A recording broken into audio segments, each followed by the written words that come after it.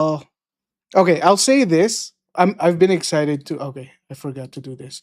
I'm excited to continue this, but I'll say this: if another major character dies, if Susato or Hosonaga dies, and they die a pathetic death, I'm going to be mad. I'm going to be big mad. if All the I can say is no, if the game suddenly was like, oh, Hosonaga, he choked on an apple, I'm like, why? Please stop. Is everything good? sounds good on my end in here. Wank. All right. Well, Earl's not here. You do the intro. Hi, welcome to Ace Attorney. We got crazy voices in here. Well, we're missing a voice. So We're you'll missing show a up voice, eventually. yeah. Welcome to more Ace Attorney. Welcome to Chapter 3. Yay, yay, yay. Let's go. Intro done. He'll join us eventually. Episode 3. We're in London. I'm excited. The adventure, the runaway room. Glancing over my records Oh, of the late last it's voiced. century, I am faced by the events The of a hell? certain bitter Cutscene's winter. always voiced.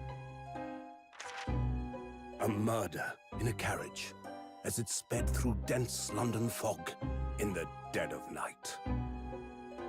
Though the victim and the perpetrator were the only ones inside, there were multiple witnesses to the crime itself. However, none could have imagined at the time that such a seemingly obvious case as this would end in such a horrendous manner. My friend, Mr. Herlock Sholmes, once said of the incident. Oh, is this Wilson speaking? That case was indeed Yes. the prelude. The beginning of a long concerto that impressive Japanese student and I were to play together. So with these storied opening scenes, they're always between they're always like the works of Dr. Wilson, Okay. the writings that are in the Rancid magazine. So all of them are based on Is that. this Okay. really just a railway station? Railway station or not, I've never seen such an enormous building before. And look at all the steam locomotives. They're just in awe. They're like, This oh, look at all country this. is Yeah. incredible. They also don't sound very Japanese right now. Very British. Well, they're speaking English, so. That's true.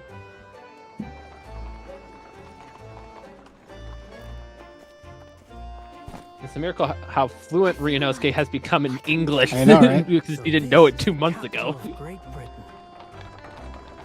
So, where to? Oh, hello. Climb aboard. I'll take you wherever you want to go. In that case, Where's Hosonaga? Supreme Court in Whitehall, if you wouldn't mind. So, come on. pleasure. Oh, like this. Did we leave him? In the ship? You're visiting students from abroad, eh? Yes. Thought so. Well then, I hope you enjoy your stay. And welcome to the centre of the world, Great Britain's mighty capital, London. London. All right.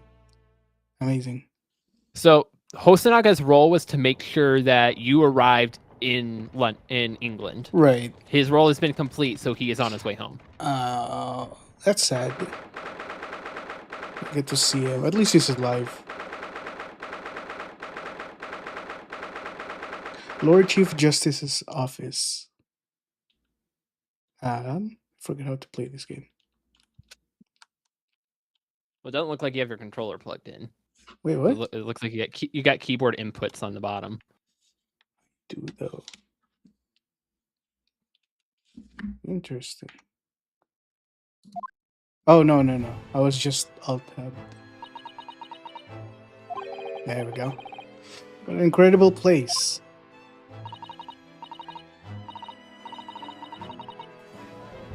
Guess you're gonna be Susato for now. It's so imposing. It's almost suffocating. This place is breathtaking. It looks like a fortress.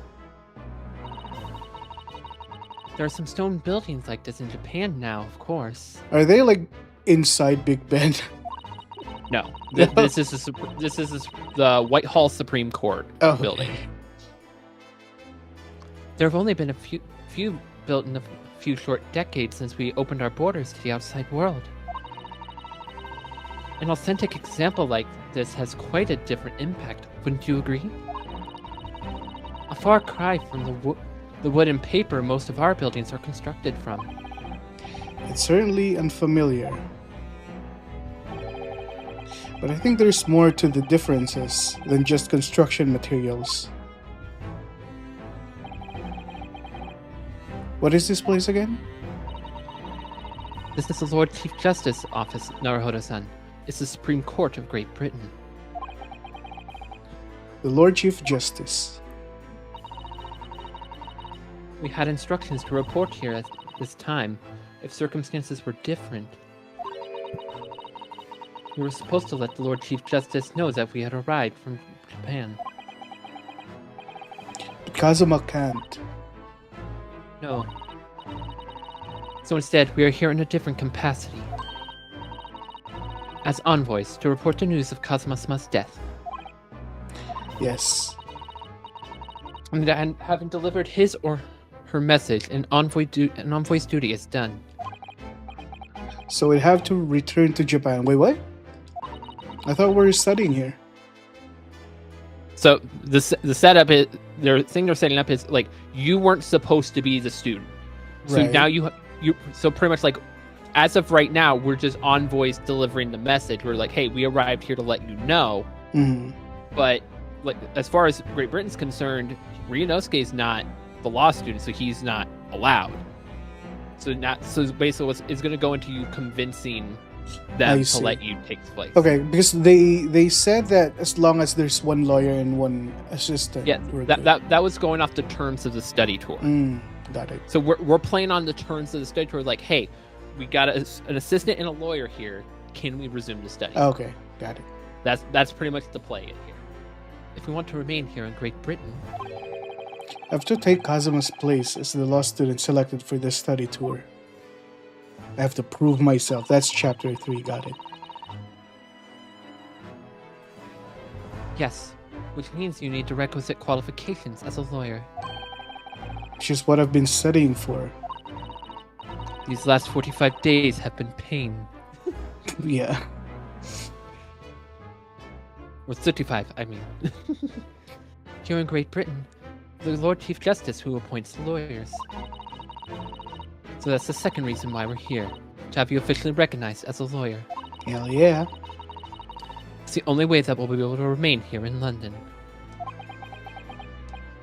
I hope I'm up to scratch. Ah, good morning. Sorry to keep you waiting. Who's this? Lord Chief Justice? Oh, I trust you aren't too exhausted after your long voyage from Japan. It seems I'm 1 hour, 12 minutes, and 47 seconds late. My apologies. oh no, don't mention it. We're never happier than when we're standing around with nothing much to do. Don't say that, Ryunosuke. Why? How fortunate. So, introductions. Strongheart. I am Male Strongheart, Lord Chief Justice of the British Empire. And I feel like a little mouse under an elephant's foot. Come on, Mr. Naruhodo. Don't be a mouse. Oh, it's an honor to meet you, Lord Chief Justice Strongheart. I'm Ryunosuke Naruhodo from the Empire of Japan. Well, Mr. Naruhodo. Welcome to London, the capital of our glorious British Empire. Ah, yes, thank you.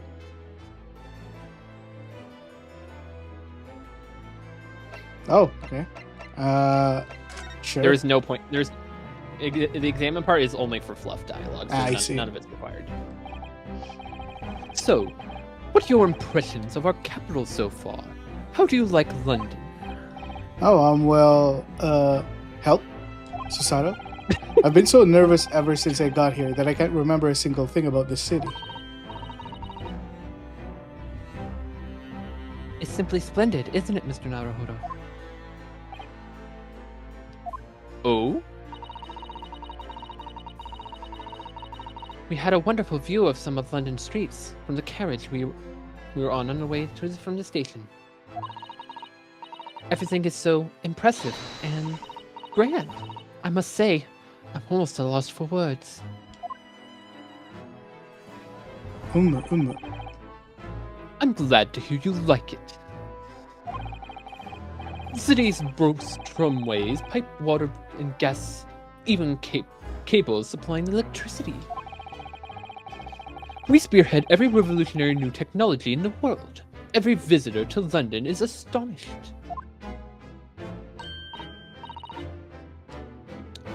Now, I just had a thought cross my brain. Hang on a second, let me look at something. Uh-oh. Something crossed his brain. It could be a spoiler. Oh, shit. Thanks for saving me there. It's something different. Okay. Okay, so because in my mind, for some reason, my brain was thinking that electricity was first used in America, but no, it was in England. It's like, wait, didn't I hear something about electricity first being used in America? No, it was in England in 1881, so like 10 years prior to this, or 20, almost 20 years prior to this. Okay. It's good to know. And everyone seems so jolly and full of vigor. Wait, is it in England? It's interesting. I didn't know that. Yeah, it was like Goldberg, England, is where electricity was first used. Mm. Godalmine. However the heck you say that name. Sure. Where was electricity invented? Does that change anything? I thought it was America as well. The ancient Egypt and Greece is where it first No. discovery. Probably that's Key milestones include Benjamin Franklin's lightning research in America in 1752. Yeah, lightning. So makes that's sense. probably where my impression for America came from. Was Ben I Franklin. mean, even the direct current, I thought it started in America as well. Whatever we use for Yes. electricity.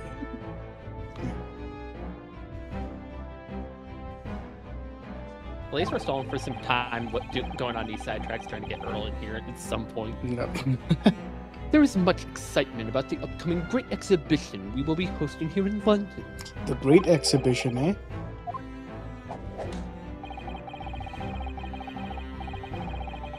Culture and technological achievements from around the globe are to be exhibited here in our great city. It will be the greatest spectacle of its kind in history, and will make Paris's World Fair look like a toy shop. Gosh, I can hardly imagine how magnificent it's going to be. Surely nothing will go wrong during those events, right? No one will die, right?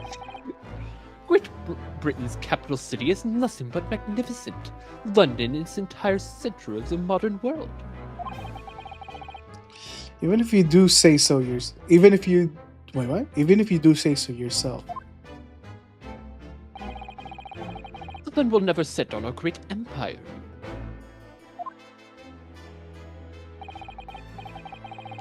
Perhaps it is fate in no progressive times. We welcome visitors from the land of the rising sun. Alright, here we go. Lord Chief Justice, I think you were expecting a student of law for this study tour, weren't you? Absolutely. Well, the thing is, he's kinda dead. A Mr. Kazuma Asogi, if my memory serves. That's right. The British government has already been telegraphed a full report of the situation. I understand the young man lost his life aboard the steamship bound for our shores. I'm still mad about that. That's amazing. The news reached him before we even arrived. Yes, because technology is faster than a ship. Exactly. My country naturally extends its deepest condolences to yours. Oh, thank you. And you honored this appointment specifically to inform me of the news. No. In fact. Yes, naturally. Come on, Naruhodo-san. What are you talking about? We are here in the capacity of envoys from Japan to report the sad news in person.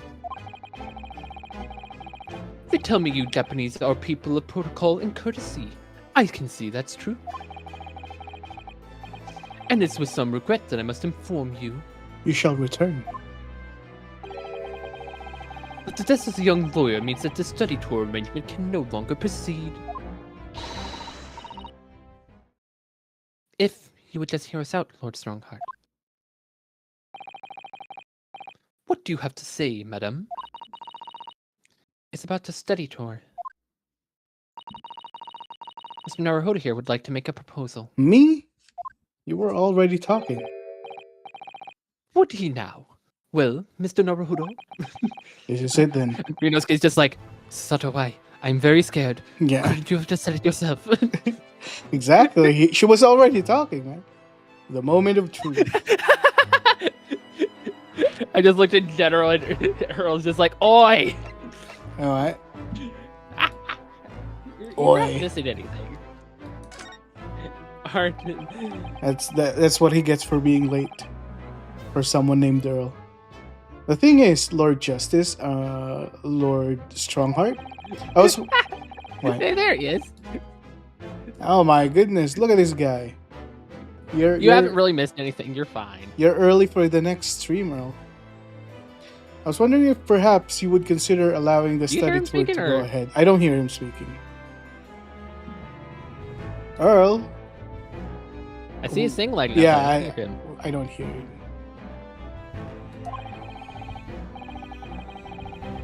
Give him a moment. Give him a moment. There you go. Hey, What the hell?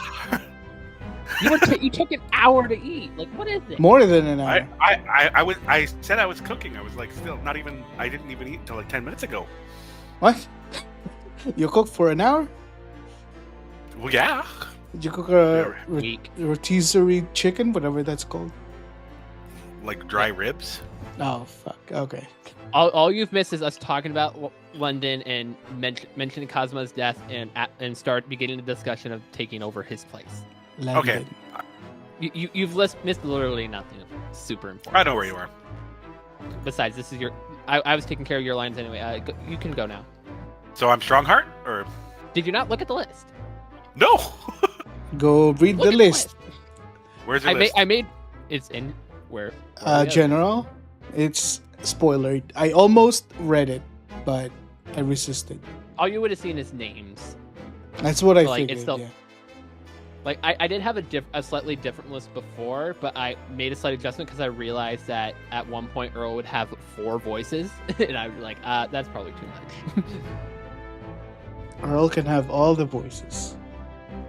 I'm just popping out the player radio so I can look at the list and catch up here. All right. I guess I am Strongheart. Gina too, obviously. Judge. What do you say names for? And- Don't spoil me. Don't spoil me of names. No, don't Okay, spoil okay, them okay, in okay. names. What about Reinhardt? He's Okay. dead. I wasn't prepared Reinhardt's to be not a Strongheart. I pictured Shiro as So- Strongheart, but I'll So do him. the reason I did that is thinking of late game. If you remember how Yeah. late game is set up, think of how many voices I would have at one time if I did Yeah. Strongheart. I would have like 5 voices going at the same time. We don't want that. Okay, I gotta pull his voice out. All right. Prepare. Channel it. Lord Chief Justice. Give us an arrogant high class voice. That's what you need. Do it. But without a lawyer from your country, there's nothing to be done. Oh, I'll tap again. Well, in that case, what if there was someone else, another lawyer from Japan? I mean,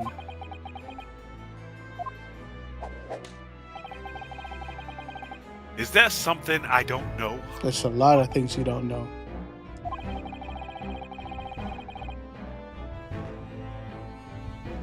Only a single lawyer was invited from Great Britain to your country. And that was Mr. Asogi. At least, That's what I've been led to understand. The thing is, this really isn't going well at all. I just can't seem to find the right words to say to this man.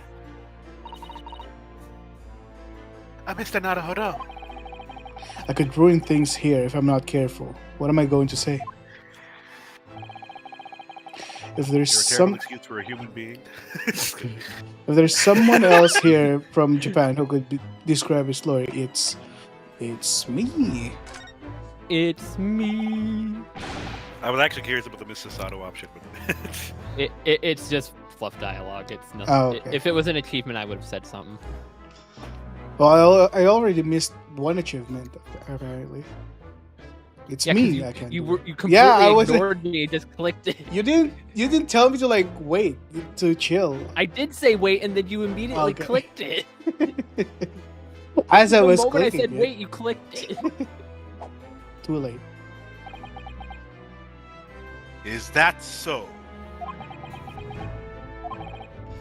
I mean, I don't actually have any qualifications as such, but I'm confident. No qualifications, you say? And you still claim to be a lawyer? Mm-hmm. I have acted as a lawyer in court before, twice, or yeah, just once. Only once. It as it happens. And I had Kazuma to help me, and I was the accused. But glossing over the details, I've been spending every spare moment on the journey here to Great Britain studying. I've learned all about British law and court proceedings while I was on board the SS Buria. The fun thing about this is Ryunosuke's not even like telling him why he was on the ship in the first place. 'Cause Yeah. it should have only been Asogi and Susato. So like, what is he doing here? Why was there an extra Japanese on the ship? I was a luggage. The voyage from Japan is some 50 days. Not sure what you might call a full education. To become a qualified lawyer here in Britain, not only do you need a university degree in law, you must also complete several years of training. Britain. I realize it's far too short a period of time, but I can't just go back to Japan.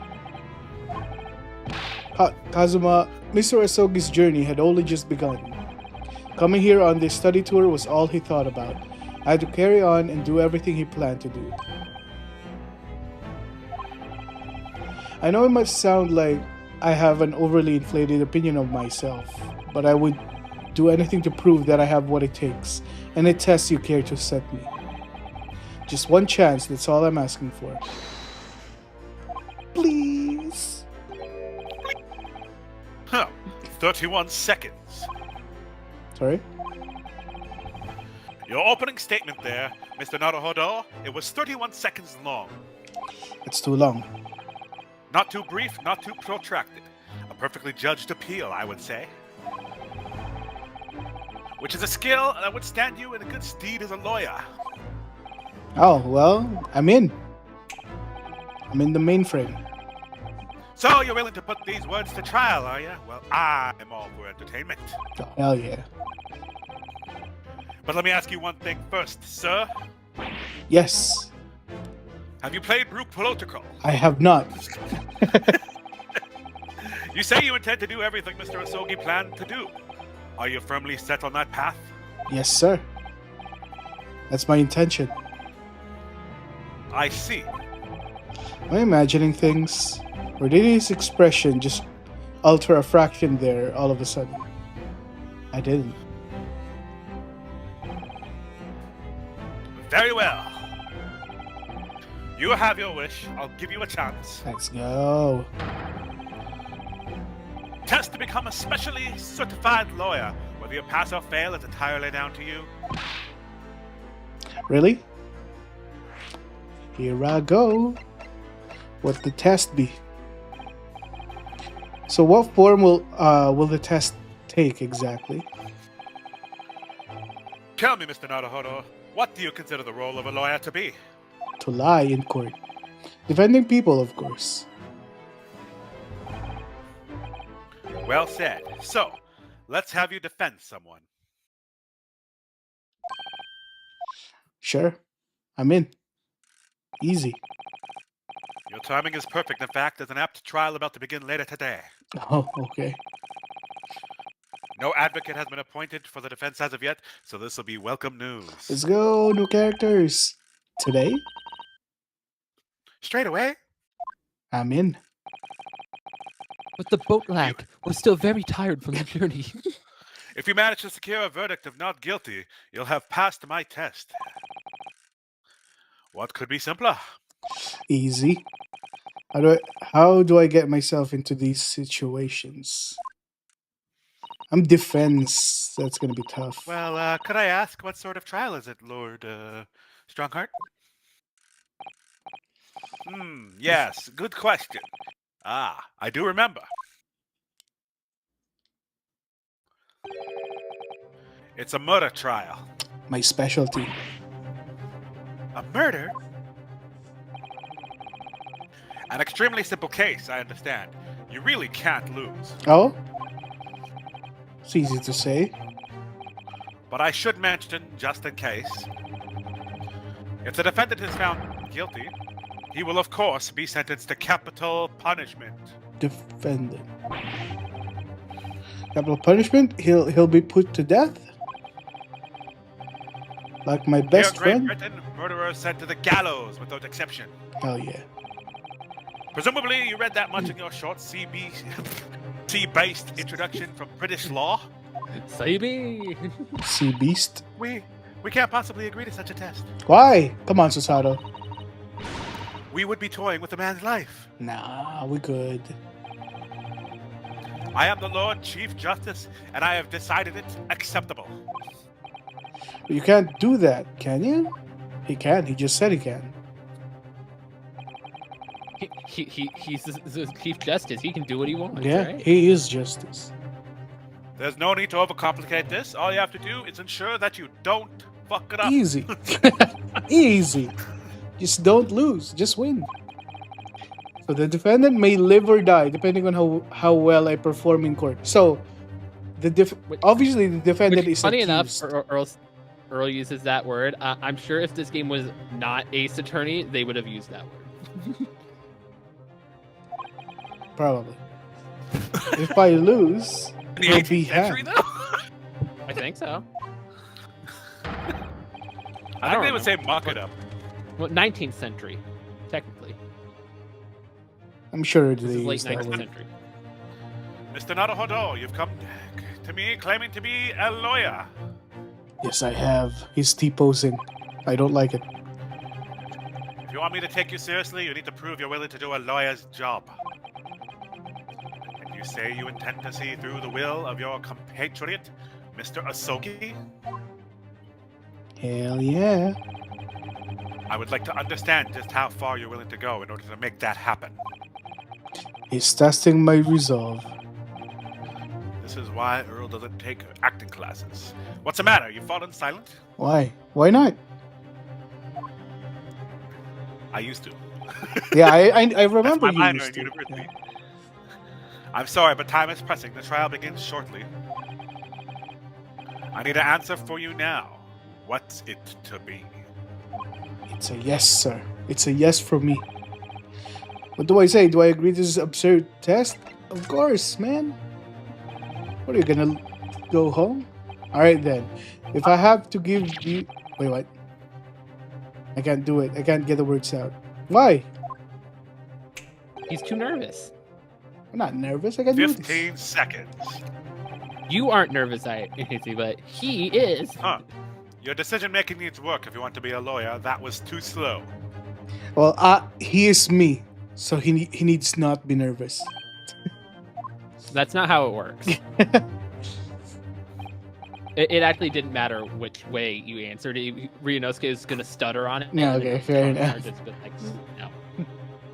So, it's as I suspected, is it? Sorry? You have noble intentions, but lack the resolve to see them through. Come on, Ryunosuke. The test is cancelled. Thank you for stopping by. SMH. Shoot. Go and acquire your ticket for passage back to East tomorrow. This conversation is tomorrow. Over. Tomorrow. Tomorrow. No, Tomorrow. what do you mean? Yes. Tomorrow! Thank you for thank you for offering me a chance, dude. Rionos, come on, dude. Come on, dude. Just one chance. You had one chance. Naruhodo-san. I'm sorry, Sasato-san, but what could I do? You could have said yes, brother. It's all right. I understand. It was right there. It was right in front of us. I can almost smell it. You do? It's not an easy decision to choose whether to defend a man in these circumstances. But resolve has been absolutely nothing to do with it. Call him out. What are you trying to say, madame? I think what Mr. Sato means is that no matter how badly I'd like to be recognized as a lawyer and stay here in Great Britain, to risk another man's life by treating his one and only chance at a trial is so trivially would be utterly unforgivable, and I feel exactly the same way. I'm sure the defendant won't see this trial as a test, as some kind of experiment.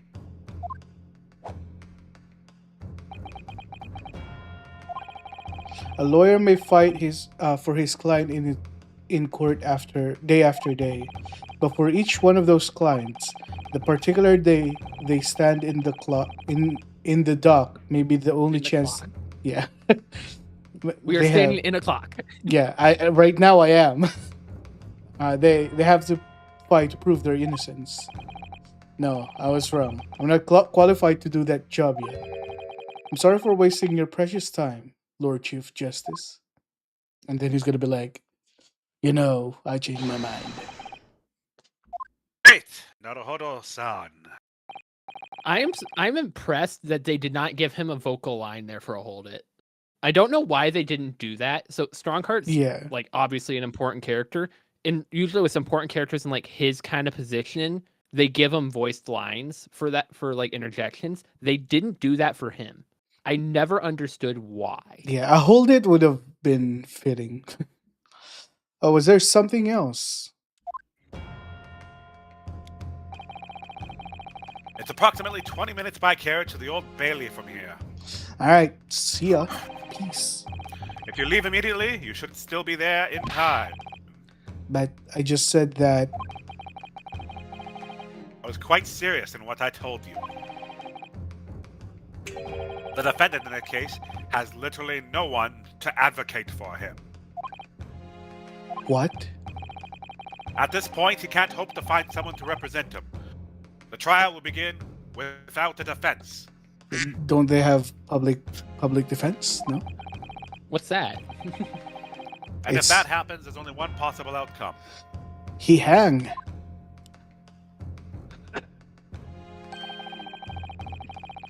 He will receive the most severe sentence the judge can pass down. But that's awful. That's the truth.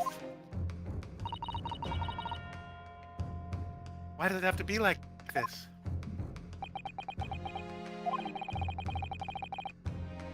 Please don't expect to answer to every question. I expect. Cold hard truth of the matter is that there is only one person now with a chance to save this man from a very miserable end. And it is me. It is I. Yeah. You took the words out of my mouth, sir. This is I. I'm really his only hope. Jolly good, mate. So, what do you say now, madame? Want some tea? What do you mean, Lord Strongheart? You said it wasn't an easy decision to choose whether to defend a man in these circumstances. And I agree. But in my estimation, it is purely and simply a matter of resolve. Get dunked on. Our time is up here. I have a meeting to attend. Jolly good, mate. I must leave in 2 minutes and 16 seconds. That's the time the tea takes to finish. So venture into our great city and enjoy yourselves. And don't ask why We there's can't enjoy ourselves. You just bats told us in to go here. immediately Yeah. to the courthouse. I thought we're headed to the trial right after this. Oh, he left. Okay. Yeah, he's like, I have 2 minutes left, but I'm going to leave now. Yeah. Bye-bye.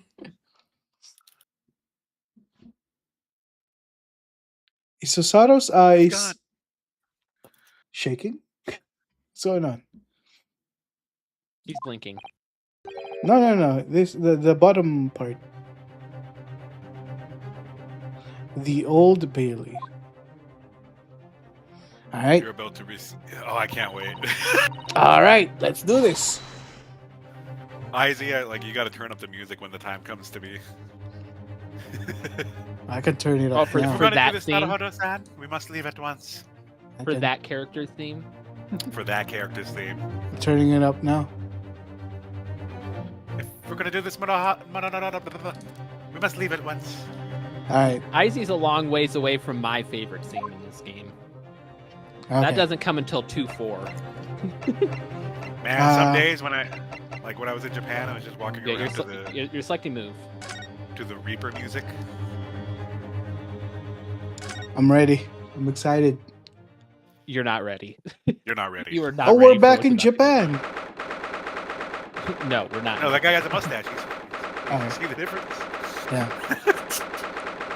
Japanese people can't grow mustaches. I mean, they can, but not really good ones.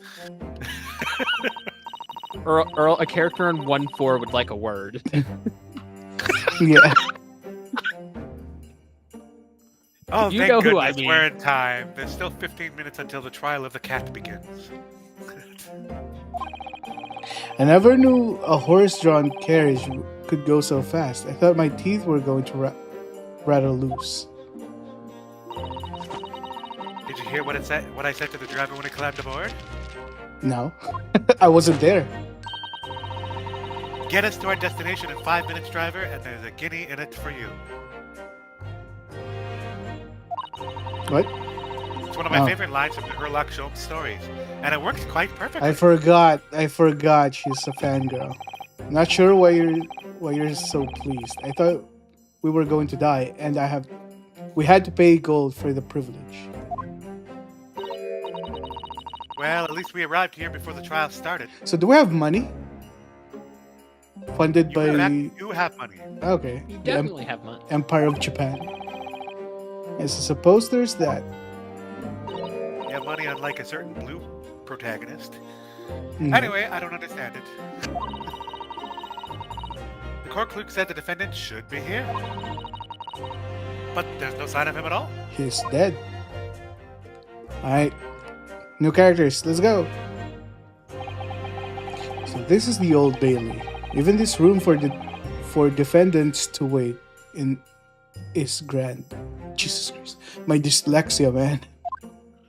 We all have cases of that. I don't.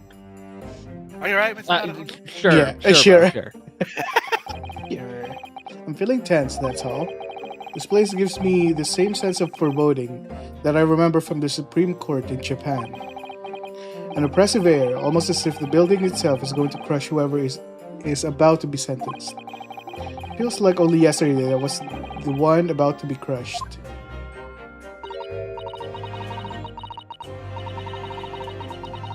Yes, whoever the man you defend is, imagine he's feeling very alone at the moment. Top of the morning to you, madam. Sir. Uh-oh. Oh, it's the Lucky Charms. Uh-oh. Leprechaun. A I like leprechaun! a bowl of lucky charms. What are you doing? Follow me here. Ding and fair and desperate, are they? Sorry?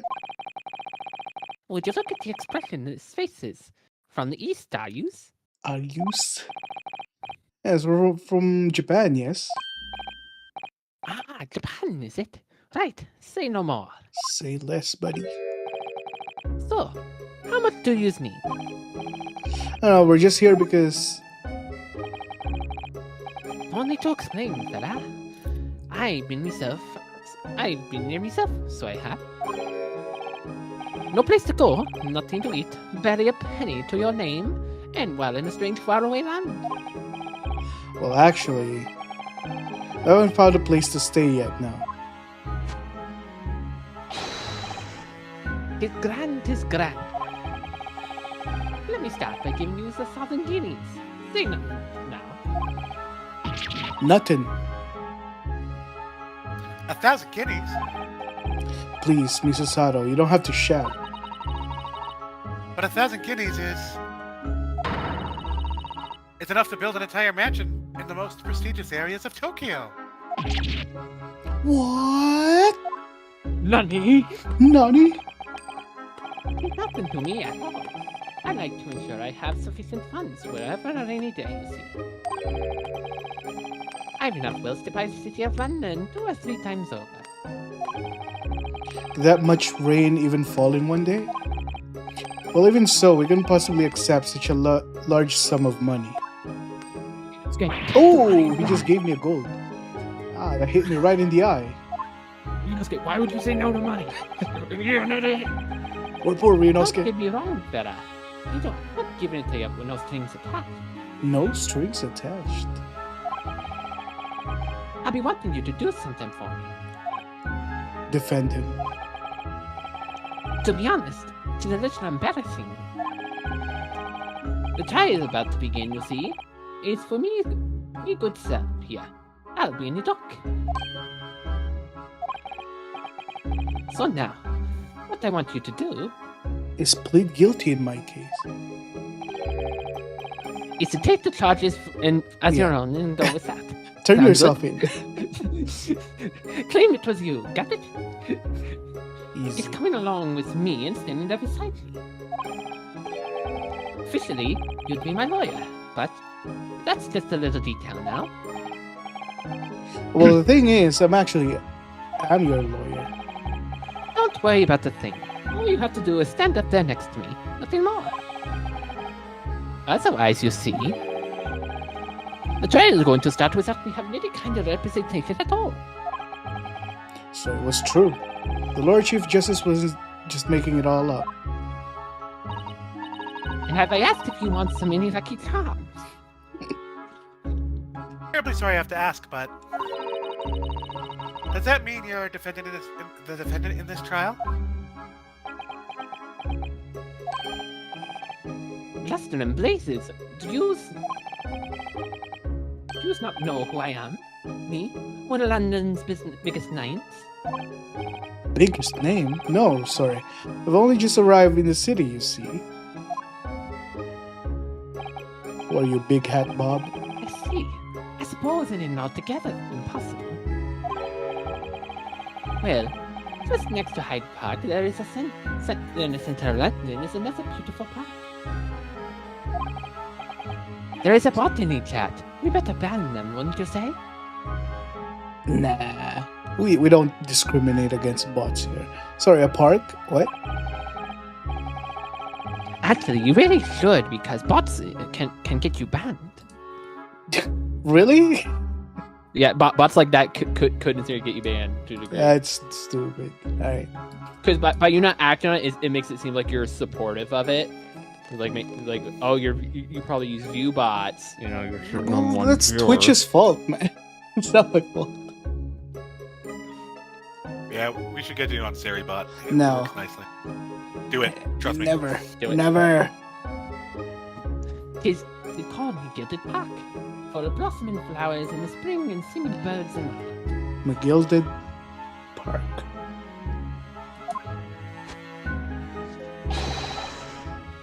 I donated it to the city, so I did. Ah, an entire park in central London? A city of smiles, that is the line vision of London. Gilded. There's nothing that Magnus McGilded wouldn't do for the city, and its queer old people. It's amazing. I mean, really extraordinary. But not they will call this I'm a good for nothing criminal. Me, Magnus McGilded. How dare they? What is the matter with London police, I ask?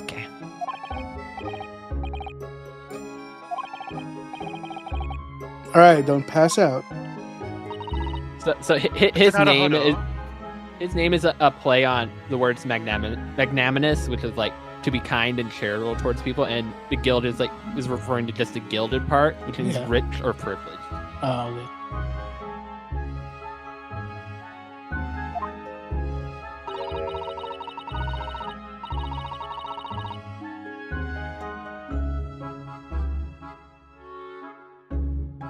Perhaps now would be a good time to introduce ourselves while the gentleman catches his breath. Good idea.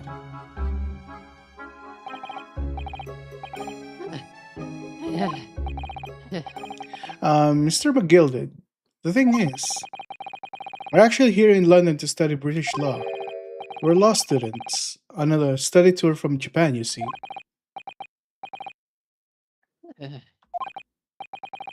So if you don't have a lawyer for this trial yet, you'd be happy to put yourself in our hands. That's what I was saying. I eat that. Yes. I've given you 1,000 guineas to stand up there next to me, haven't I? Well, actually, you haven't given me anything yet, but You gave me a black eye.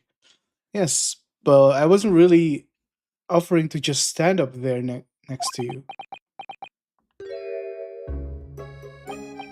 I'm calm now. Look, I think I see what's going on here. Sorry? I know what you're thinking. 1,000 more. The chancellor of a fella claims to have more money than the queen. But if that's true, why in the blazes can't he hire the finest lawyer in all of England?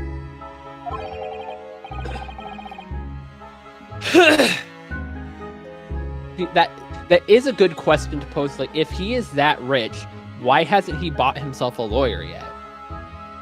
True. Because he did. That is the only explanation. Well, Well, I wasn't thinking that.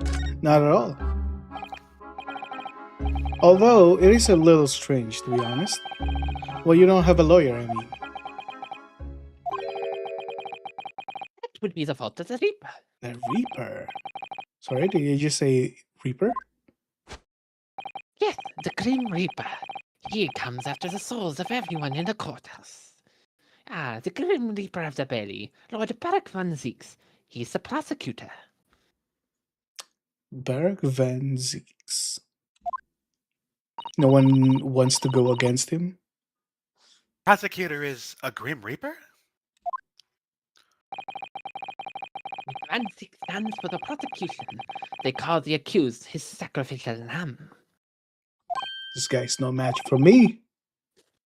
And to this day, in every single trial in which he's been the prosecutor, the accused has been damned.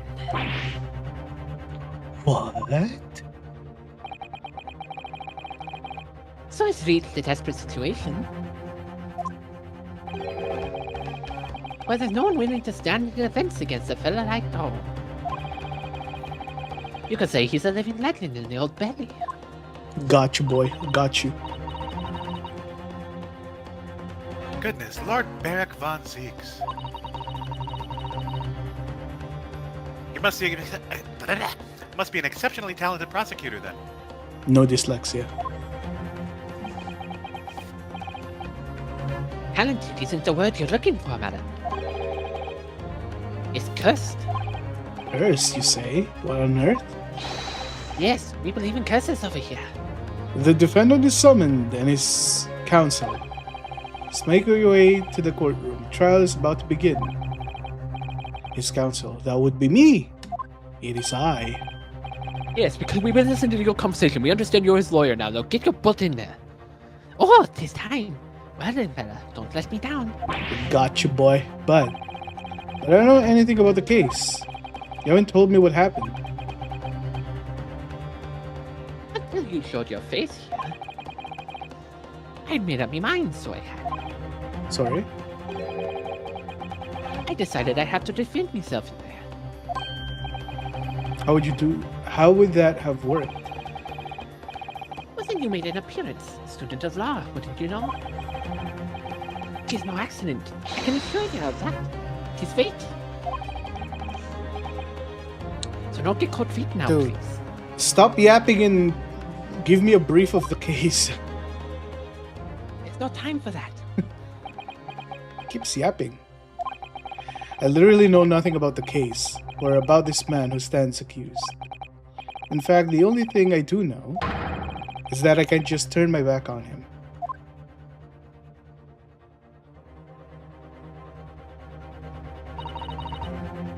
Naruhodo. The man has no one. He'll have to stand alone in that courtroom, armed with nothing but to defend himself. Yes, something that Kazuma would never have allowed to happen. Counsel for the defense, what are you doing? If you're late To get unpacking that. for the start of the trial, you will lose your right to stand. Let's go. We are going to cut off your legs. I'll be right there. Up. We're heading in. We're going in, boys. It's happening then. The first trial in the British court. I hope you're watching over me, Kazuma. Kazuma's dead. Because I have no idea how I'm going to manage this. Kazuma's in heaven eating chicken. He's not eating chicken, I can assure you that. You never know. Holy shit, this court. Oh yeah, no, this is fucking badass, man. There's Fire is fire. the justice. On a live scale. Oh, we've got senators? Is that Jurors. jurors? I see. So this is the highest court in Great Britain, the Old Bailey. The centuries of history in this place is palpable, isn't it? It's so different to the Supreme Court in Japan. It's noisy. It feels both imposing and serene at the same time. The atmosphere almost makes words redundant. Whatever the country, determining a person's guilt, innocence, always a solemn affair.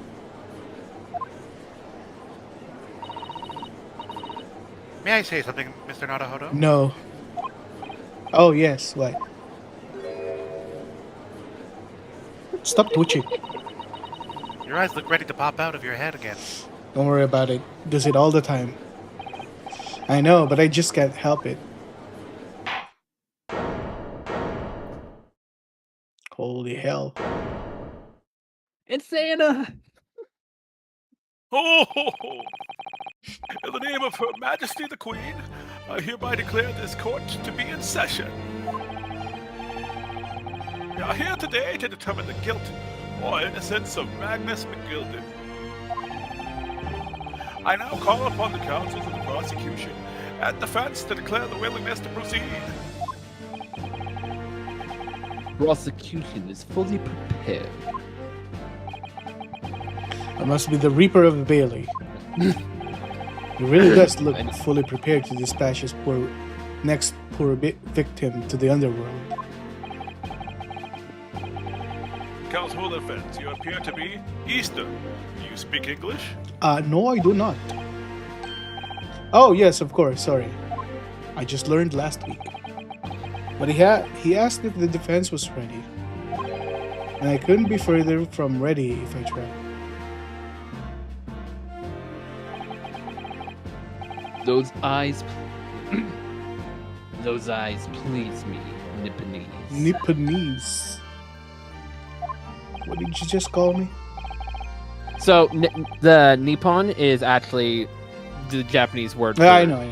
I understand. Yeah, so he is in a way being proper, but also just comes off as extremely racist. Yeah.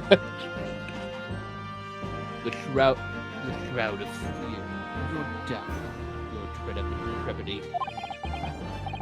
They run wild, only to some phantom notion of courage.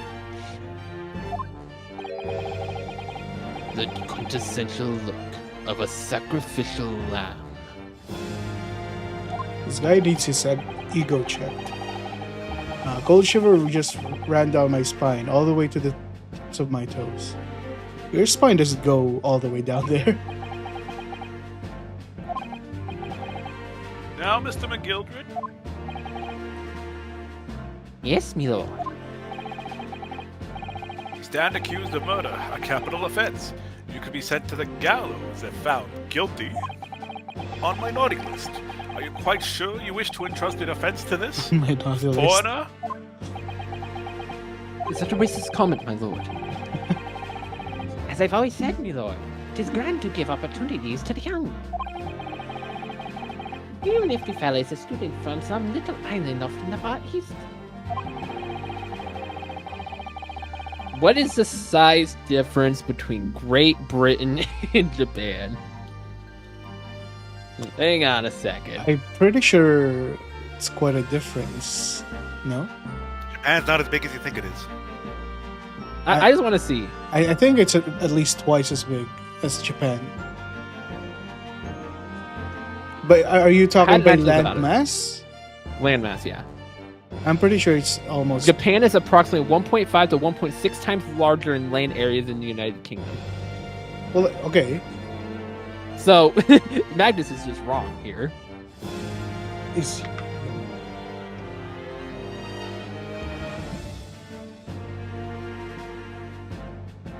fair enough. It is not the British way to ignore the dangers to yourself and give it to less fortunate of our cunts. I like to think that the acts of chivalry do the great British Empire proud. Listen to Mr. McGillen, what a fine gentleman. It's going on so fast. £5,000 to the government the other day. Mother, please, may I go to play Mr. McGillen Park? Love this kid here. Seems as though everyone in the public gallery is firmly behind Mr. McGildred. It's definitely welcome news, and he certainly has a way with words. I'm surprised he couldn't convince anyone to defend him. Katubong? Eloquently put, Mr. McGildred, and most laudable sentiments. Now,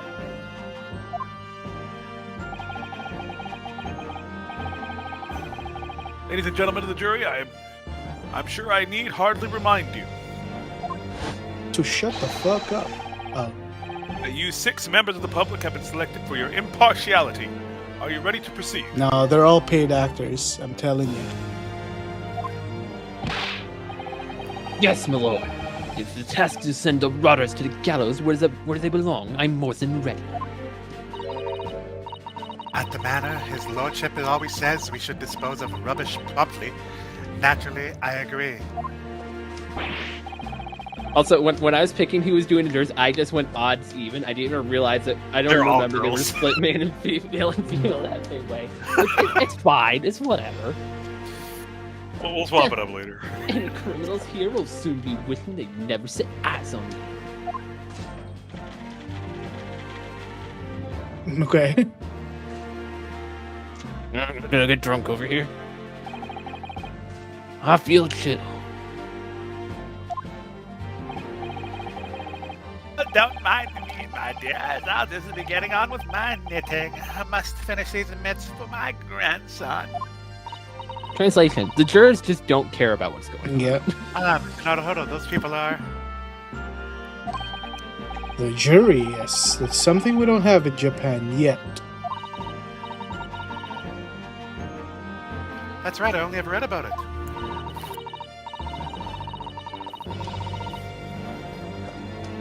But here in Great Britain, the court's final verdict depends on the opinions of these 6 jurors. The judge passes sentence according to law, but the jurors determine guilt based on common sense.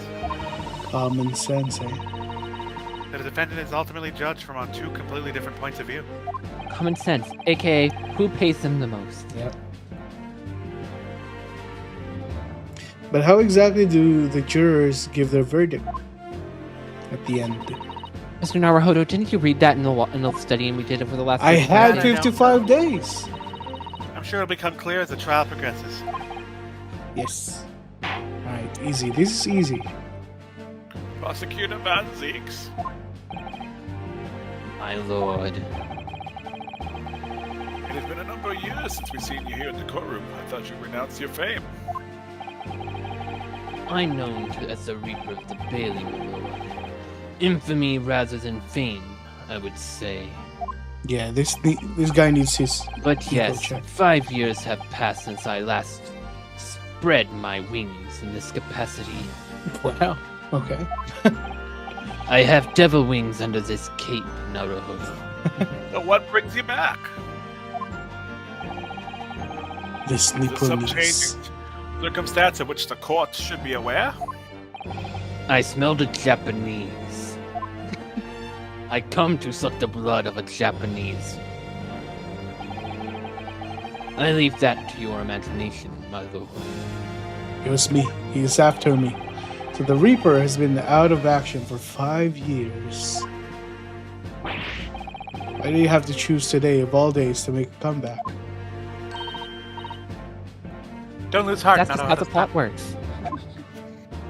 I just lost a heart.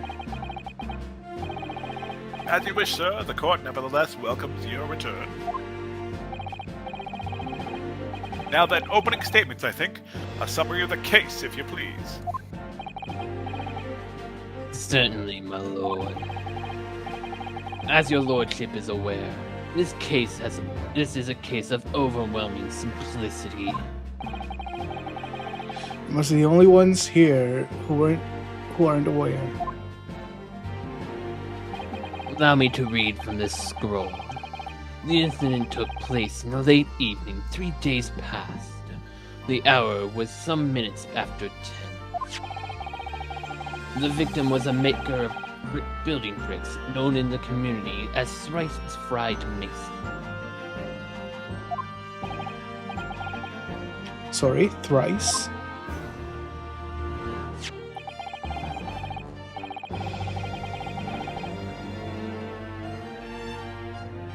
He was a very accomplished craftsman. The bricks he fired were said to be almost indestructible.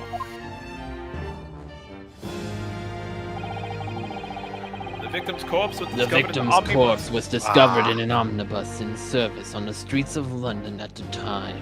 Victim's corpse was discovered in an omnibus in service on the streets of London at the time. Okay. Wait, was my mic not picking that No, up? I was just trying to internalize it. A dagger had been thrust into the victim's abdomen. It is believed to be the ultimate cause of death. Sometimes I can't internalize it unless I read it aloud. She Missing. does that a lot. Yeah. Here is the autopsy report from the investigating medical officer at Scotland Yard. All I can remember is that he's missing one button. Which is gonna be important for you. Thank you, counsel. I accept that photograph as evidence. Look at this photograph. Look at this photograph! I called it. You're a little late on that. It should have been when the photo appeared. I did it when I saw the word. Autopsy report. Let's see this. The photograph. And one further item of evidence. Okay. The prosecution wishes to submit these as well. Gloves, eh?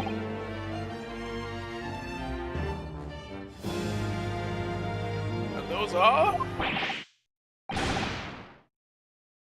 Good lord, is that blood, counsel? Yes, my lord, you don't need to overreact. You've seen this stuff before. Seized by a policeman who arrived at the scene. These gore-soaked gloves were taken from the hands of the accused when he was arrested. Okay. Nani? Mr. Bagilio's gloves had blood on them?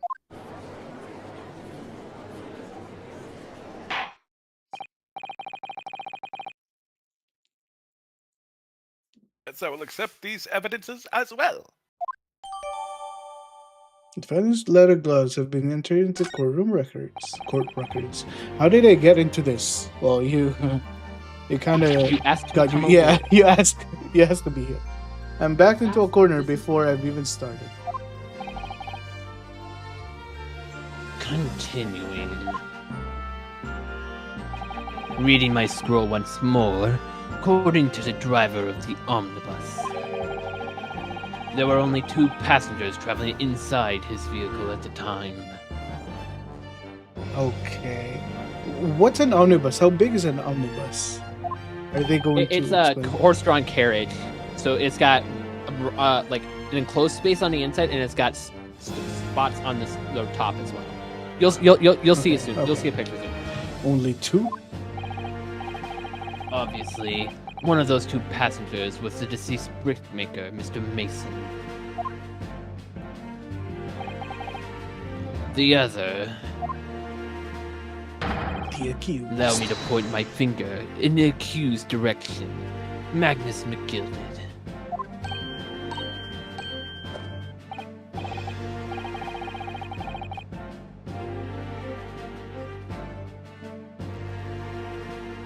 Well, rather damning circumstances, to say the least. Defendant, what say you? Well, of course, I have no recollection of such a thing. Mr. McGilded. To be sure, I rode the omnibus that evening. But whenever I'm in a carriage, I'm taken with a fierce tiredness. I always succumb to it. Always? Yes, there's something about the horse-drawn carriage that just puts me to sleep every single time. Without fail. The moment it stops moving, I wake up. It's that rocking motion. Are you claiming Back to to my have baby. been asleep? Rock a baby in the treetop. When the carriage not rocks, I go on not. This emotion of the carriage, me lord. Little and so it is. And so when I open my eyes again, Wait, what? Lilton. What's Lilton? me lord Lytton. I have no idea. I don't remember what, like, if it's ever specified why he's. I don't know that word. Part of me wonders if he's talking to, like, that's the judge's name or something, but we don't get the judge's name. Welcome to Ace Attorney. You never learn who the Fair judges enough. are. Alright. It was a desperate sight before me. The body of a man I'd never laid eyes on before in my life.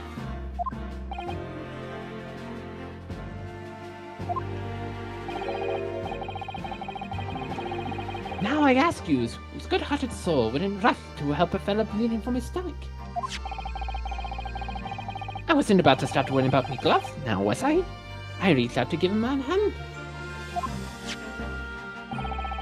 So the blood got onto the gloves then, after the man had been killed.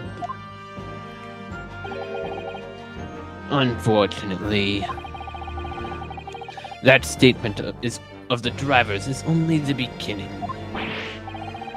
What? It's not all of it? There were multiple witnesses. Like the horses? I thought there's just 2 of us. Nay. The precise moment at which the brickmaker was fatally stabbed.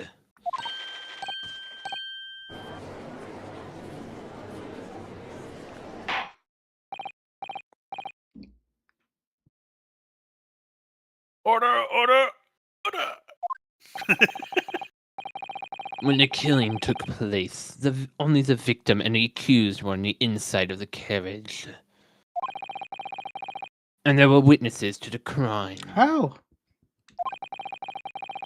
This is not just a case of compelling evidence. It's a nail in the coffin for the accused.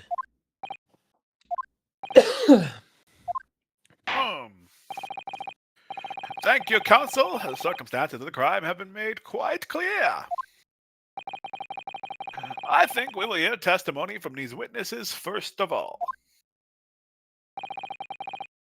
Your wish is my command. Bailiff, bring in the witnesses at once.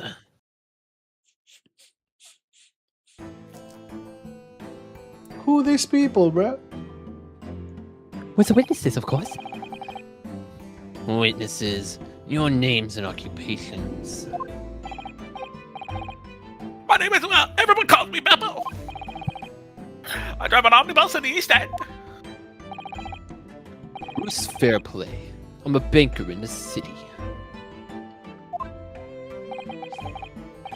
My name's First. Lady First. I make hats for tents. Let's begin by confirming the facts. 3 days ago, a short time after 10 o'clock in the evening,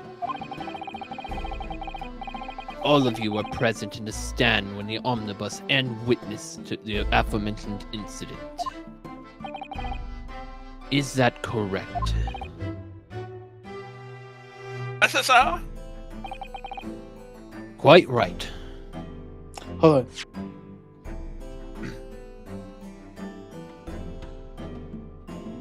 That doesn't make sense. All of you present in the stand were in an omnibus and witnessed the aforementioned incident. In How- is kind of a stretch. They're gonna explain. Okay.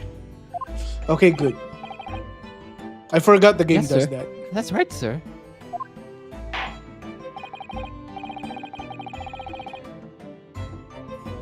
Very well then, let's proceed with your formal testimonies, please. Each of you will tell the court precisely what you saw. It will make sure to lie along the way. Let's hear this. Last bus of the evening, so I had few customers. I remember it well. The victim and the man accused of killing him were sat next to each other inside the bus.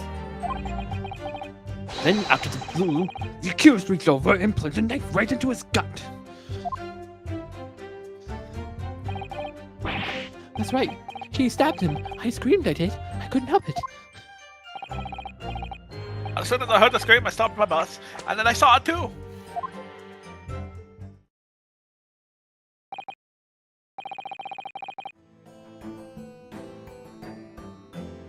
Vigorous testimony, I must say.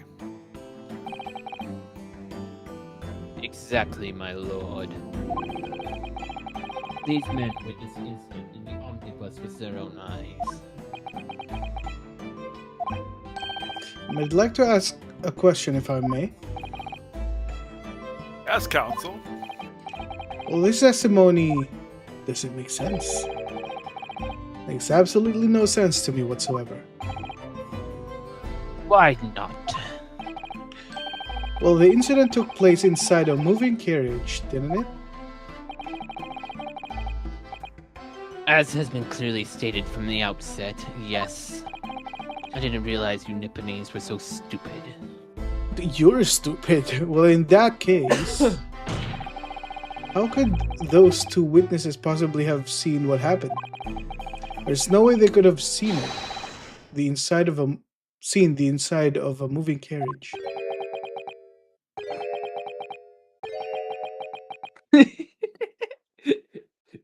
Everyone's just dead silent. How quaint. I read that civilization in the far eastern nations was a good century behind our own. But you're here in London yourself. Are you really so ignorant about our omnibus? I actually am. I'm like a century ahead of you and I still don't know. Tell me, my Nipponese friend, have you ever even traveled in an omnibus? No, sir. Only arrived in London this morning. No matter. I've arranged for us all to see it for ourselves. The actual scene of the crime. Hell yeah. What do you mean? The actual scene? How? Pictures? The carriage is designed to be moved, after all. Presumably you understand that much. Yes. The omnibus in which this bloody crime took place is here today in this very building. Or inside one. Here? Nani? The entire carriage? Bailiff. Bring forth the stricken omnibus. And like magic, it's just there. Don't Yeah. worry about it. It's taking up half the courtroom and our view as the witnesses, but whatever. So that's the omnibus. The omnibus. Okay. Are they above? That's stupid. Can't believe they could bring something so enormous in here. Great Britain's courtrooms are amazing. As you can see, the omnibus is pulled by 2 horses and can carry up to 8 passengers. How did we get this in this courtroom? Don't worry about it. 4 passengers seated inside the enclosed cabin, and another 4 on the rooftop deck above. Every Londoner knows that the best view of the city's architecture and sights are to be had from the top of an omnibus.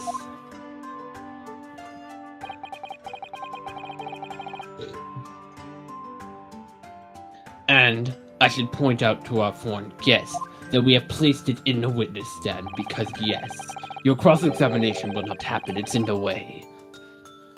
But there is a skylight in the roof, allowing view of the interior from the seats above. Skylight. Oh.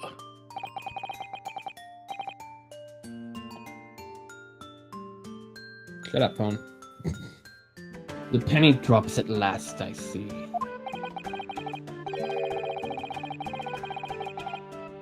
These 2 gentlemen were occupying the rooftop seats on the omnibus when the murder Where took place. exactly on the rooftop?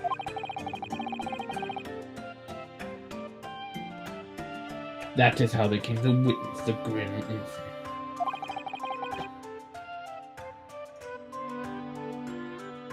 Saw through the skylight. That makes perfect sense. No, I still need more information. Well, counsel, this is a first. In all my years behind the bench, I've never experienced the crime scene itself being brought into the courtroom. There are a number of important clues remaining inside the carriage, my lord. I would like to submit the omnibus itself as Damn, evidence. the entire bus. That is the prosecution's wish.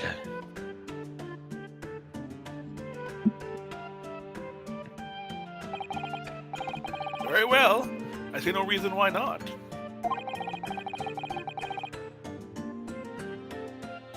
This omnibus here is formally accepted as evidence. I should look at my records. I can't believe it. The entire crime scene entered as evidence. Yes, Great Britain is simply extraordinary. I could help myself. I could help myself a lot by giving that omnibus a thorough examination, seeing that it's there. Good call. Okay. Inherited from Cosmo. I don't know. Yeah. Okay. I want to see this. Thrice fried Mason, male, age 54, brickmaker. Feb 15th, 10 to 11. Stabbed once in the abdomen with a knife whilst journeying in an omnibus. Died due to internal hemorrhaging resulting from trauma. Okay. Very nice, very nice. So I'm guessing his back is against the front of the bus. Bloody gloves. It's definitely blood, isn't it? No pleasant side confronted with our first day in London. I'm just gonna, like, the evidence I'm just gonna go through. now.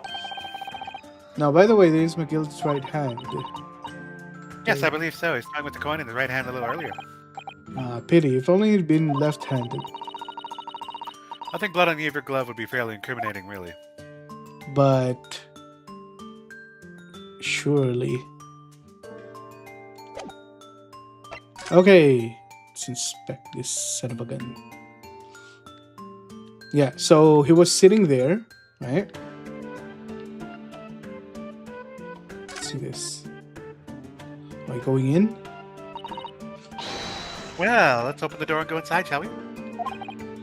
The scene of a murder is horrible.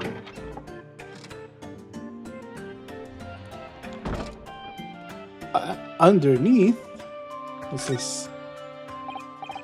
Sponsor a great exhibition that's due to start 6 months from now. There's a lot of focus being drawn on the Crystal Tower, centerpiece of the whole exposition. Oh, Crystal Tower, it's under construction. People in London must be fizzing with excitement at the prospect of such a grand event. What else can I check? Do I really... I don't think this has anything to do with it. Yeah, okay. Okay, we've seen that. That's the skylight. It's quite a large skylight, isn't it? Yeah, it's quite large enough to afford a good view in the cabin of the roof deck.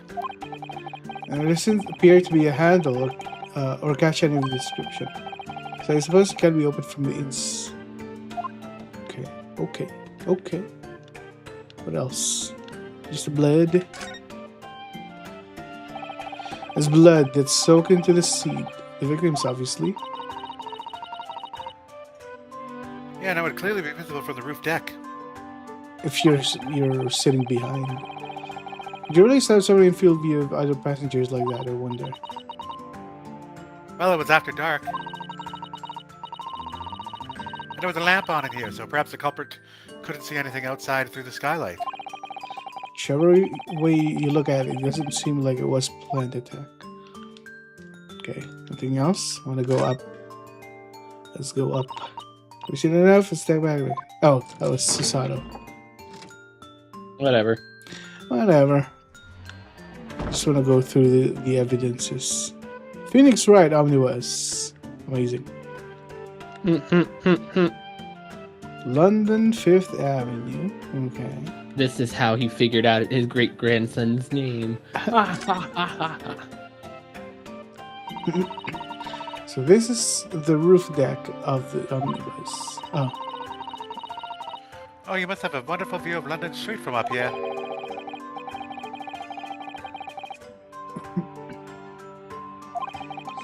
That's the way I wanted to do so. I can't imagine how cold it must feel. It just made me think of something horrible. Can you imagine being dragged around the city in freezing cold as punishment? Perhaps that is the real price you pay to stay out late. Ooh. So, this roof deck of the omnibus. Oh, you must have a wonderful view of London Street from up here. Oh, we read this. Is this the same thing? Okay. Okay. So, anything else? Nothing? I think it's all fluff dialogue. Okay. It's just you and her just poking about, learning about the omnibus. Only if you sit here can you see what's happening. If you're sitting in front, you shouldn't be able to see what's happening.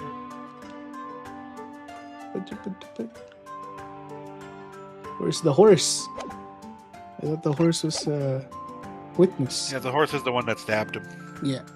Yeah. Got it. Understood. Let us continue with the proceedings then. Your cross-examination, counsel. Pray, don't expect this Nipponese stray to understand the intricacies of the British cross-examination rights. The Nipponese. Alright, my first cross-examination in British court. Kaplow. Focus, Ryunosuke. Focus!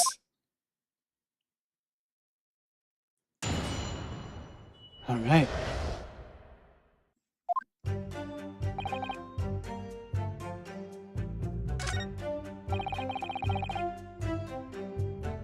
Sat next to each other.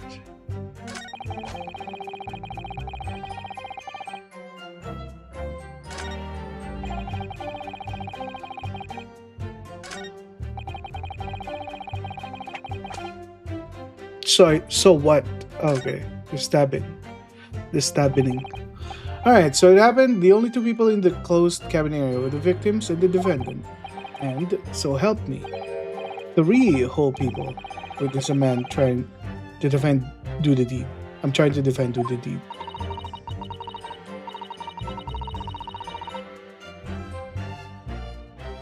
Angry Birds. Angry Birds, man. But it used to be seeming a rather difficult Angry Bird situation here. What am I supposed to think here? Is Mr. Gilded really innocent? Could it be? Before we jump to conclusions, our first task should be to gather information. We need to understand the case much better than we do at the moment. Yes, you're absolutely right. Let's listen to the witness's statement again. A little careful this time. It was the last bus of the evening, so I had few customers. I remember it well. The victim and the man accused of killing him were sat next to each other inside the bus. I don't get how they see it. Then out of the blue, the accused just reached over and plunged a knife right into his guts. Like there's a window on top of the omnibus that you can look in from. Like, I want to know where they're sitting on the rooftop. That's right, he stabbed him. I screamed, I did. Couldn't help it. As soon as I heard the scream, I stopped my bus. And then I saw it too.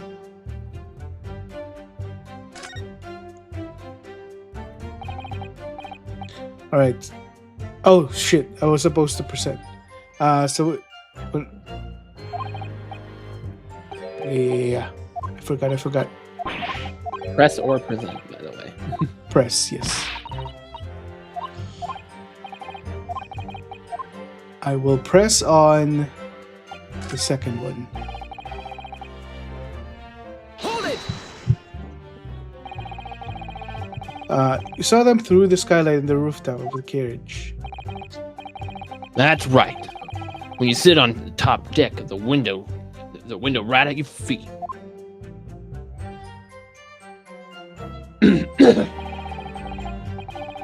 There's a lamp on inside, so I had a plenty good view. Okay. The two of them were wearing hats. Couldn't exactly make out the faces. But there's not a shred of doubt in my mind it was Mr. McGilden. How can we be so sure?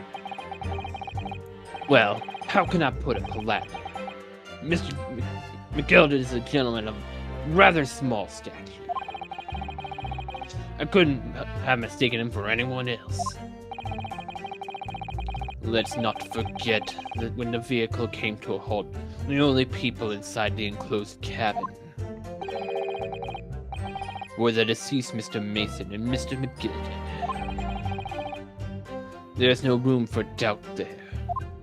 I really wish there was.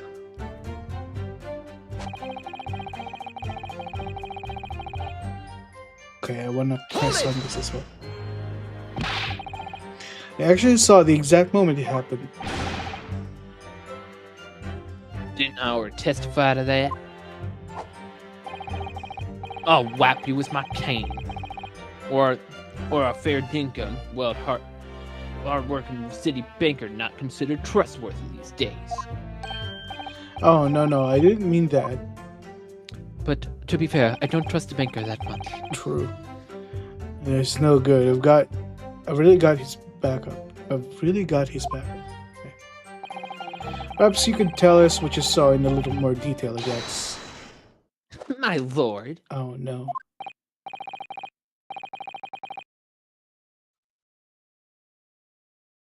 Angry Birds. Angry Birds. Juror number 5? What's the That's meaning not- of this? That's juror number 3.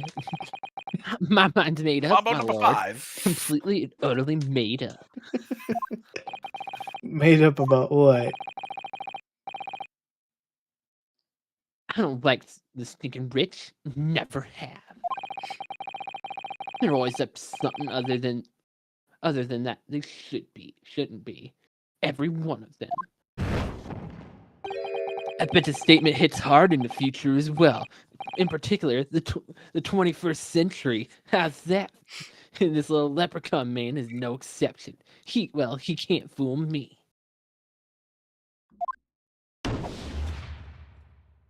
Cool. Cool. There's no point in wasting time listening to any more of this. That's my opinion on the matter.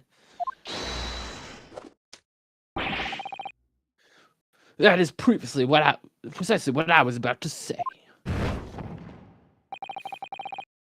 As a foreman of this jury, it is my duty to set a good example to my fellow jurors.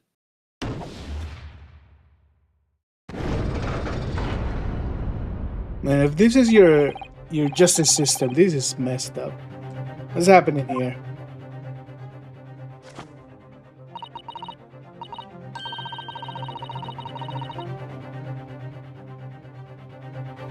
Let's see. Seems that's how the members of the jury govern their verdict. Didn't you learn this on the way here in the last 35 days? With fire? Apparently, yes. White for innocent and black for guilty. As the 6 members of the jury make up their minds about the case. One by one, they each cast a ball of fire into the great scales of justice, as we saw a moment ago.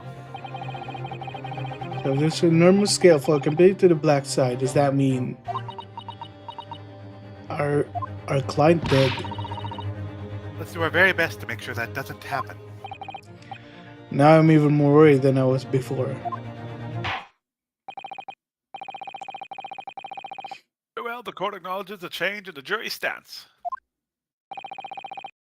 Counsel for the defense, please continue with your cross-examination. It's a nightmare.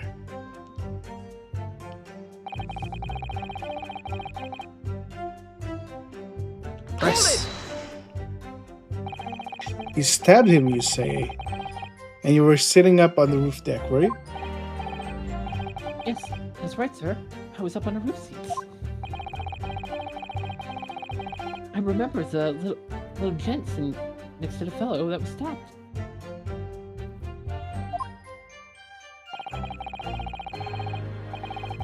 I'd been thinking about my new hat design, you see, so I was gazing absent-mindedly around. But then I happened to look down through the skylight. It was sticking right out of his belly. That huge knife. A grim sight indeed. It didn't help me at all. No, it did not. Just grab it. The jury looks like they're even more convinced my client did it than they were before.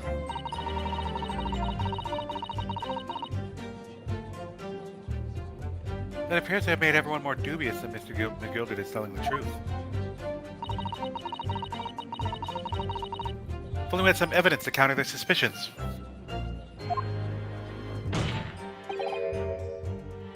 Mr. First. Oh, yes, sir.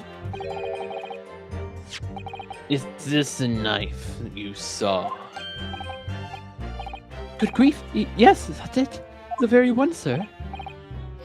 Is that a knife? Yes, Counsel. This blade was driven into the victim's belly like a stake through the heart.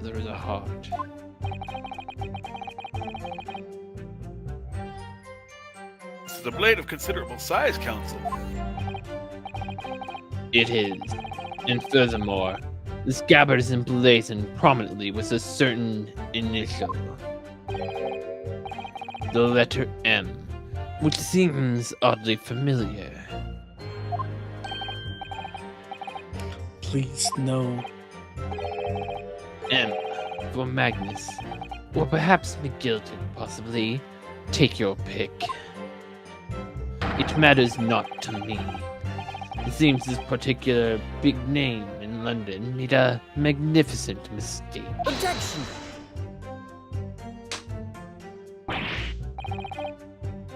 But there are M's everywhere. Like me. Yes, like Mason. Objection! This blade is far too extravagant for a poor brickmaker to have owned. No, this weapon of murder almost certainly belonged to the accused. Well, we can ask him. He's right here, right? No?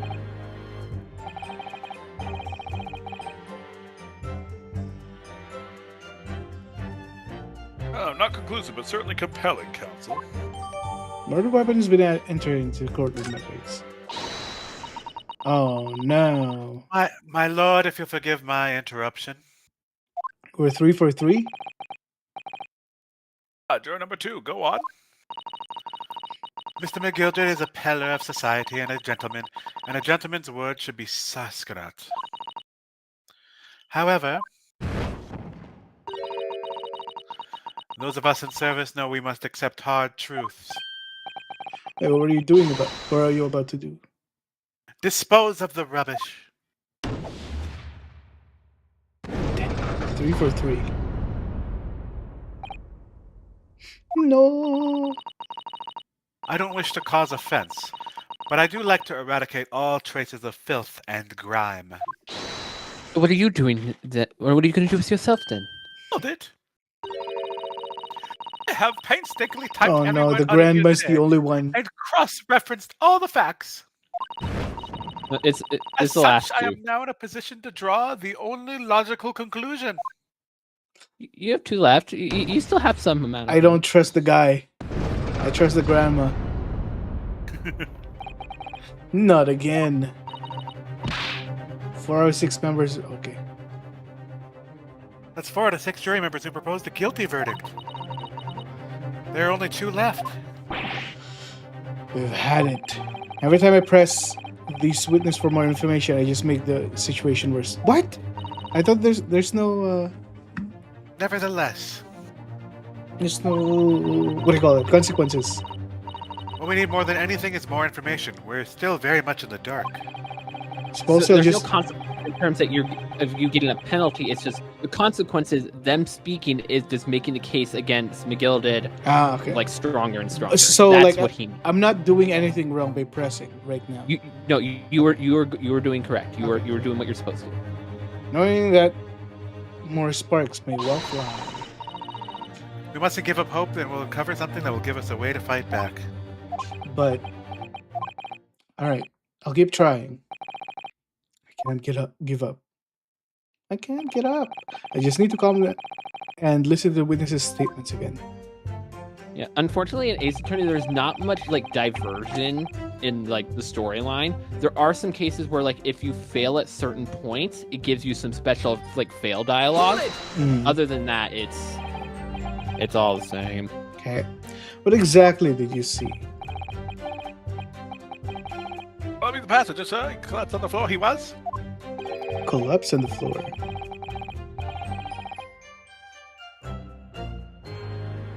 As a passenger, obviously, you're referring to the victim, Mr. Mason, the brickmaker. And then the other passenger has a knife in his hand. I like this.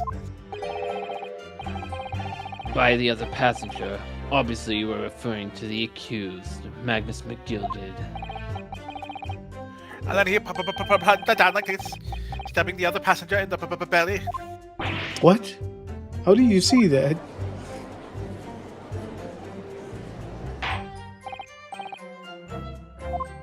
Okay, well, I'm going to call sus on that driver man. It's hard to believe one of London's greatest philanthropists, but it's damning indeed. The law knows no philanthropist, my lord. Only innocent and the guilty. Good deeds mean nothing when overshadowed by evil. The truth is everything. Couldn't agree more, sir. The truth. Okay. Alright. So when it happens, the only 2 people in the enclosed cabin. Yeah, okay.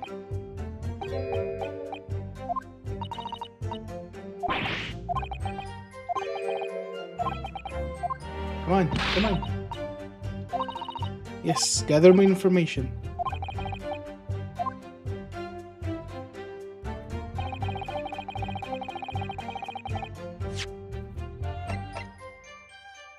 Objection! Wah, wah, wah. Why?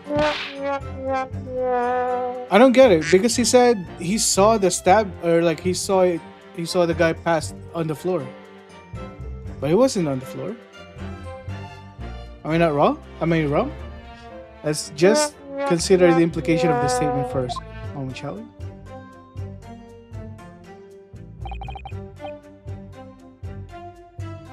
Implications, counsel. Nothing strikes me about it. Am I You were wrong. am I misreading what he said? He said he saw the guy on the floor. Right? Did I misread that? You could just misconstruing his words. There's no contradiction. Yeah. Yes, collapsed on the floor he was. He was not collapsed on the floor. You look at. Well, who knows? But it's not the contradiction. Sorry. Haha. What do you mean? Something. Okay, fucking shit. All right, What does properly a name? angle. Okay.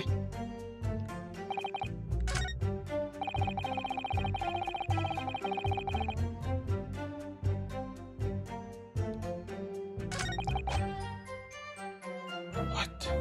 Which ones did I press on again? You pressed 3, 4, and 5. So I haven't pressed this. You haven't pressed 1 or 2. Oh shit.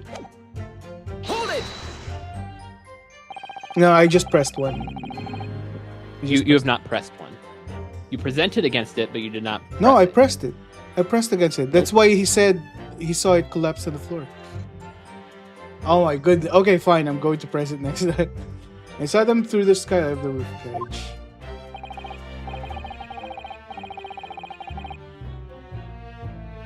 it. I don't think you. Like in my memory, I don't remember you pressing on 1. I just pressed one. That's why I found the contradiction. But apparently it's not a contradiction.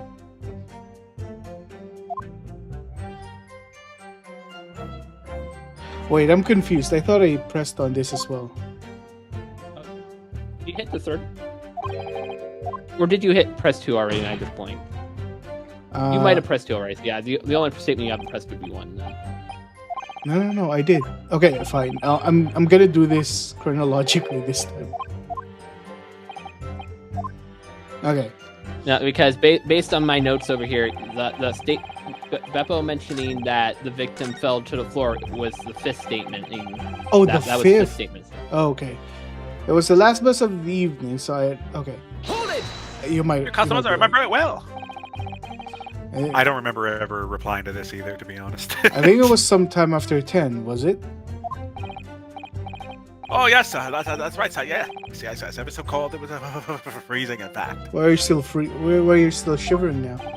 And you had 4 passengers on board at the time. Is that correct? Yes, that's right, sir. Not traveling in the same bus. Of course, though. No. Were no other passengers when the incident took place? No one alighted, for example?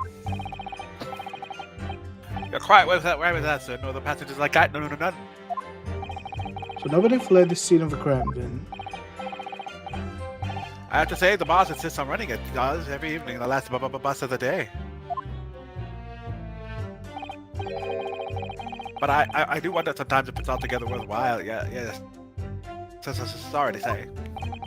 What do you mean by that? Well, one was being so cold and everything, and only making 20 pence on the run, you see. Yes, I spent that much at the pub on the way home, just trying to warm up again. I just can't believe it, sir. Can't believe it. I'm on my own bus. It's too awful to think about. I haven't even been able to shake well cold since it happened. My lord, I will. Oh my god, we're dead. Yeah, juror number 5. Do I take it that you too? As the master of the London Guild of Coachmen, the idea of murder being committed in one of our city's carriages is utterly abhorrent to me. It wouldn't be right to make a decision before hearing all the facts, though I said so myself. That's why I waited until now. Get wrecked, McGilded, but I have heard enough now. The horse has bolted, as they say. Oh, please. Skip it over. Gee up now, Silver Blaze. The finish is in sight.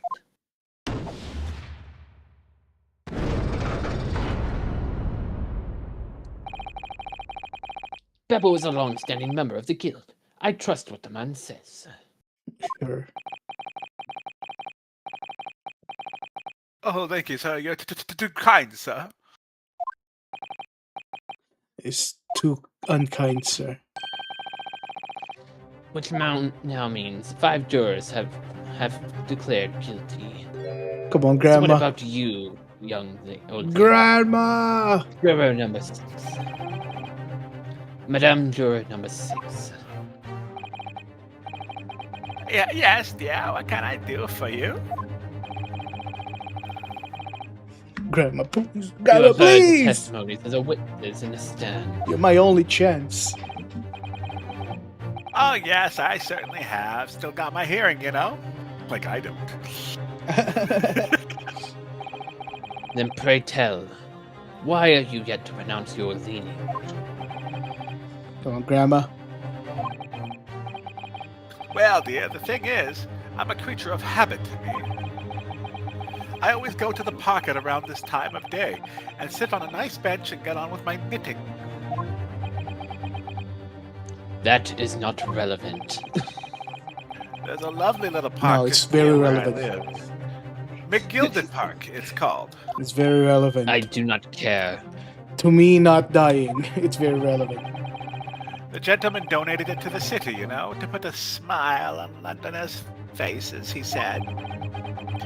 I can't imagine such a fine young gentleman would have it in him to take another man's life. Oh no, He's where always are the doing witnesses? wonderful things for the city. That's right. A man like that wouldn't stab someone, surely. Mother, can we go Shut to up, the girl. Public Library later and borrow some books? That's enough of the gallery. How many Londoners live with their heads in the clouds? Do you people not know? What kind of man Magnus McGilded really is? Here it is. What kind of a Turn it man up. is he? Turn it up. Listen to this. Yeah, I think. Turn it up.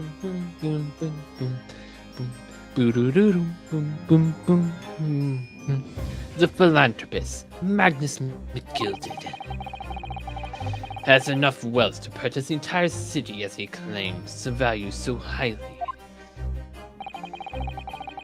But where did all that wealth come from? Your client is a Shylock, sir, and one with the very darkest of souls. Nani? Stone the crows. Oh, the crows! McGilded lends money at extortionate rates of interest, so his victims have no hope of repaying him. Okay. When they default, he takes possession of everything they own. He is a vulture that preys on the weak.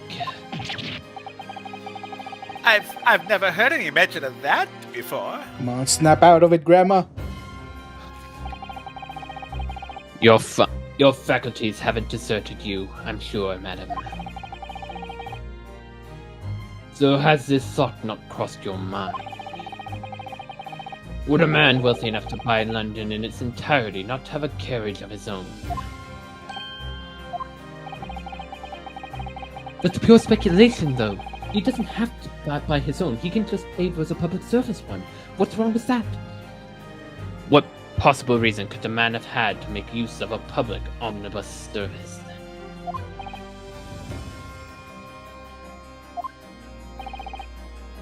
You're not saying that. The victim, the poor brickmaker, had next to nothing to do with his name, save considerable financial liability. It would come as no surprise that his creditor was the accused, Magnus McGilded. But let it also be known that the very day Mr. Mason was killed was the final repayment date for his debts. Good gracious! The brickmaker was destitute. He had lost his house. He had not a shilling with him to pay his debts. And in the end, the pitiful soul had the very last thing he owned taken from him, his life. And I was just getting ready to reap his soul. But the merciless philanthropist pretender, Magnus McGilded. I don't believe it. Hold it! I still don't. If I might add something briefly, Miss Osato? you claim that the victim had been lent money by Mr. McGildred. But where's the evidence to support your claim? Right over here. After I pour myself some wine. And of course, I got to stir it in my hand. Pray, forgive the discourtesy of filling my hollow chalice in court of law. There it is! Lord Van Zeke's hallowed chalice! The Hollow Chalice! How can these be considered No acceptable? way, man! Crazy, Pay man! for the wine! Pay for There's no way he poured the wine! Oh, you haven't even begun to see what he does with the wine. There's some great stuff. There's so much fun with it. But I find myself in an unexpectedly good humor. I had heard ladies from the Far East could show great courage, but I didn't expect to experience it myself. Ooh, no! She's gonna You get to bring Osato. great honor to your countrywomen, do you? You Japanese woman. As a judicial sensitive event, I am simply doing my job. What a pity that your display of courage is in vain. Take a look at this debtor's ledger, which details all the money is loaned by the accused. You will find the victim's name clearly recorded inside. Oh. Take that, little woman. Allow me to present this ledger as evidence. It is surely not going to come back to bite me later on. And pray, forgive the discourtesy of raising my chalice in a toast to the Atlantic East at the same time. Kapoop. What? The chalice? A marvelous toast, Counsel. And I would like to take a glass as well, if you do not mind. This I shall. trial is making me want to drink. 20 Ah, guineas. yes, 20 guineas. The victim was owed a considerable sum. The hell is a guineas, bruh? Wait, Barbie. Let's read this. Alright. Nothing in the back, nothing wrong. Let's open it. For what makes the name of Sergeant Gentry? Oh dear, you think we ought to look inside? It's not as though no let us Gentry personally, is it? Or from a great detective friend perhaps. Who's the great detective friend? Actually, I wonder. Oh, Sholmes, okay. Well, let's see what we find. Okay. Alright. Many things. Gosh, it's crammed full of gentlemen's names, isn't it? Well, I suppose they're probably not all gentlemen at all, are they? After all, not everyone in this country is well off. Ah, goodness. What is it? So looking Look at this. Do you see the name here? looking at money translations and stuff, the amount they're saying the victim borrowed 20 in guineas. today's USD is $4,777. That's how much that is in today's money. What's that in Canada? Into today's USD? in It's today's USD is probably like 4,777. 6,000 US Canadian. Let's see. Hold on. There's so many currencies. Why can I not find a US dollar?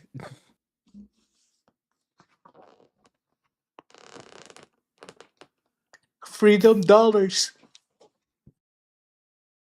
United States dollar into Canadian dollar. I think it's 6,000 or 6,500. 6,505. Yeah. Figured. But it was fair play. I was He's kind of nothing out for me. should that mean something to me? It doesn't sound straight. It does sound straight. Bruce, fair play. The witness is testifying this very moment. As the banker, why is his name in here? He borrowed 20 guineas, did he? And look, the repayment day is fast approaching.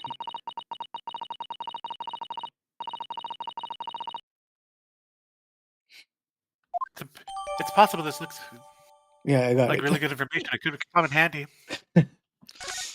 Okay, I'm guessing left and right side is the same They're the same. information? No? It should be the same. Okay. Okay. Let's see this. That part is the sheath, isn't it? All right, Mr. Naruhodo? Oh, sorry, yes. Just don't really like blades. Oh, You're carrying one on your hip. these don't seem I like the have a words of a man with a large katana swung from his waist. Yeah. It's not a blade, it's a Cosmos soul. Alright, sure, alright. Anyway, there's no sense in delaying it. Let's see what the blade looks like. Kaplut. Mm-hmm. That looks like a lot of blood. It surely is blood, the victims. An Englishman's blood looks like a lot like Japanese man's blood. Did you think it wouldn't? Sorry, I thought it'd be blue. I just arrived in here in Great Britain. I'm finding it a little hard to adjust. Yeah, I do understand. Interesting. So is this supposed to be a clue? An ornate letter M, undeniably Mr. Magnus gilded. And it's beautifully gilded too. It must be very valuable, I should think. Ah. What I is want- it? Look at this M. If you turn it upside down, it becomes a W. Could change everything. A W. A win. It's one of those, turnabout cases. I'm sure of it. I'm afraid I don't know it at all. What I am sure of is this is an M. Oh, well, that idea quickly quashed. Susato, you're supposed to be on my side here. True. I mean, it could be a W, I guess. Okay. Man. So both of them were sitting here. I'm sitting right beside the person. Why is this blood underneath the person? How did it get here?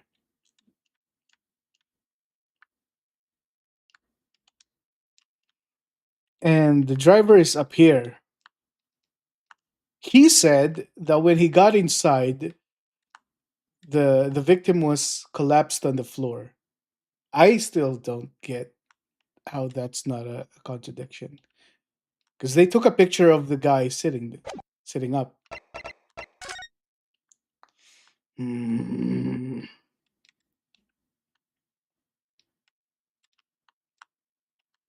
Maybe you should just keep playing. I thought I had Maybe it's to. I thought I had to present something. And the accused made quite certain that he had ample recompense. No, Grandma. Well, it would seem I've had this wood pulled over my eyes. No. Wood? Wool. How dare you? She was my only hope. Regrettably, madam, that is the modus operandi for the accused. And it's such a pretty little park too. What a scoundrel. Well, I'm dead. Still. Maybe it's all for the best. Wait a minute. Let's not. I don't stand for nonsense. Oh. She's still on our side. W Grandma. Please tell me it's W Grandma. No! I'm dead. Alright. See you later, alligator. Grandma, I trusted you. That was it. The last jury's decision.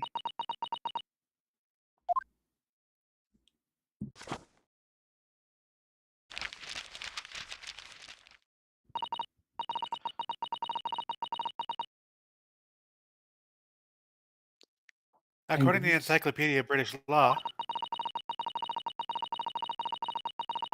when all the members of the jury have concluded that the defendant is guilty, court proceedings are suspended, and the presiding judge will deliver the final verdict and sentence. That is what it says here. a final verdict. It's over then. However, Oh, he slaps the book. there's a footnote, though. A footnote. However, the defense, Still have time. all 6 members of the jury are now in agreement on this case.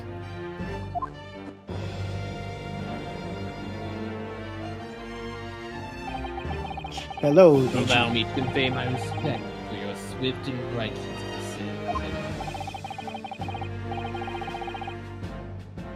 According to the laws of the country, I will now conclude the trial Hold it. by delivering my final verdict. I trust there are no objections. I object, Your Honor. Yunosuke, come on. Mrs. Sato, just tell me one thing. Oh, yes. You were in the middle of saying something before. The footnote in your Encyclopedia of British Law. However, the defense. What did you say next? Yes, of course. Let me bring that page back up real quick. When all the jury have concluded that the defendant is guilty, court proceedings are suspended, and the presiding judge will deliver the final verdict and sentence. Then the footnote says, however, the defense has the right to demand a summation examination of the jurors at this point. Summation of examination. Interesting. That's it. Rise from the dead. A summation examination. Objection! Not this nonsense. A summation examination. From which century has that tome you have there been resurrected? Ah, Judging from the binding, I would say that book is at least 50 years old. So this century, interesting. Any modern text on British law wouldn't even give such an adequate procedure a mention. you sound like you're in the bathroom. Maybe he is. There a problem with that? I gotta be careful doing this voice or I will ruin my throat. It's a relic, long forgotten, and certainly no longer practiced. So you're out of luck. Oh. No. What even is it, Mrs. Sato? This so-called It doesn't matter. summation It's just- examination. you don't need Shut to up, do it. Van Jax, whatever your name is. Go drink your wine or something. Oh, but I'll read about it.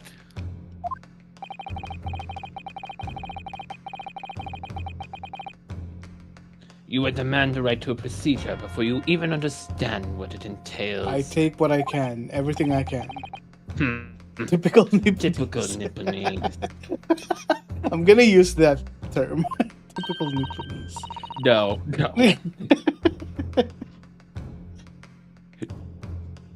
Alright, Mr. Naruhodo, I think I understand. Already? Seems that under the procedure, we'd be able to appeal to the members of the jury. Let's go. To do what exactly? Appeal to them to change their leaning and reverse their decisions. And it says here that if it's successful, the proceedings of the trial must be resumed. I love it when she slaps the book. Is that weird to say? Yes. It kind of slaps. Make them reverse their decisions. Do it again. If you girl. like slaps, I can slap you. No, just Yes, the in book. times gone by, barristers would use a summation examination to attempt to influence the jury's decision. But that procedure became something of a formality with no practical benefit, really. So I rather fell out of use. But I can object. I wonder why. Because it was devoid of purpose. Pompous. Changing just one member of the jury's mind would be hard enough, let alone several.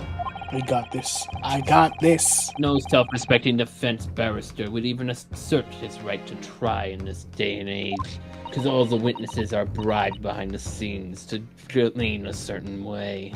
Still, I don't see any mention of the procedure actually being formally revoked. What are you suggesting? I'm suggesting that although it may be antiquated and largely forgotten, it isn't yet extinct. Only endangered. What do you think, Mr. Naruto? Let's do this. We're gonna do this, girl. A summation examination. Our last possible option. The wizard, alright to carry it out. Yes. What else do we do? Go back to Japan? The defense wishes to assert its right to a summation examination, my lord. Objection! Shut up, Van Zeeks.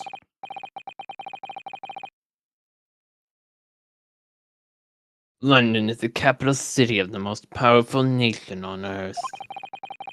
And yet we lost to America, but don't worry about that. We have a duty to the world to exemplify the very high standards of judicial procedure. Submission examinations are embarrassment that should remain buried. Objection! I object your objection. But if it's alright, it's alright. I believe it can prove vital in this trial. The defense petition is perfectly valid.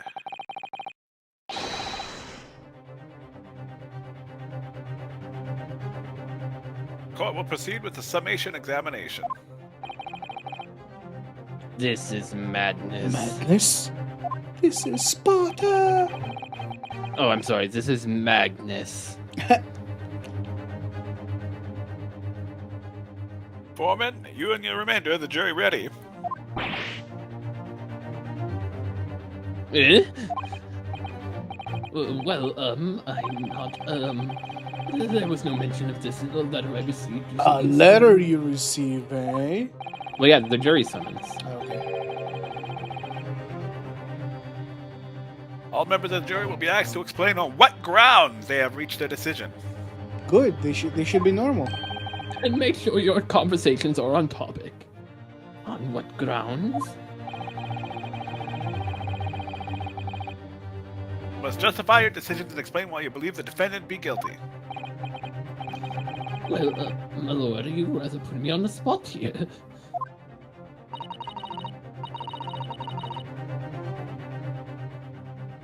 This is most irregular. No mention was made of this before. I don't really hold with any of this justifying lark.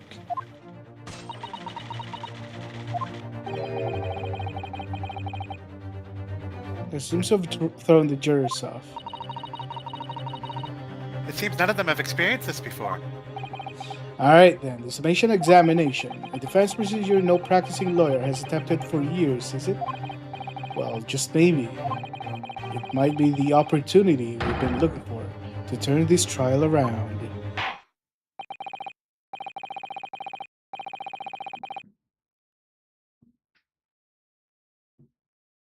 So be it, ladies and gentlemen of the jury. The court hereby calls you.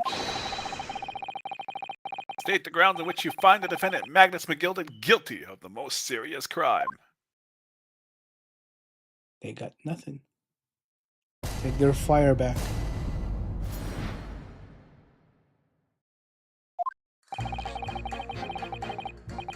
There was no one else inside the carriage at the time. Though it has to have been him. I trust the driver. He has an excellent memory, it seems. 4 passengers with fares totaling 20 pence.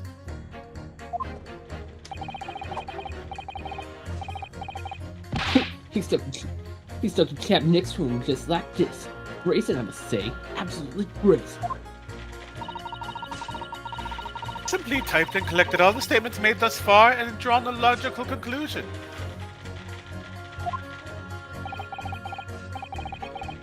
You can trust the guild. Fair fares is our motto. We haven't raised our prices above 4 pence for years. That scoundrel stabbing the poor man on the floor is beggars belief. The scoundrel. I don't get the whole floor thing. I'm starting to wish I hadn't pushed for this now.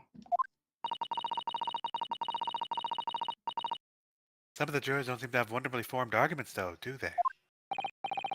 Well, let's see what we can do. We need to get these 6 people to change their mind. I'll have to throw everything I can at them and use some persuasive language. Just a moment, Mr. Naruhodo.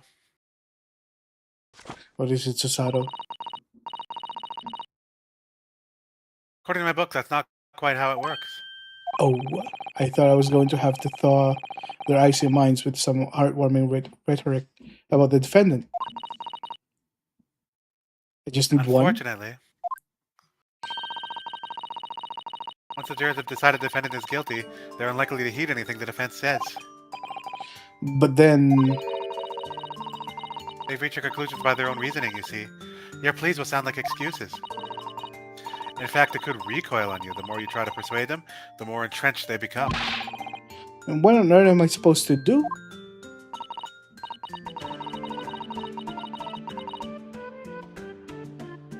Oh dear, I'm deciding what I read about Mr.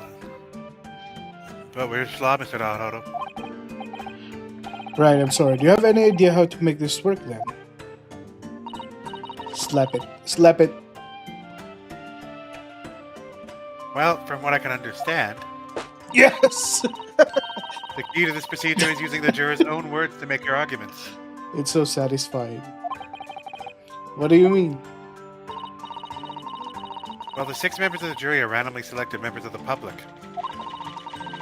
They may appear to present a united front, but the truth is, they are complete strangers who just happen to find themselves here in the courtroom together. And that's the way to break them down, you mean?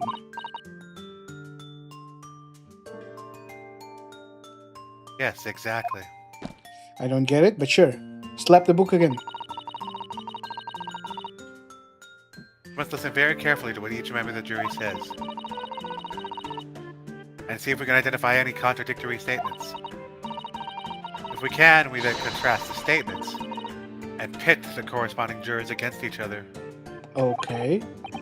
So basically, it's a cross-examination, but rather than using evidence to object to statements, you're using 2 statements to object to each other. Okay, yeah.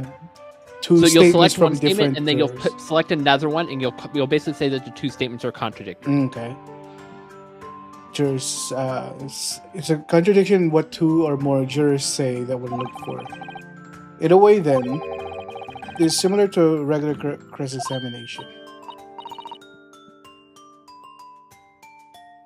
Oh yes, I suppose you're right. So juror number 3 and 6, I guess, would be my first choice. Find contradictions in their statements and pit the jurors against one another to drag them down. Alright, I might be able to pull this off. No, that's not right. I have to pull this off.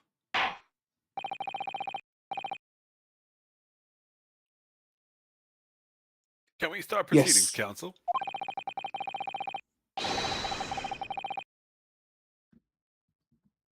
I would like to ask you to take the stand for this. I'm expecting a clear and concise rebuttal. Yes, my lord. Let's go. Let's do this. Holy shit. I'm standing in front of him. You got to stand before him.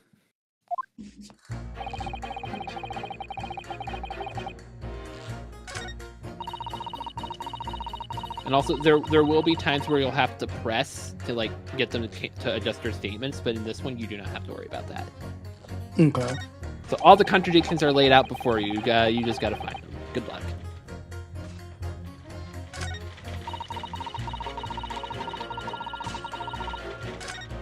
Yeah, my guess is 3 and 5. Or 3 and 6.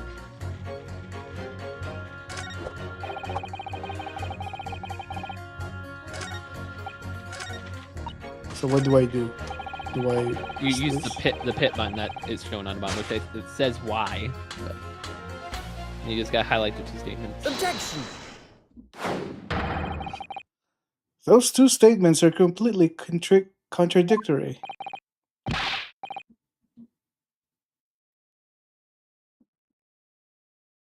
Explain, counsel, post haste.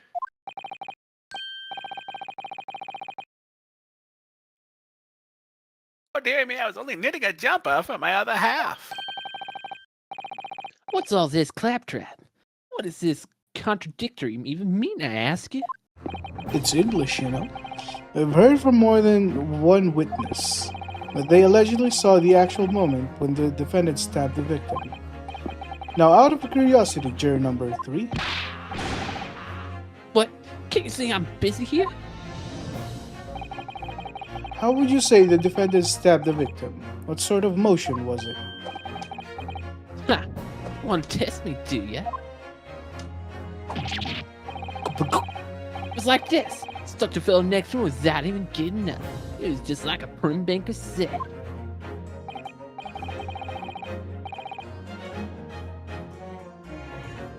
Well, that was Mr. Fairplay's testimony, quite true. Now then, juror number 6. That's me, is it? What can I do for you, young man? How would you say the defendant stabbed the victim, madam?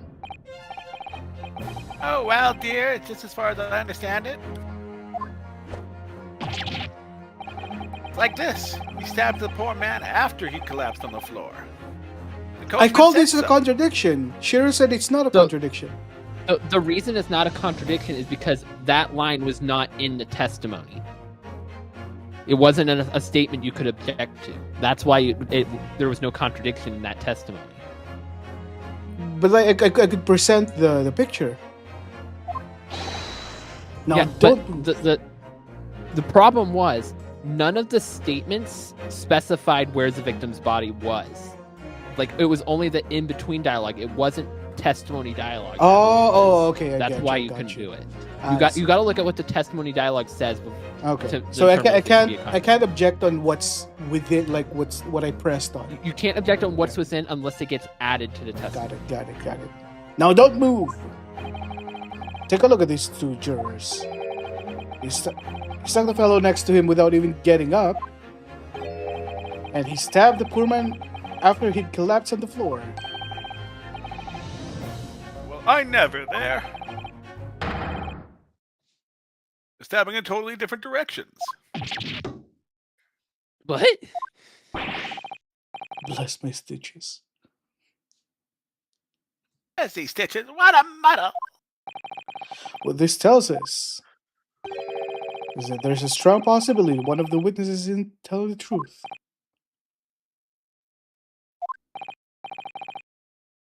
But why? Why the dickens would they lie? Would people just do that? I don't know yet. But what I do know is that if the trial ends at this point, we may never find out. We may never know the real truth. Ladies and gentlemen of the jury, can you really let that happen in all good conscience? Lies, you say? Oh, dearie me. I can't abide people telling lies. It is pretty cool. Whatever they're back on our doing. side. The scales. I don't believe it. Let's Even go, my drunken Grandma! state drinking from this flask. That's my grandma. Wait. Now here's this, my fellow jurors. I warn you, you cannot listen to this man. Look at him in that black suit. He's clearly some devious in Eastern sorcery using magic on all of us. Nothing wrong with that. If I could use magic to do it, Could that be any more racist? really think I'd be putting myself through all this. See, one other thing about this game that bothered me the entire time that I played is they kept calling him like Japanese and black. In this game, his outfit does not look black to me. It looks brown. Yeah, it I'm looks, sorry, it looks brown, not black. It looks dark It gray. bothered me so much. It's like, where are they seeing black? My hair? Answer me this, Dr. Jinx. How me? What exactly is the problem? What if What of it if the two witnesses have slightly different recollections of events? What of it? Let's say the charlatan stabbed him stabs the victim as he sat next to him in the omnibus, and a young dandy saw him do it. And now let's say the victim collapsed on the floor, and then the Shylock stabbed him again. Still Juror 1 speaking. And this old lady saw him do it. Well, what's it to say that it didn't happen like that? What are you calling a dandy, sir? Why, I should take this knife to you. My lord, murder threats? What are you calling old? Why should I take this needle to you? They're ready to kill each other now. Good, we want turmoil in the jury. But could the foreman of the jury be right? Did two witnesses see two different moments of the crime scene? Another question! I will not stand for this. Unfortunately, Mr. Foreman, Yes, what is dark jinx? Come let on, me present you with evidence. What you're suggesting is impossible. It's out of the question.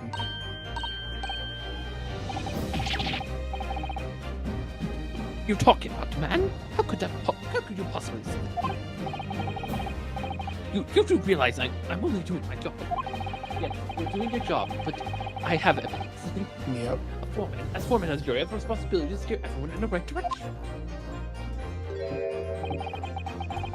So where's your evidence, man? That's what I want to see. It's right here. I say the two witnesses saw two different moments of the same crime. I don't have evidence, actually. If you say it's such as a question, then show me some proof. What do you mean you don't have evidence? It looks like the only way out I'm going to convince him is to present him with something I can't dismiss. Some irrefutable hard evidence, as you wish. What? I'll give you the proof. It's right here. I don't know what it is, but it's right here. Is that a question that two witnesses saw two different moments of the same crime as proven by this?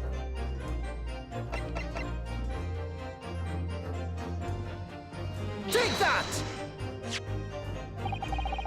This is the victim's autopsy report. According to what's written here, Mr. Mason was stabbed in the abdomen only once. Yeah? Only once? It's quite simple. The victim was stabbed precisely one time. Which is these witnesses can possibly have seen it happen two different times.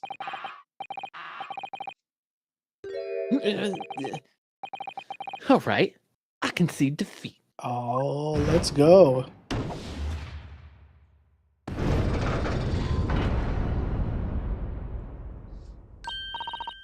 I love the sound design in that. Yeah, I Not that really it's like not the harder, you did fire. it.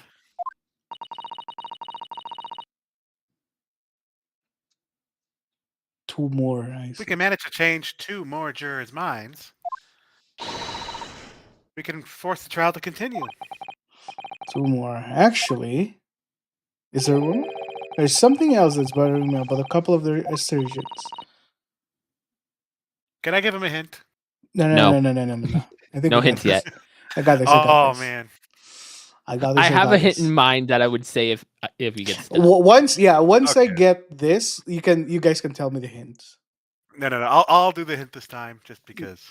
No. After. No, I'll When message he you what asked. my thought is. Okay. So I need to pit. Also, I left you a quote there too. I need to pit two more jurors against each other and show there's another contradiction with their assertions.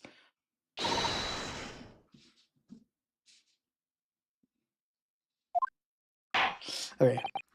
But yeah, if I get this right, I'm curious what the hints would have been. Guild of Justice has shitted, but they still weigh heavily on the side of a guild.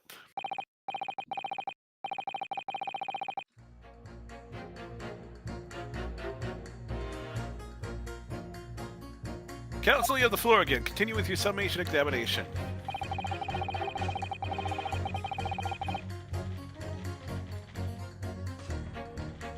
Wait, what? These are different ones? So when you change the juror's mind, your statement will gray out. Mm-hmm. They'll have a slightly altered statement. It'll be grayed out, and you don't need it. You don't Okay. need it anymore. There's no one else in the carriage at the time, so it has to have been him. Passengers with fares totaling 20 pence.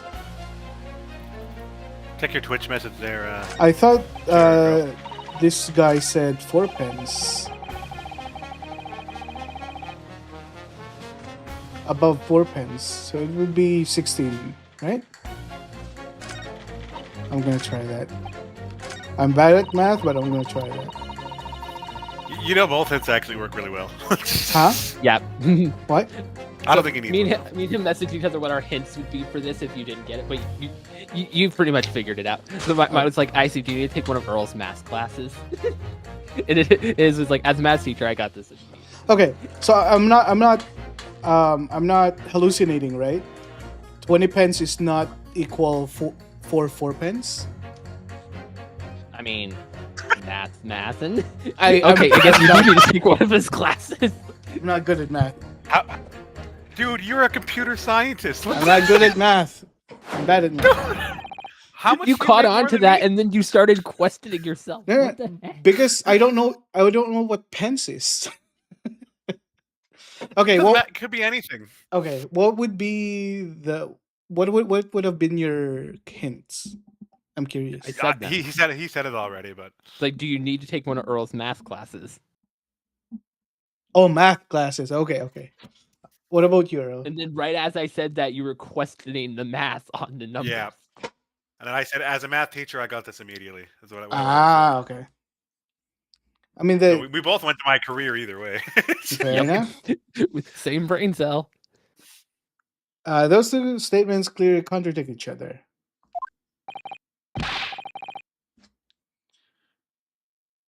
They do explain yourself, counsel. Why don't you explain it, Earl? Because I'm bad at math.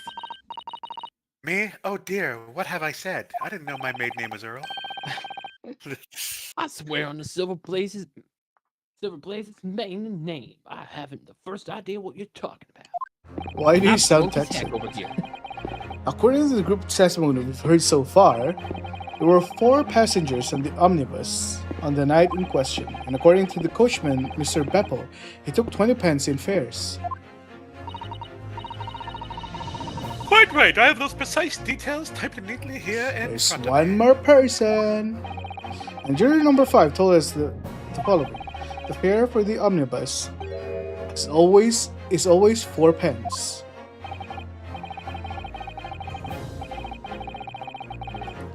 This is you, Shiro. Is it? A fair and convenient single price. Just the way the one character should be operated. But that doesn't add up at all. In fact, it leaves a glaring discrepancies in the facts.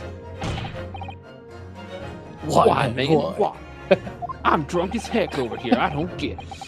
4 passengers faring 4 pence each. If you do the multiplication, I don't know what the product is.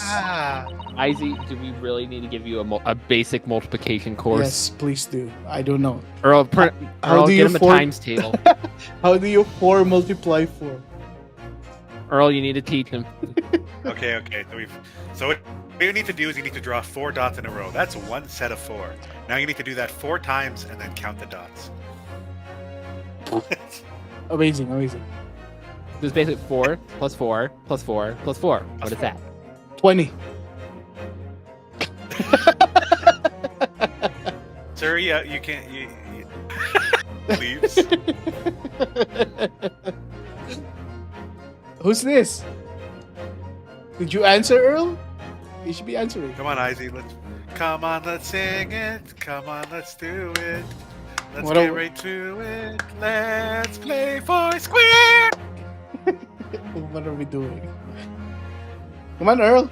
16 pence. It would be 16 pence. 4 sets of 4. 16. That's 1, 20. 2, 3, 4, 5, 6, 7, 8, 9, 10, 11, 12, 13, 14, 15, 16, sir. Amazing. In fact, It's in Epic Mike's name half the time. Amazing. It's 2 to 4. I don't know.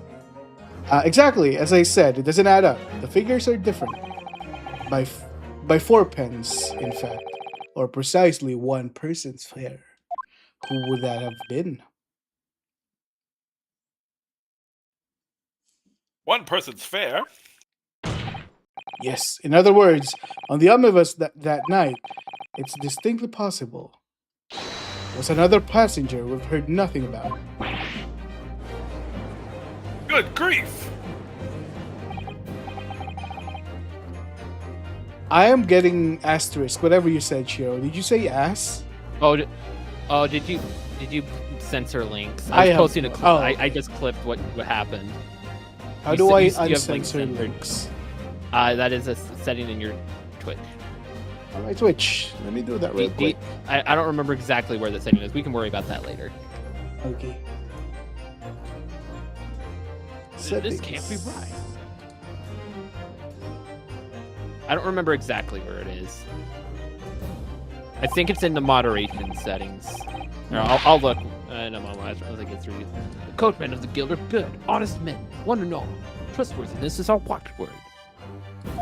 Oh, I think I just set it off because of the thingamajiggies. The figures your coachman claims most certainly do not add up, your watchwood. Good sir, this is a fallacy.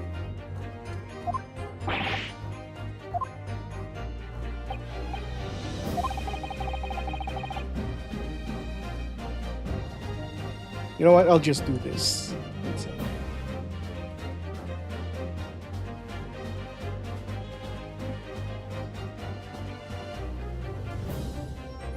There you go. I should fix it. I think. What did you do? Why did you give me mod? I think mods can post links. The news will surely spread all over London. Did that work? I may or may not watch this clip really quick. Just kidding. Izzy asked It me on adds up. stream, It adds how do you up. do a square root in programming? It's 2 to the 4th, right? 2 to the 4th is 20. The news that one of your coachmen tried to hide the fact that he lets nefarious characters ride the omnibus.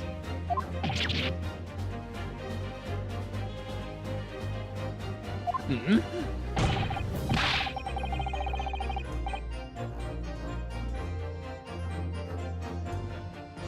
You could retract your fire. Alrighty then. How do I make it so this miserable trial doesn't end yet? Slap it. Slap it. Well, according to my book here, Let's go. you simply launch a ball of fire onto the innocent side of the set of scales.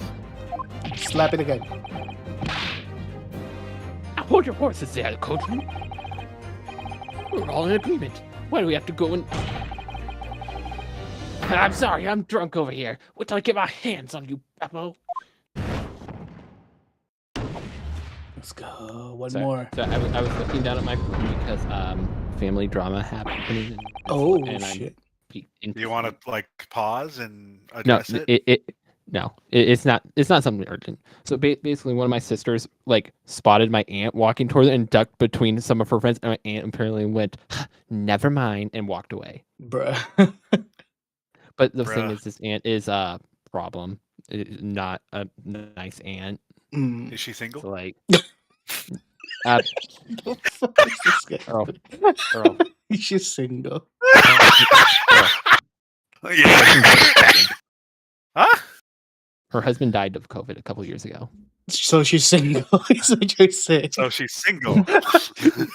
Yes, but Don't give me that ammunition, man. Even I Don't give me hope. Earl, you don't want to be a stepfather to her children. You don't. Ah. You really don't. But I need my green card. I'll fly a red card in your face.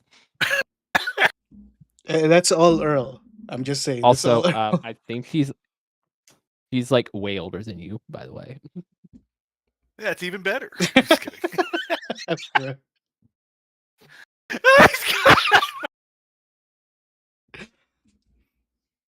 Oh, I'm hurting right now. Oh, it hurts. all very my irritating. stomach hurting right now. Oh my. We need a. You need a Discord disconnect sound effect and not an actual disconnect, just to mess with people. Okay. I mean, why have a sound effect when I can just actually leave? Anyways, I won't become your like distant cousin anytime soon. Anyways, No, you would be my uncle, is what you would be technically. Uncle Earl, Step Uncle Earl. step Uncle Earl. Yeah. Even though I wouldn't, I don't call any of my aunts or uncles aunt or uncle. I just call them by their name. Yep. Damn. Well, Anyways, you just call Earl by his name anyway. So nothing Yeah, changes. that's how. Nothing would change. Nothing would change. Besides, I think of all my aunts and uncles. I don't like any of them. You don't like Earl either. Let's not change that. Nothing would change. All right, let's move on. Let's move on. Does that talk about the This aunts? is amazing. Yeah, I'm crying, laughing right now. I wish I had my He's camera dying. on. Don't Oh die. my god. We have Yeah, we have we'll cases talk about this. to We'll keep this to one. finish. We'll keep this buried in history. No, it's all recorded now. I think you got to delete the VOD. No. My mind, You gotta delete the VOD my now. mind went to VTuber world, and you know when they say like you're single, like the moment they introduce another relative, that's all I was. Bruh. Okay. You're up. I already read this. You're up, nephew. We'll press the A button.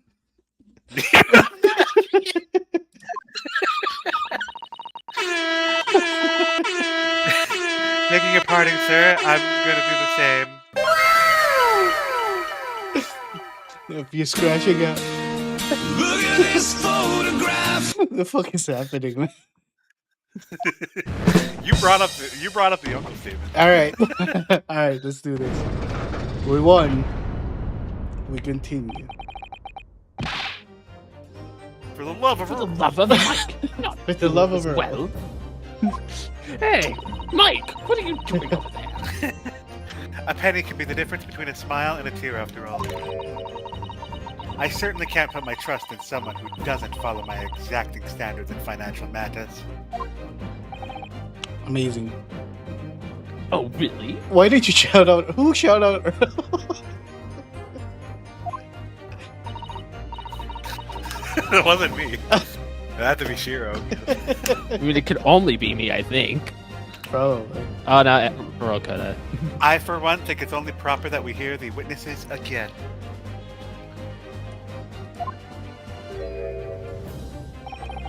Like, Wait, that means 4 jurors are now leaning to not guilty.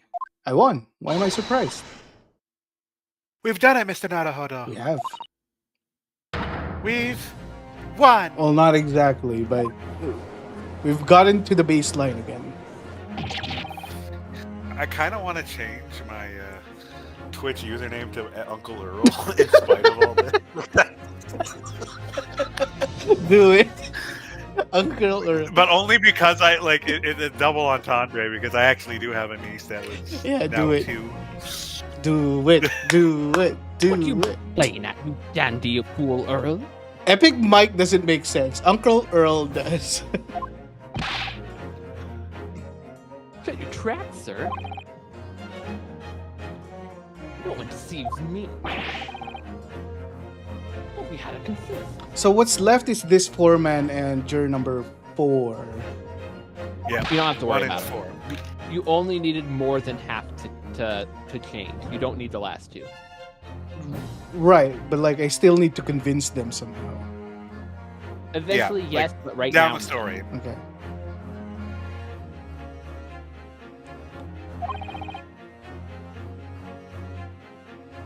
no a liar when I see you. If a chap ever dares to cross the threshold of my shop, I'll take this razor-sharp blade and save every last hair off his head. Damn, he gray. Just tell me he's a barber. Well, in quite remarkable turn of events. The defense summation examination has flipped the balance of the scales of justice. The jurors now stand 2 for guilty and 4 for not guilty. Let's do this. Accordingly, there's no longer a large enough majority among the jury for me to educate. And the trial must continue. Let's go. Aww. I hereby ask the defense, prosecution, and witnesses to return to their places. I never left Call my upon all of place, you to continue Your to Honor. do the truth. You're still drinking wine, I Your never Honor. once left my place. I don't know why you're asking me to return. So, Lord Van Zeeks, continue to substantiate the case for the prosecution, if you please. But first, allow me to pour another glass of wine. This is glass number 2 in the trial, by the way. A toast to Uncle Earl. Allow me to take a sniff Smells like bullshit. and subsequently crush it. No! Having Not the savored the rich chalice. aroma of the caramine contents of this hollowed chalice. Allow me to raise the glass destruction count to 1. And pray, forgive the discourtesy as I crushed it to dust. Lord Van Zeeks! Is it cold in here or is it Yeah, just... when he gets mad, he crushes the glass. How many glass he have? As your acquainted tone no doubt says, the prosecution may not speak during the summation examination. So I have honored the deathly silence and listened to the charade. It seems I overestimated the intelligence of the jury. Bruh. Well, no matter. I'll just change them back. There is nothing so hard to prove as self-evident truth, it would seem. No. Why else would we grace our courtroom with our presence after all? So, let us proceed the next round of battle. Okay. As I remove my cape. Bring forth the witnesses once more. So are we done with cross-examining the witness? Like, we failed that one? Is that what happened? The No. first round? He's You're bringing gonna them get a back. new, yeah. But is it the same set of testimonies or different set? It will be a new set. Okay. So the first set of testimonies was enough to sway the juries to guilty verdicts. Right. Okay. Now you've gotten a jury to be like questioning what they said, so now they're going to call for new testimony. Okay. Witnesses. I trust you heard the summation examination we have just had to endure. Yeah, sir, I did, sir. Of course I heard it. Yes, sir. I heard it. You, sir, on the end, the coachman. I believe it's Beppo. Yes, sir, my lord, sir. If it transpires that you in your previous testimony, you were attempting to veil the presence of a 5th passenger on your omnibus, you will be found guilty of perjury. You are advised to bear that in mind, sir. Hang him! Mio Dio. Mio Dio. Mamma mia. Now then, witnesses, I hereby call you to testify before the court again. You will explain the various misgivings brought to our attention by the defense's summation examination. Are you getting As he sleepy, yawns. Judge? I'm always sleepy. Santa's very tired. Alright, various misgivings. Only carried 4 passengers that night, I swear. But But, what? Well, I for one was told to pay 5 pence for the bus. Oh? He thought it was unfair, he did. And then I saw the bullet clear in the sight as well. It's all too much.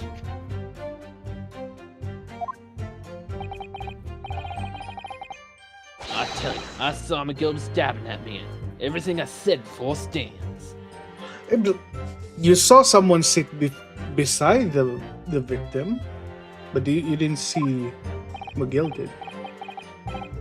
Oh, yes, he stabbed him. Yeah, yes, he did. I think so, yes.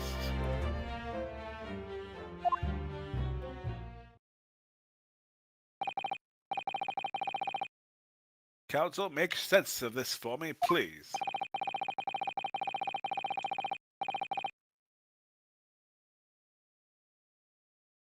Phantom Fist passenger conjured into existence by my learned Eastern friend never existed.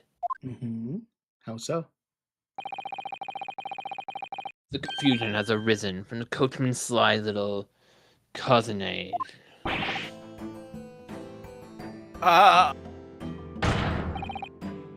Beppo, explain yourself. I'm sorry, Guildmaster. The guild's fare is 4 pence across the board. You know that. Am I to understand that you've been overcharging passengers by a penny a fare?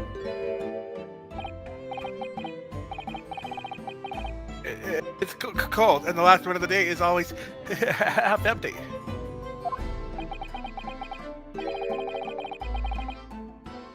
No. You have been dishonest, coachman.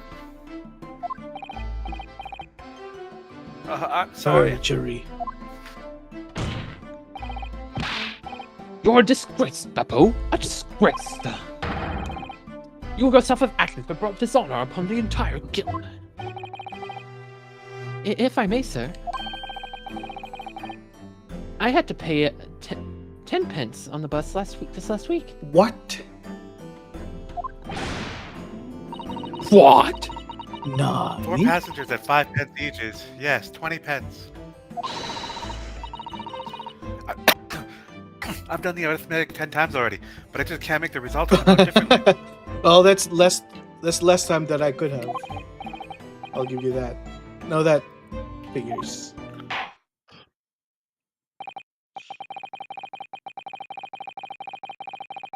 Well, it would appear that one of the aforementioned misgivings has already been explained.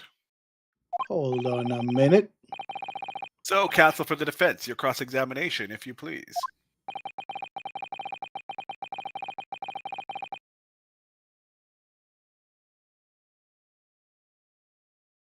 We've already had the pleasure of a protracted summation examination today. Surely we're not going to have to put up with that again at some point. I see you intend to continue the parlor game. Yes, we do. Absolutely.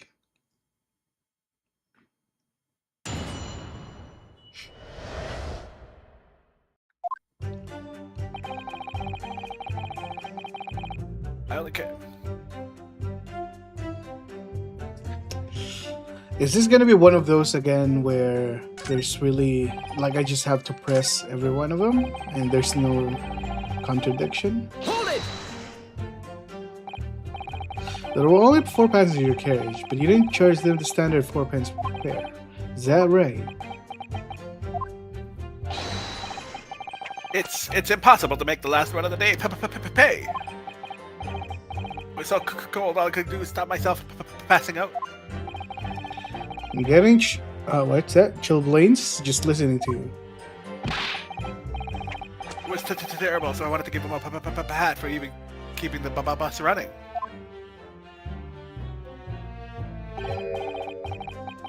Doesn't the dedicated coachman deserve an extra penny per passenger? You're digging a deeper hole for yourself here. If only there had been a 5th passenger on the omnibus that night. There could still be a 5th passenger. You would have had another suspect. How can we prove that then?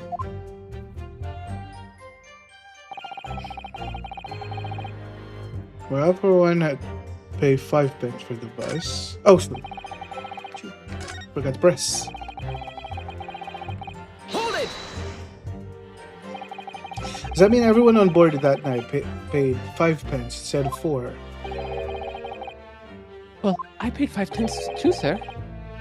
And I just told you that I did.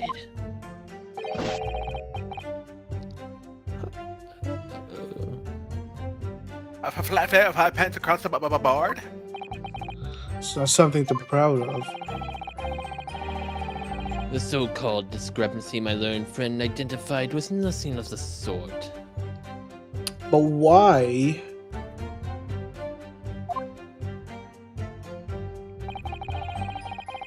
Much like the phantom killer you so desperately needed. It's gone, dead, and buried. I reaped their soul myself. I've been happy if it had ever existed in the first place.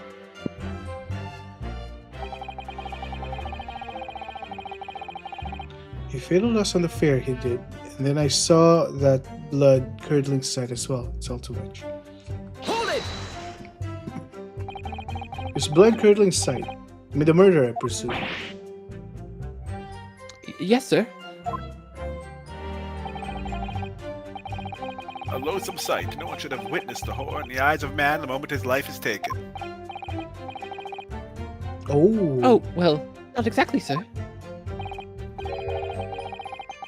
Oh. I mean, I didn't actually see the exact moment the Ken was Huge. stabbed.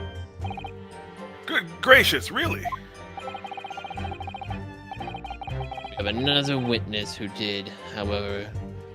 The banker has already testified to it. I mean, it's the first didn't actually see the point at which the victim was killed. That may turn out to be very significant.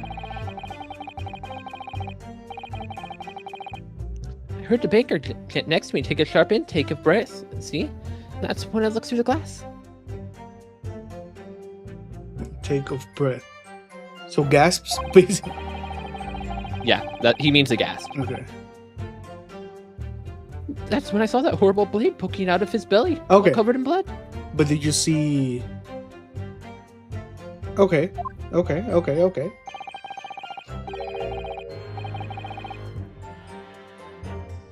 Time to see a knife now. I can't help screaming, even when I'm eating. Huge.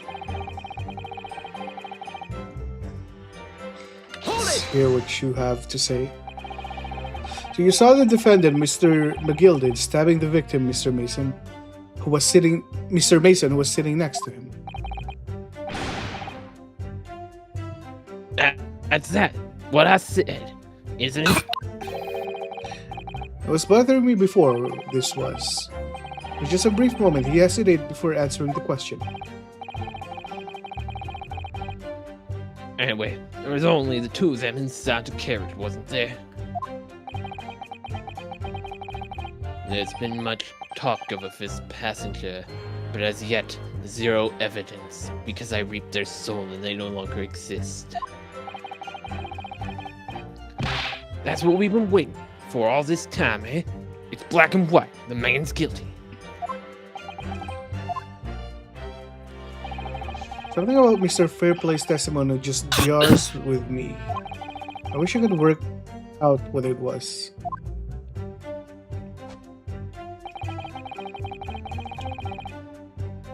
Hold it! Earlier you testified that you saw the moment when the defendant allegedly stabbed the victim, didn't you? How? Oh, yes, that's right.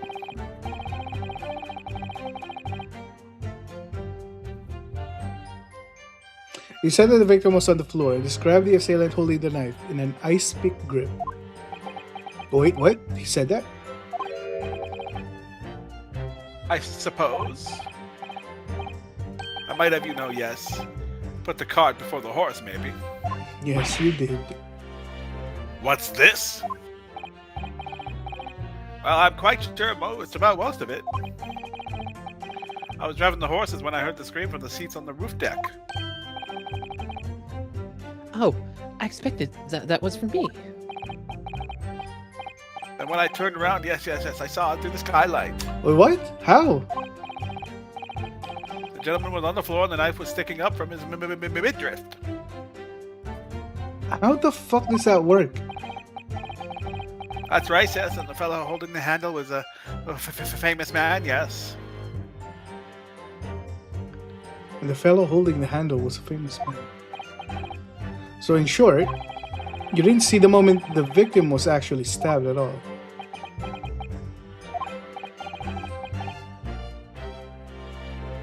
I really thought I did, but when I go over it again in my head, no, I suppose I didn't actually see the precise moment of the stabbing, did I? Screws. In fact, now that I can come to think of it, He's Forget getting a mechanic. mad. I'm trying to find it. look around you. Oh, can I do that? Oh shit. I didn't even realize it. Excuse me. Excuse me. You have something to say about that, Mr. Fairplay? Now listen to me. I know what you're thinking. You didn't really see the exact moment the fellow was stabbed. What are the chances of that? Huh? Are you asking me or telling me? It's getting flustered. Might be able to extract some new information from him if I answer him cleverly. Yeah, because like the driver is in front. Even if he looked through the skylight, he would see the back of the bus. Could have just happened to see the exact moment the crime was committed. Some days are like that. Well, it's a little hard to believe, certainly. Unless you spend your time peeping through the skylight on top of the omnibus, that's it. That is. Wait. What we're talking about here? This one, okay. Peepin, I'm a respectable city banker, I'll have you know. And I know what I saw. I remember seeing it clear as ball that day. It was a grim scene. I don't mind telling you. What was it? Thank you, Mr. Fairplay. You're welcome, Santa. Oh, excuse me. I was getting a little hot under the collar there, my lord.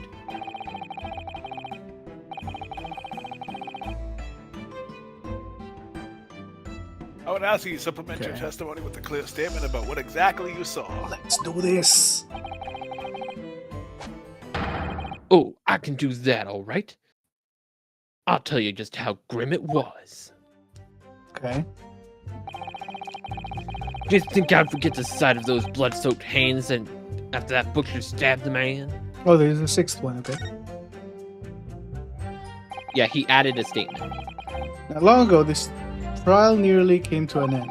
Somehow we managed to keep our chances alive here. I can't waste this cross-examination. I have to use it to bring some new facts to light.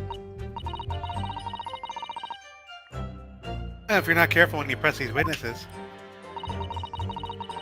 the danger is that the jury will end up believing something unhelpful as they did before. But we can't let that fear of happening stop us from uncovering important information.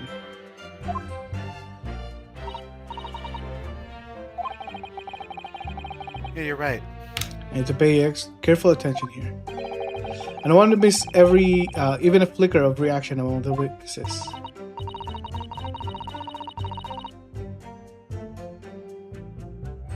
Remember, if you happen to spot one of the witnesses reacting in a strange way,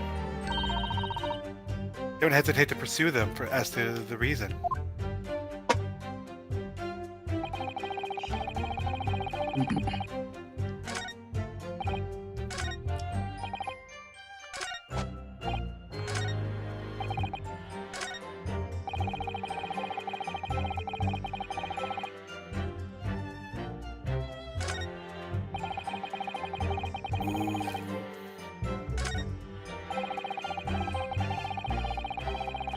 So I'm guessing if I press all of, like, if I press a lot, the jurors are gonna be believing it. Anytime Reread the it juror slowly. leanings, Read it anytime the slowly, jury okay. leanings change is scripted. So it's, Yeah. it's only Read the- under very specific circumstances. Oh, I the see. jury Okay. changes. Oh, yes. Yes, he's... The first testimony was just like showing you Okay. like that it can happen, but So- it won't happen like that where if you press statements, jury will change. Okay. Yeah. My tip for this series, though, is typically if a new statement comes about from a conversation, 9 times out of 10, it's the one. I was leaning on that, but like this is very suspicious as well because I don't think he could have seen. But you can't disprove that though. There's no you can't really claim there's a contradiction with that kind of statement. I could Read this statement very slow. You think I'd forget the sight of those blood-soaked hands after that butcher stabbed the man? I just pressed this. Blood-soaked?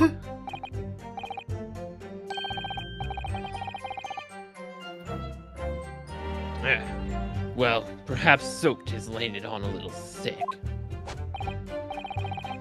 But anyway, there was definitely blood all over them. Both of them were covered in it. And you saw that from the roof, through the skylight. Well, the skylight's reasonably large, so I had a pretty good view. There was a lamp on the inside of the carriage as well, so I'm quite sure of what I saw. This banker's latest statement. I feel sure there's something not quite about it. Right about it.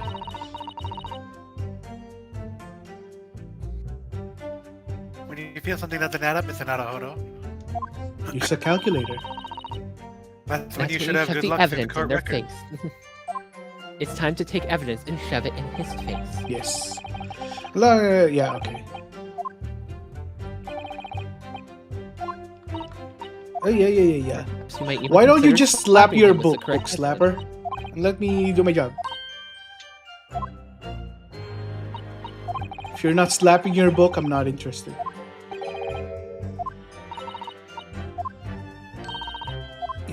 Yes. Alright.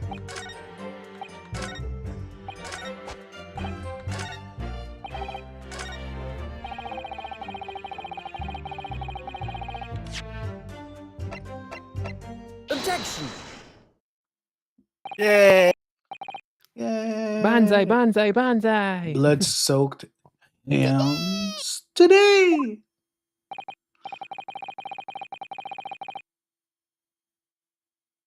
Well, I admit that soaked might be laying it on a little thick, but... Anyway, there was definitely blood all over them. Both of them were covered in it. Liar. Well, I'm very sorry to disagree, Mr. Fairplay, but that's more than a little peculiar.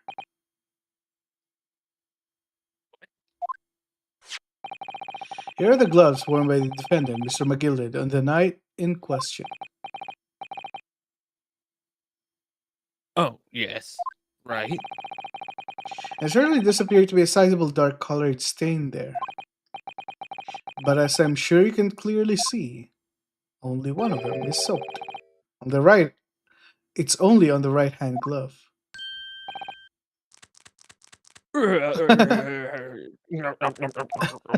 Just starts eating his cane.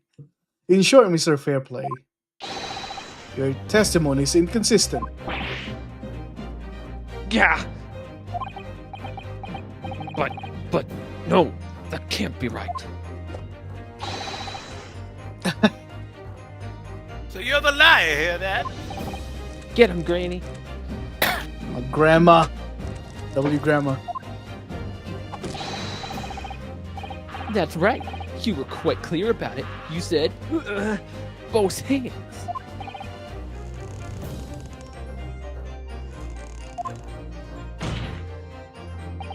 Mr. Fairplay, if your last statement was a lie, it calls your entire testimony into question.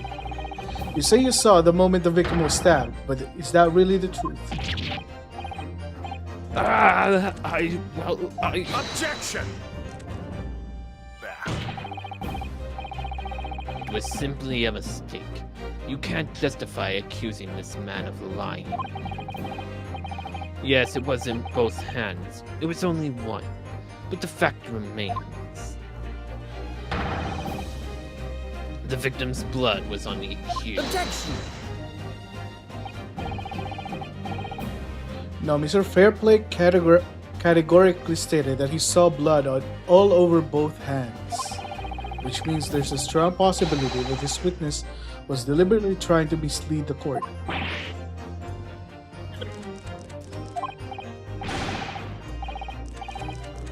Why? I'm a city banker, for pity's sake. My word should be the gold standard. But gentlemen, I'm not some gutter snipe. Understanding members of society don't prevaricate. He's claiming to have no reason to lie. But is that really the case?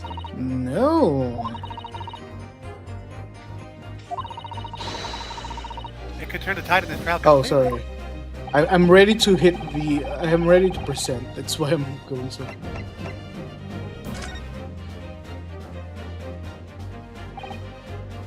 My lord, allow me. Yes, counsel. The defense is ready to present evidence. Yes, I am. By Jove, are you sure? Yes, evidence that will clearly demonstrate what Mr. Fairplay has reason to lie in his testimony.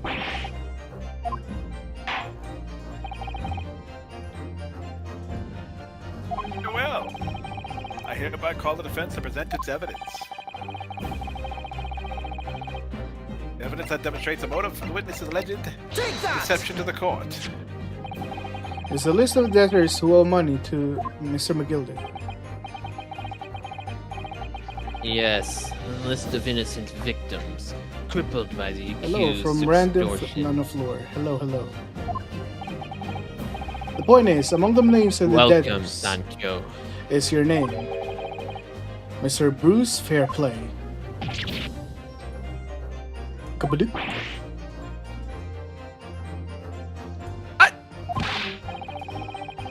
Mr. Fairplay, are you currently indebted financially to the accused?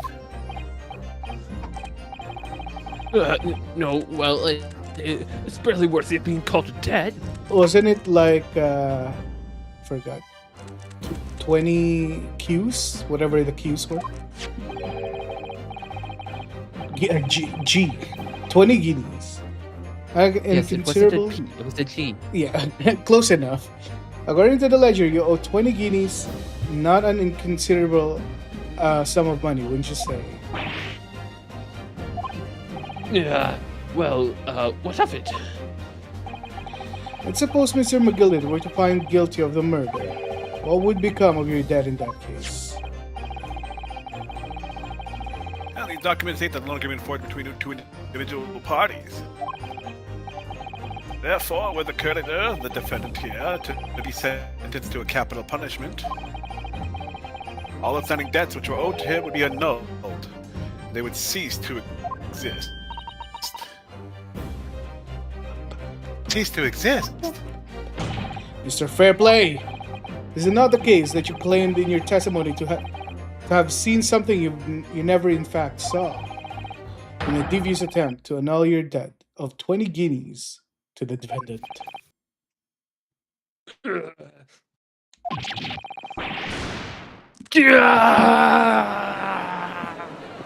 Silence! Silence! Order, order, order! Mr. Bruce Fairplay. Yes, my lord.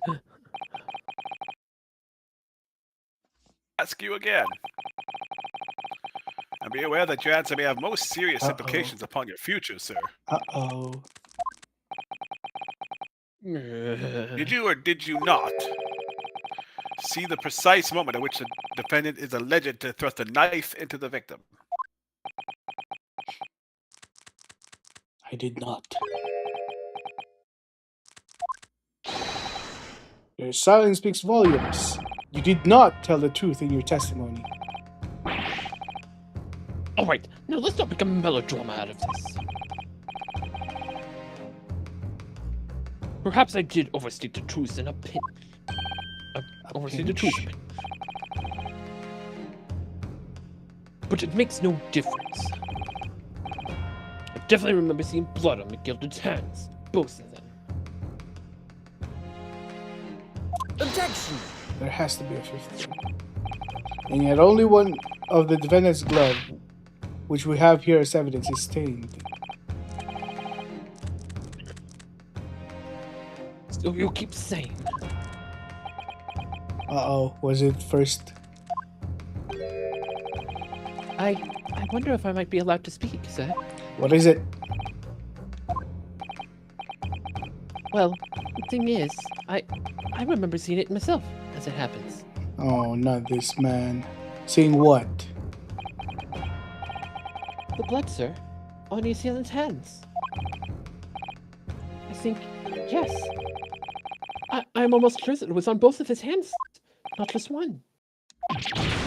Nani?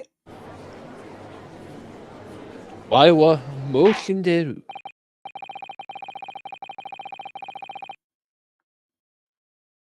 It would appear that we're going to need further testimony from all you witnesses. This time I would like to show precisely what you did and what you did not see. Make myself perfectly clear?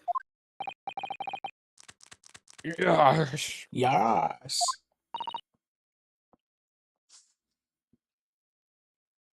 Mr. Naruhodo. This is good news. The course of the trial seems to have shifted slightly at last. Yes. I might finally have a chance to turn things around here. Let's do this. What the witness really saw. There was blood on both hands of the assailant. I sincerely and distinctly remember that. Okay. I don't doubt that. However, I suppose you might say that I didn't see the exact moment of the stabbing transpired, if that matters.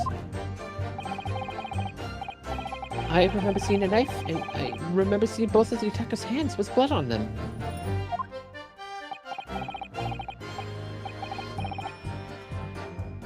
I didn't actually see anything myself. No, not until I heard that scream. Anyway, the fact remains, there could not have been anyone else inside the carriage, or we would have all seen. Doubt.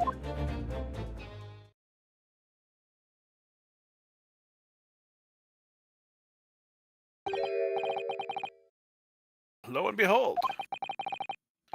Truth of the fact, none of you has witnessed the crucial moment of the crime was perpetrated. And you call yourself witnesses? I apologize, my lord, but honestly, there was no one else inside that carriage. The man's hand was covered in blood. That much incriminating evidence is tantamount to saying that we saw the man do it. Really? No, what technically testimony not. said? Yeah. Just because, like, oh, this circumstantial evidence says he did it, doesn't give you the right to say you saw him do it. That is still a lie. Truth. Let us examine the interior of the omnibus once more. Sure. The victim's fresh blood was clearly visible on the seat, corroborating the witness's account. I'm still confused why it's underneath him. Kind of like if he's sitting with Imagine his legs spread. the spot where the blood is, his legs were Okay. open and around it, Okay. and the blood dripped down from his chest. Yeah. That's fair. Okay. Just think of it that way. That'll save your brain. Sure. I'll take it. In other words, there's no substantial nor significant change in the facts of this case. I will take it. But what is this? Don't worry about it. Okay, fine. Just go with it. Fine. Just go with what I'm saying. All right. If I'm telling you something, that means it doesn't come up as a contradiction. All right. I'll trust you. At least as far as I remember, it doesn't come up as a contradiction. Very well, your cross-examination, please, counsel. Yes, my lord. What, did you expect me not to do it? Okay, let's do this.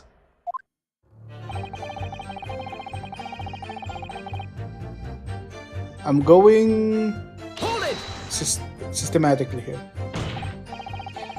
No, the evidence tells us otherwise. We have the gloves of defendant was wearing in the night questioning court mode. I'm well aware of that, sir, but nevertheless. I know what I saw and I stand by. That man had blood on both of his hands. He's defiant. but in the face of hard evidence, even in the face of hard evidence, he's steadfastly refusing to admit that he might be mistaken about what he saw. But why? I'm believing him. I believe him. Do you think your client did it? No, I believe him that he saw the murderer having blood in both hands. I don't believe that the murderer is the leprechaun man. But McGill isn't did. it stated that only McGilded and Mason were in the omnibus? So that would imply if there's only one other person, it has to be McGilded, right? Oh, there has to be another person now. Your reasoning is dire.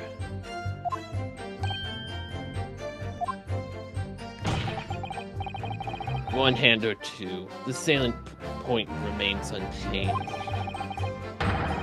Minutes after the grim crime, the victim's blood dripped guidedly from the accused's fingers.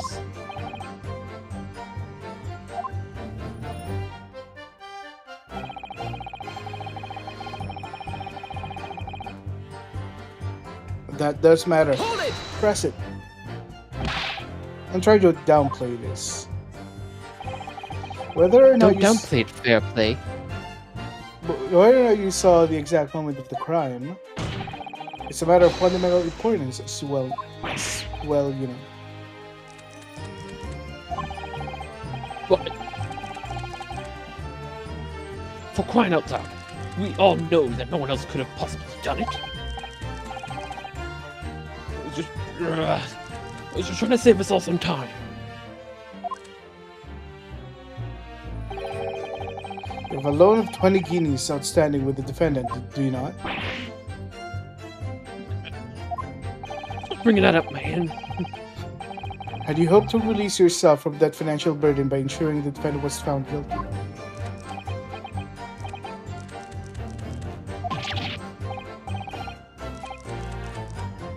That's certainly not what I was hoping for. I just lost a little guinea or 10 when I backed the wrong house in a derby. That's all. What a gambler. So you're saying that you have a gambling problem? Would you like to Yes. seek mental help? I was going to win it all back. There's a fixture in the weekend. That's a sure thing. She's addicted to Uma Musume. That's what's happening.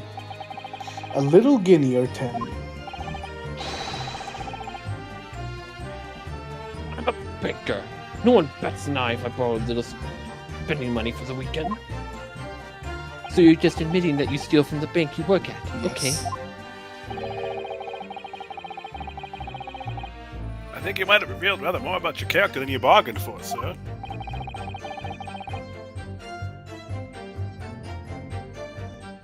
Scruples are not on trial here.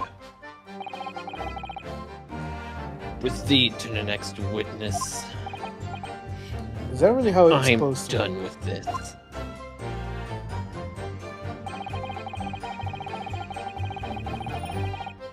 I believe this. Hold it! I believe it. Then why'd you press it? If you believe it, then No. you have no reason to press it. I'm just pressing all of them. I need more information. I need all the information. You definitely saw that too. Blood in both hands.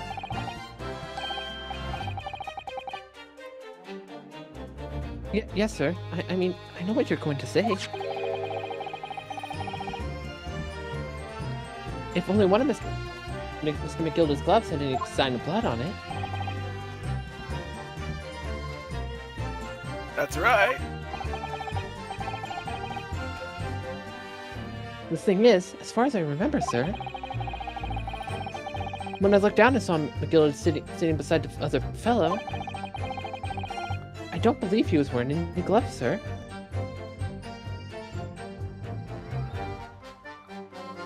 Was that the bloody hands that you saw? He wasn't wearing these gloves? That's correct, sir. I saw the blood on both his bare hands quite clearly. I need to know where McGilded was sitting. I would think that McGilded is across Mason. And whoever the Phantom Fifth is the one sitting next to him, barehanded with blood in both hands. It's true that the dark colored stain on the dark leather gloves would have been easy to see. Wouldn't have been easy to see.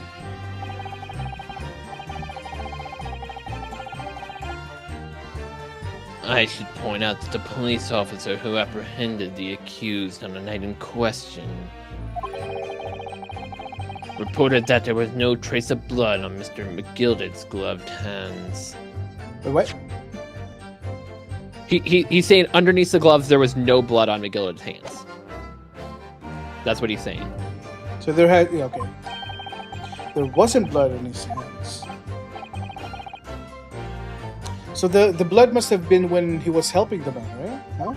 Is that weird? This is puzzling indeed. This must be significant somehow, I'm sure of it.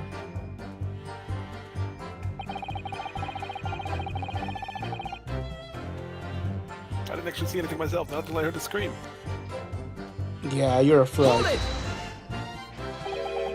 You didn't see Be anything? nice to Beppo. He lied already. He's just an old man. Cut him some slack. He's had a rough Yes, life. that's a state. No, sir, I didn't. Sorry, what I said that before, sir. Very sorry, yes. It was very wrong of me, but my makeup story when I saw him stab the man.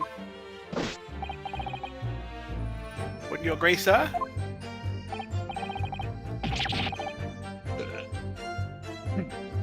I know what you're insinuating, but I certainly wasn't making up stories. Still, to say you saw nothing isn't right either, is it? No, sir, I saw nothing at all. Mr. Beppo, you were driving the horses. At the very least, you must have enjoyed a good view of London streets, no? Am I dumb? And by me, I mean view. Oh, please, you didn't even see that? It was so cold that night, you see. It was all I could do to keep it from passing out, sir. It was all I could do to keep from passing.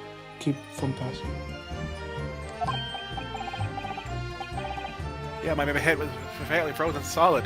Sorry to say, sir.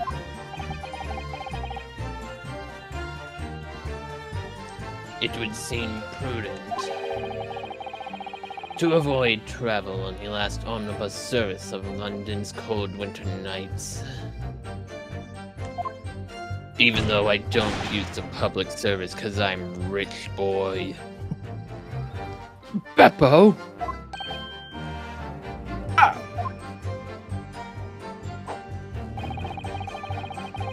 It's the last one. The fact remains, there can't have been anyone else inside the carriage, or we all would have seen it. What happens after this guy screamed? Oh shit! What did I do? You pressed the button. Mr. Fairplay didn't see Mr. Mason getting stabbed at all.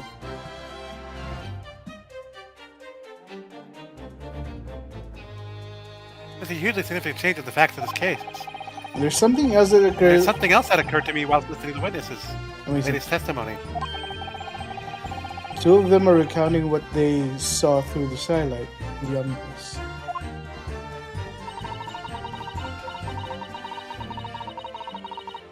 I know it's a large window that certainly affords a good view of the inside, but I think we ought to confirm what they're saying with their own eyes as much as possible. What do you mean?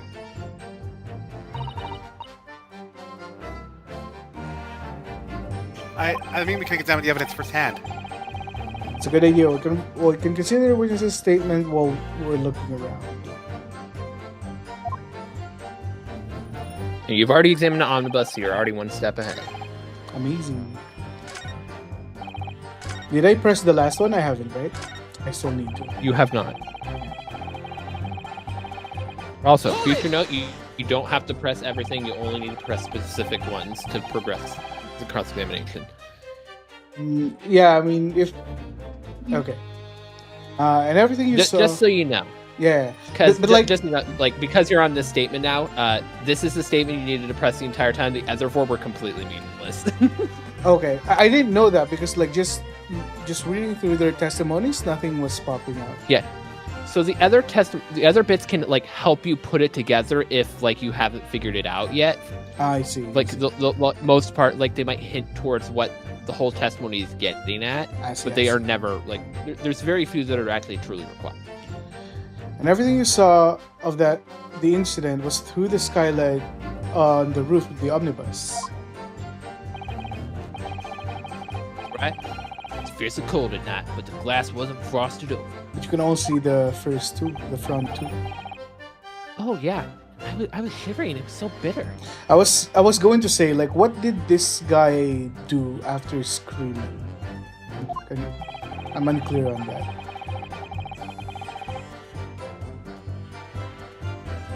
Brother begs the question why the pair you were sitting on the roof deck in the first place. Well, I don't know about this young fellow, but I couldn't enter the cabin. Oh, why not? It was locked from the inside. I tried knocking, but no one opened the door. It was locked? That's right. The public bus service, for pity's sake, is not what I call fair play. Yes, I had the exact same experience. I tried knocking, but the gentleman inside just gestured at me to clear off. So I had no choice but to climb up to the roof instead and look down longingly into the warm cabin below. Well, I can assure you I wasn't just looking down. I was glaring long and hard. Long and hard, that's what she said. Actually, she did, because it's not that long or hard. Wait, what? And that's precisely why I can tell you with absolute confidence. There is anyone else in that cabin, I would have noticed. Unequivocally, I would say so. I'm not sure about these two witnesses, but they really have seen everything inside the cabin through the skylight. Allow me to confirm one thing, Mr. Fairplay. When you were sitting at the back of the one, you were riding this omnibus and witnessed the events in the cabin through the skylight in the floor of the upper deck. Is that right? Okay, tell me where you're sitting. That's right, yes. In that case, there's a portion of the cabin interior that would have been out of sight for you. What? Both of them. Really? You dumbass? Oh gosh, my golly, really? Obviously, at this stage we can't say for sure. But the possibility cannot be denied that all the time of the incident there could have been another passenger in the enclosed cabin of the omnibus. Objection! Hypothetical meandering, my Nipponese friend. Since when are we friends? The prosecution demands that you substantiate your claims. After all, the scene of a crime is here, in the flesh.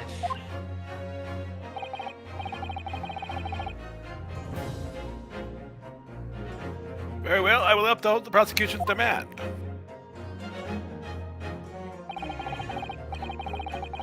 Identify the area with the cross-sectional plan of the omnibus. You will identify the area okay. Where exactly in the omnibus are you suggesting that the potential extra passenger could have been situated? I mean, surely they're looking at this part, no? Take that! And don't call me Shirley. Surely. Both rows of the seat and the roof face the direction of travel.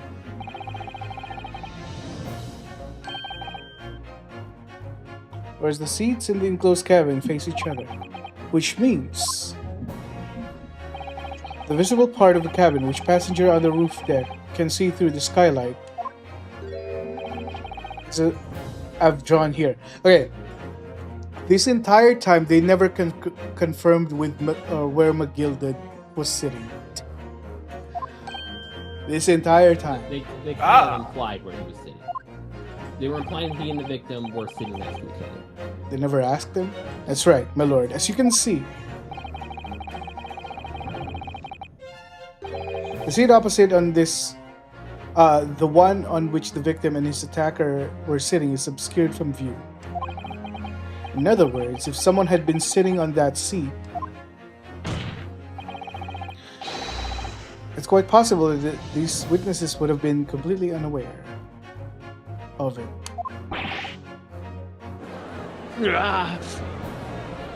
Objection! It's quite possible some phantom was sitting there. You Nipponese have a forbidding habit of obscuring the truth with ambiguity. What does that word ambiguity? What does that word mean? I'm new to English. I vaguely remember. I concur with the prosecution's rejoinder. In verdict court of law, evidence is paramount.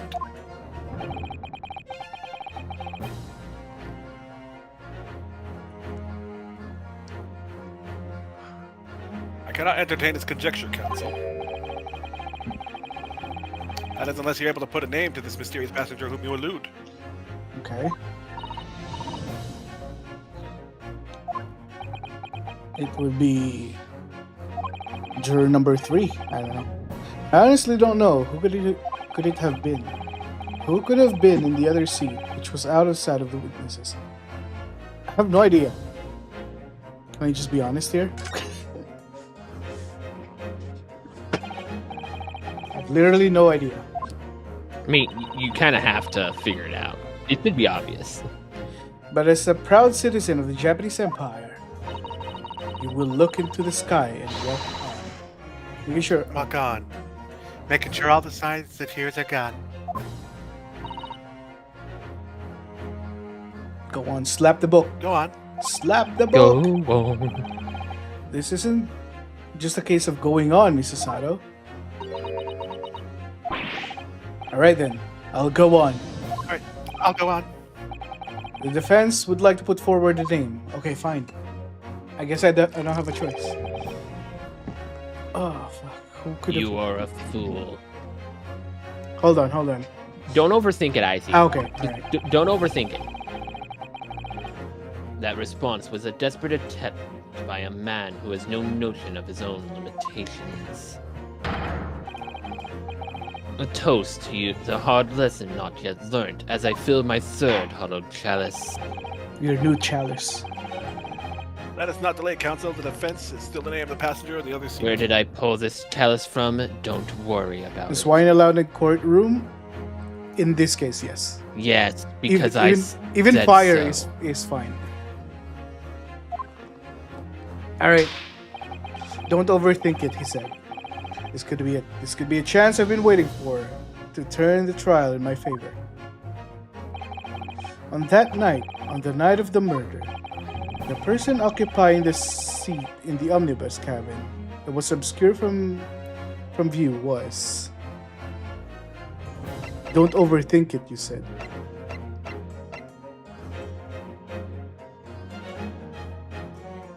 Don't overthink it, you said. How the fuck am I not going to overthink this? Oh, wait. Okay, let me Oh, put okay. it. Let me put it this way. Yeah, I got it now. Okay, I was on the other seat.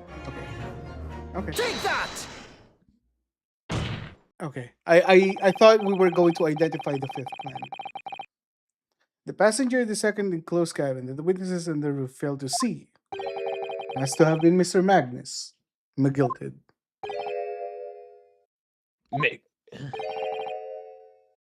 Mr. McGilted?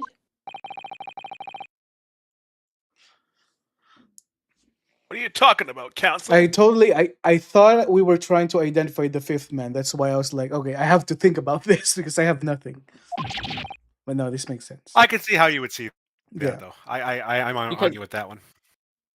Yeah, because the implication was this part is you're trying to figure out who's Yeah. out of view. Yeah. And the witnesses were saying they saw two people sitting next to each other, and the one person stabbed the victim from the side. Yeah. So it implies the person across is not the culprit. Yeah, The person which sitting- I that they saw already sitting there knew was. who was across him.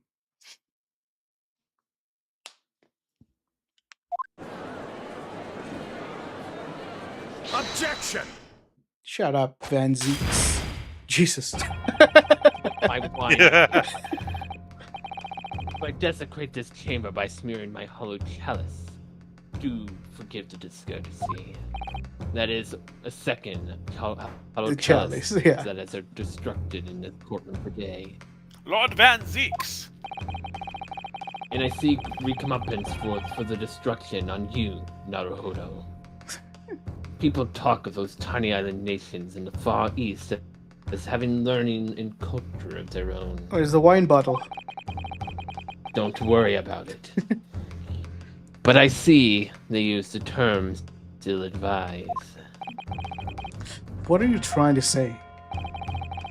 I'm trying to say you're uneducated. Please let me explain in terms that even a student of an artless backwater such as yourself might understand. And yes, I am being racist. Okay. When the bloody scene unfolded, the victim and his assailant were sitting side by side. Multiple witnesses have attested to that fact. It's a very premise on which the case is built. Objection! And that case is built on a very faulty premise. But that premise may be wrong. Goodbye, wine glass. It's gonna return. What? If the victim really was sitting beside Mr. McGilded, it creates an inconsistency that can't be reconciled in any way. The fact that he's right-handed, is that what he's gonna say? What inconsistency, Counsel? Defend his gloves, my lord. Both witnesses made the same testimony. They claimed there was blood on both hands of the person sitting next to the victim. Objection! Okay, that's where you go. Yet we know the truth to be otherwise. Only one glove bears the gory remains. Objection! The point is, even in the face of this irrefutable evidence, both witnesses have maintained their stance. Yes, the testimony remains unchanged. Exactly. They both adamantly swear that they clearly remember seeing blood on both hands of the assailant. In short, their memory of events is correct, and their testimony reveals the truth. I believe them. There was somebody else sitting beside the victim that night, a third party we have yet to identify. And the victim's blood was on that passenger's hands, both of them. Objection! That I don't And know. who was this third party? I can't even give you a hint. Obviously, the true culprit. Dun dun dun! Extraordinary!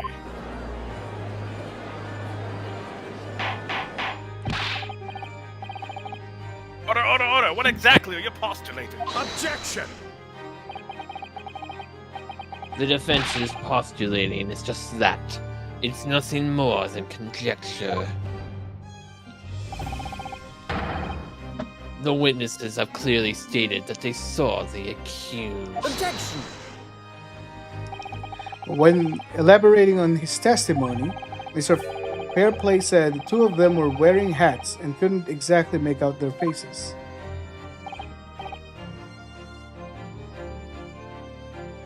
Yeah? The tops of their heads were obscured. Tops of their hats were obscured by the roof. I couldn't see the rest of them, though. Yes, that's right. Both gents were most certainly hatted. Hatters do tend to notice such things, sir.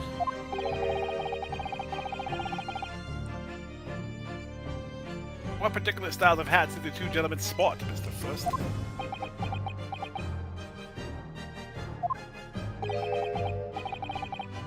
I'm afraid I don't remember. Aren't you the Hatter?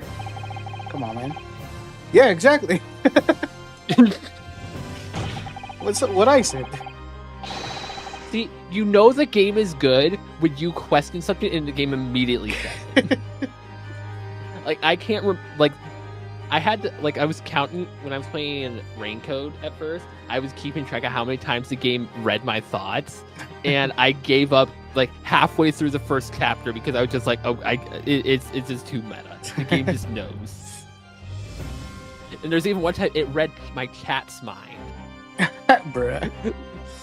Because there was one of them made it was like, oh, this was probably used, and then literally like not even a minute later, the game's like, hey, yeah, this was probably used. The style of hat makes no difference. There was no third passenger in that cabin. How can you be so sure? Because if there had been, Mm-hmm. Let me guess. Are you gonna say the fair? the accused, Oh. Mr. McGilded, would have undoubtedly have offered to depose that fact. Well, he was asleep. Unless, that is, you are proposing an even more preposterous explanation. That the accused failed to even notice the presence of the true culprit in the very cabin in which he traveled.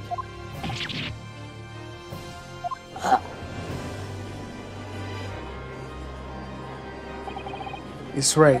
He's not right. If there was another person traveling in the enclosed cabin of the omnibus, it's inconceivable that Mr. Gillian would have been unaware of it. He was asleep. Let the man sleep. Order. Angry Birds? Where's Angry Order. Birds at? It's even text. Okay. Clearly a simple solution to this problem.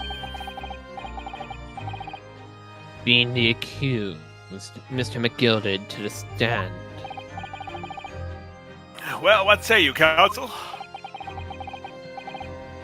The prosecution objects, my lord. You can't object. On what grounds? As a suspect, you have already made a full statement to the police. Give me that as evidence then.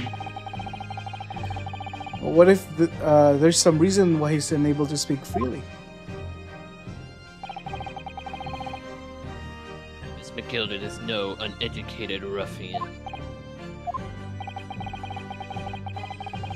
If it indeed turns out that the man had been withholding information, you can be sure it will be the most deliberate act.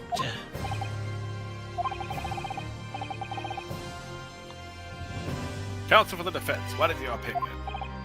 My lord, should we ask for McGill to testify or not? He needs to testify, I think. That he was asleep.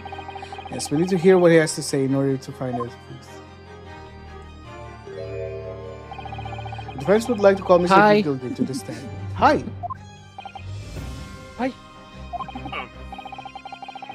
In which case, I would like to hear the opinion of the jury. Well, yeah, I need more time to consider. Let's go! Good girl, good girl. If you ask me, I think we should hear Mr. McGilded has to say. Let's go! Get the man out here, I Good say. guy, good guy.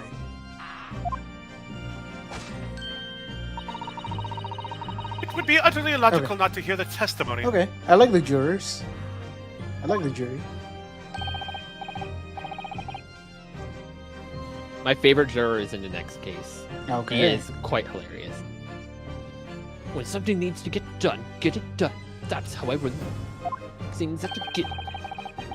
Hearing what the patron of my favorite little park has to say. Oh yes, that would be lovely. Yes, the jury says the This man poor must man. be heard. Very well, the court will hear the defendant's testimony.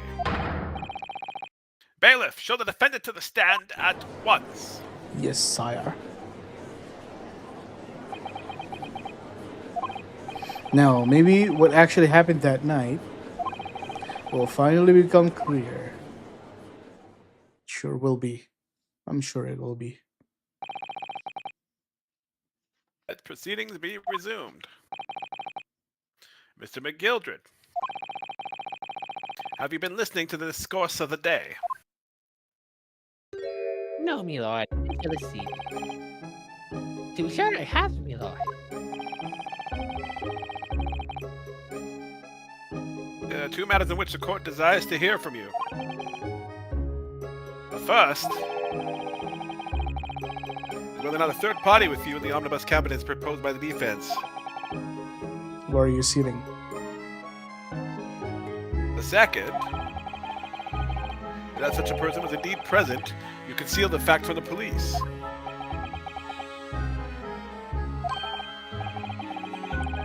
Begad, no. 'Tis not my nature to hide anything at all. Just answer the question, please.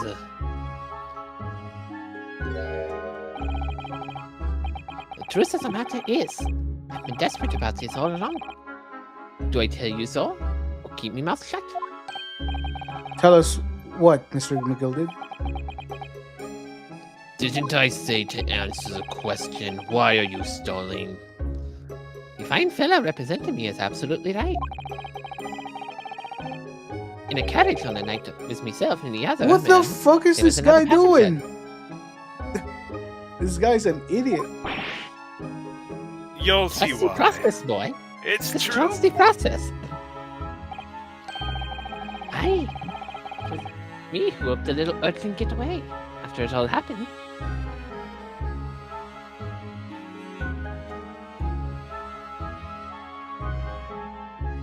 Get over Phoenix, there, right, Andy. Ledger? What the fuck? Okay, so he knows there's You'll a- understand as he goes. Okay, okay, okay. You'll understand as he goes. You. Nani! This guy was withholding information this whole time. My Nipponese friend. Did you just say mommy? Are you crying for your mommy in the middle of the court here in Great Britain? Yes. Go home, then. The court has no place for you.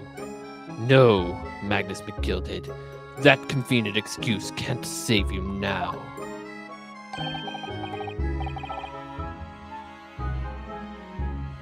I am truly sorry. I am, Lord Francis. I'm sure you'll be wanting to know why I said nothing when I was thinking about the police. That is precisely why we didn't want you here in the first place. I do. We haven't a very good reason, I assure you. Sure, okay. Let's hear it. Which was? Well, the little child was just in the wrong place at the wrong time. It's not in any way involved, you see. Are there 4 passengers? This guy. If the police had known the wee one was there, they'd have assured she died. And they'd have hauled her into the here courtroom, just like myself. Oh my goodness.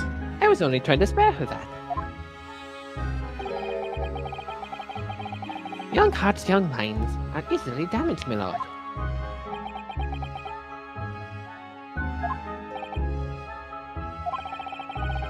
My lord, the court And who is isn't this young buying child this of whom you nonsense. speak? That I do not know. You don't know? Aye, well, the wee thing just happened to be in the carriage that night. I never saw her before or since. Objection! We have absolutely no reason to believe this man. The prosecution calls for the witness's statements to be disregarded by the court.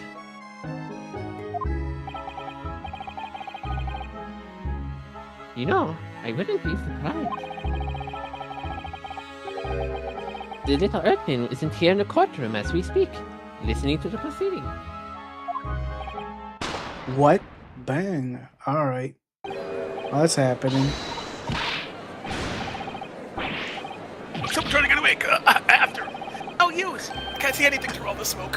What's going on? Be careful, Mr. Nanahodo. Cover your face. Oh no, what's happening? Bailiff, don't let the accused escape. Secure the omnibus. I hereby call an emergency recess.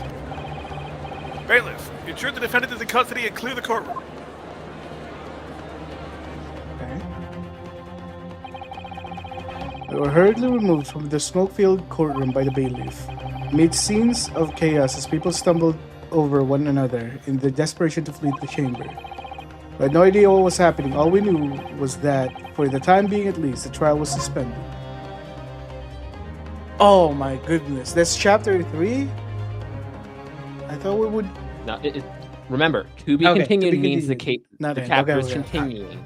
Yes, End yes, means yes. the chapter is done. So part 1, okay. Right? Yep, you're done with part 1. I see. Okay, let's do this.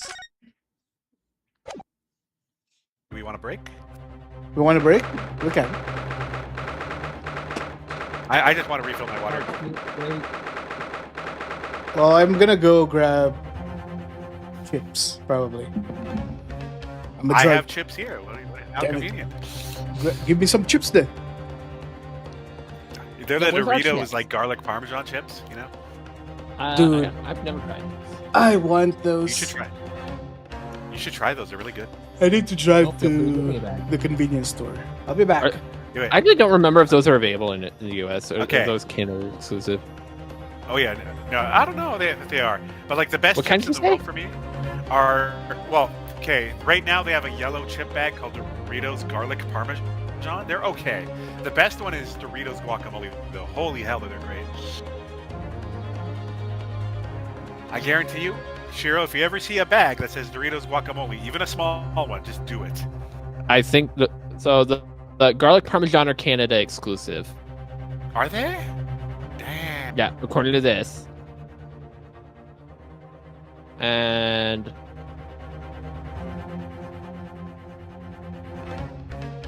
Yeah, I'm gonna go get my chips. Give me a sec. I thought you said you Guacamole, had those good. No, I gotta go get them. Plus, Isaac's going to the convenience store. We got time.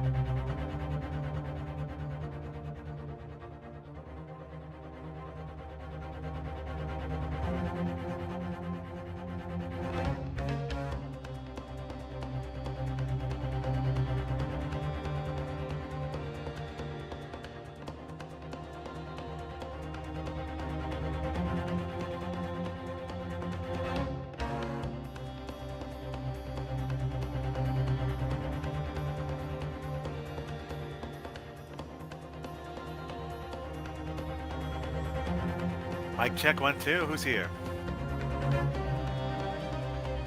Looks like I'm first. Hello, everybody.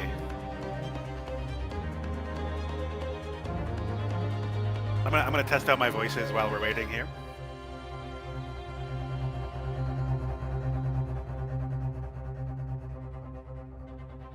Hang on, hold on.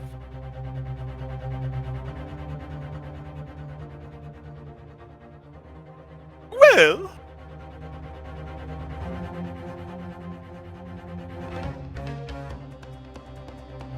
Frank's red hot sauce. I put that shit on everything. Bad, not bad. Welcome to the trial.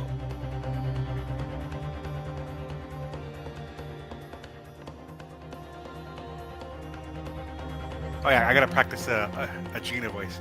Wow, go and wet myself. You quacker. You look like a nutter. You are a nutter.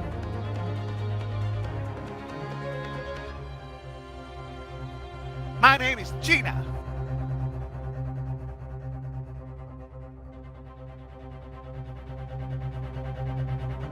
I'm gonna chat GPT a tip on how to sound more British.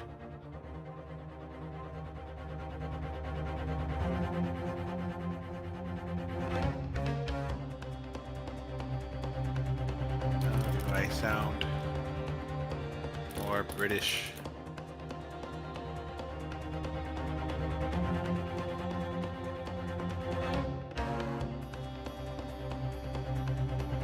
Ka.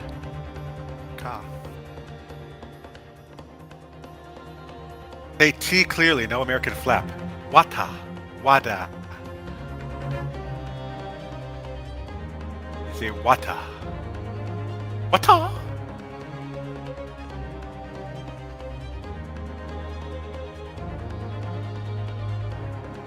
Can't. Dance. Okay, I'm starting to see it. Anyways, welcome everybody. I'm gonna be having some ASMR chips while we're chilling. ASMR Canada exclusive, ultimate garlic parmesan. I'm gonna send this in our Discord chat here. Yes, it's quite a shame you can't send those to me without all the chips being damaged. I'm pretty sure I would actually pretty sure sending food in the nationally might be a violation. Would it? I don't think so. Depending on what I think it it is. would more depend on the food. Because I've sent some American candy up to Noob, so. Let's put this in. Let's see, general fun stuff.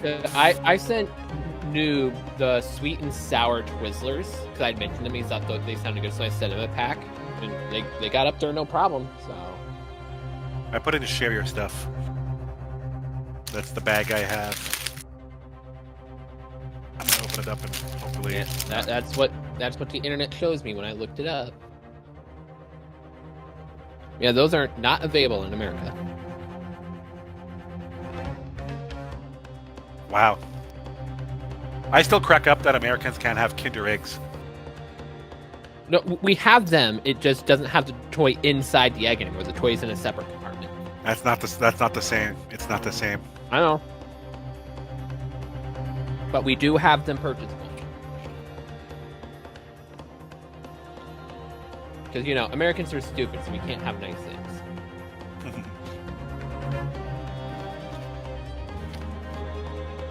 Kind of interesting news when you if you do ever move down here, that's going to be a big L for you because you won't get real Kinder eggs anymore. To be honest, last time I had a Kinder egg was like 20 years ago.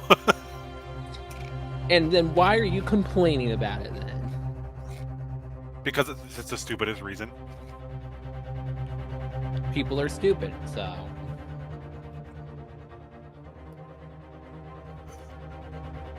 Yeah. I'm gonna search up your date and I'm gonna look up news, see what I find. You okay with that? Well, what? I'm gonna look up your state, not your city, just the state. and look up the word news and see what I find. I thought you said date. I'm gonna look up your date. And I'm like, No, what? state. Let's see. What's most? Oh, the notable Michigan that happened? Bridge. Oh yeah, the bridge across that Trump is trying to stop. That's the one. The one that's trying to go to they're building a new bridge for the U.S. Canada border. And Trump was trying to do stupid stuff about it. Detroit's ex-mayor bets that Michigan voters are sick of party politics. Probably. You think?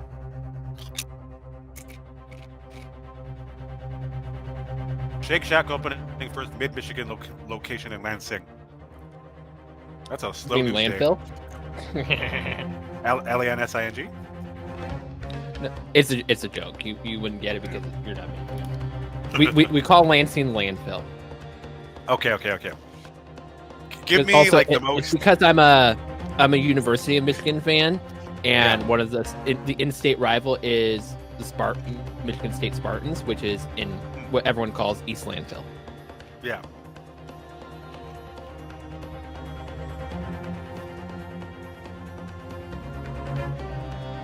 Which I have been to that school. It is nice.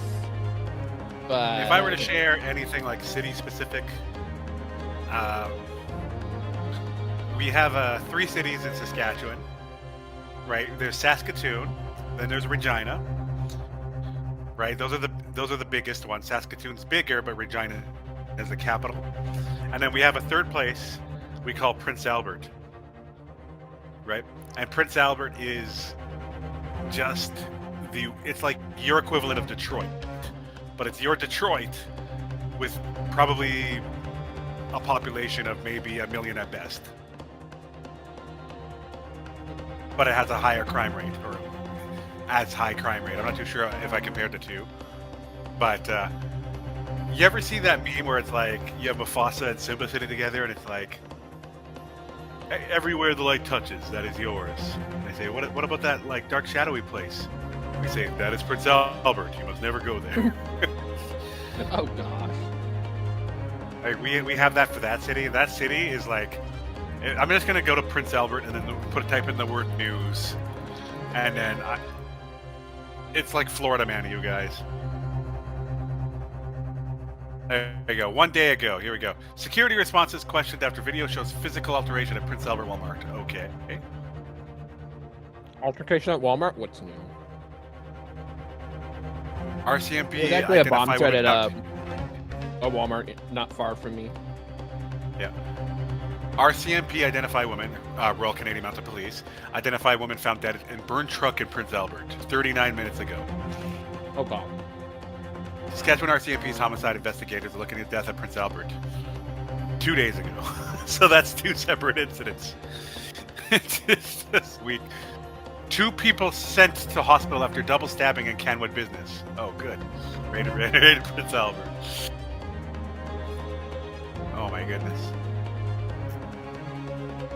No, it's terrible. How a kid from Prince Albert sold their heart to. Yeah, that's one good article, but I mean it's just as bad. We just like when Isaac gets here, ask him about Prince Albert and see what he says.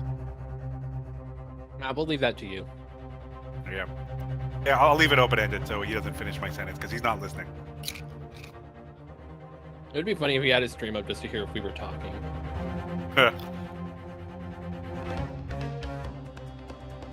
Because there's that, and then there's North Battleford. And North Battleford got nicknamed Crime Town because that small town of maybe 120,000 people at best managed to have the highest crime rate in all of Canada for 5 years running. Jeez. All of Canada.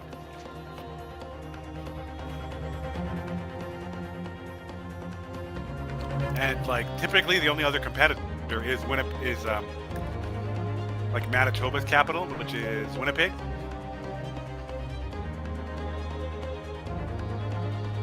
And even then.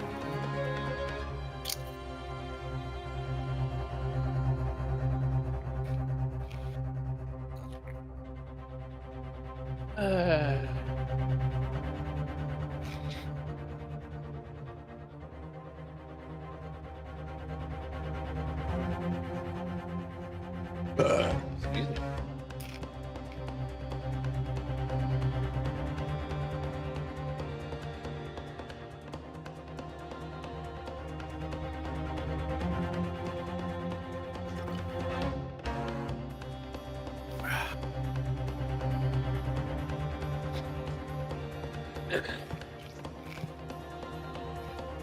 So is this going to be the first time Isaac finishes a whole case in one sitting? It's going to be great. All right, I'm back.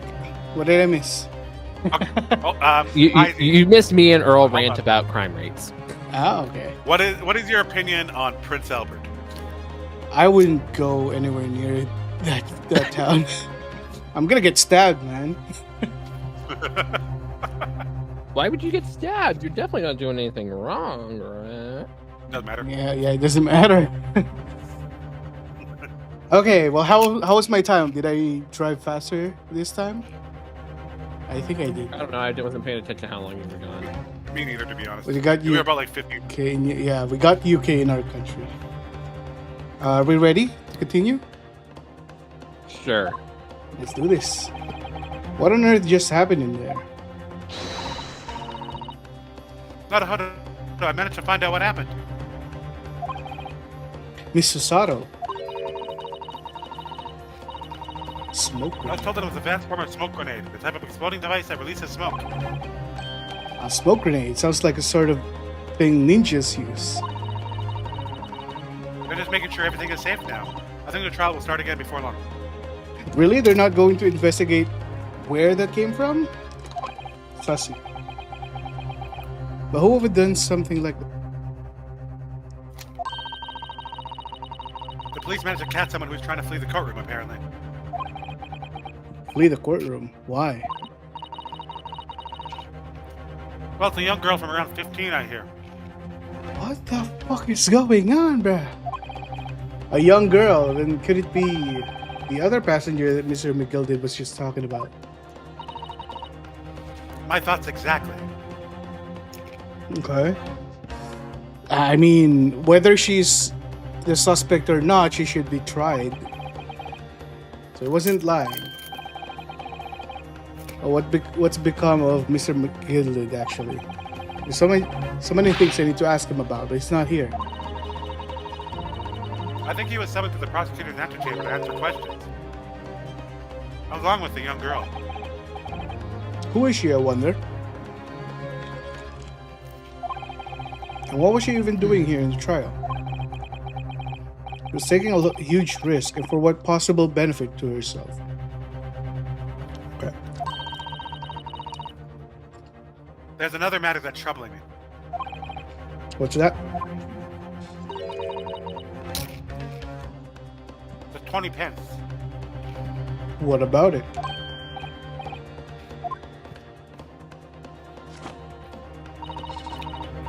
According to the coachman, Mr. Beppo,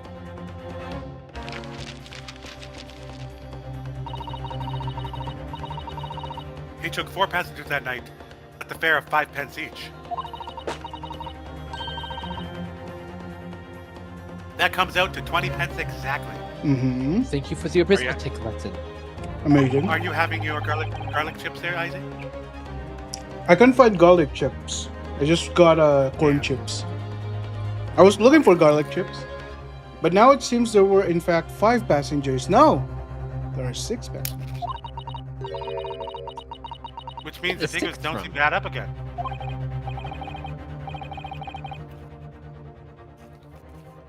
Did Izzy forget how to count?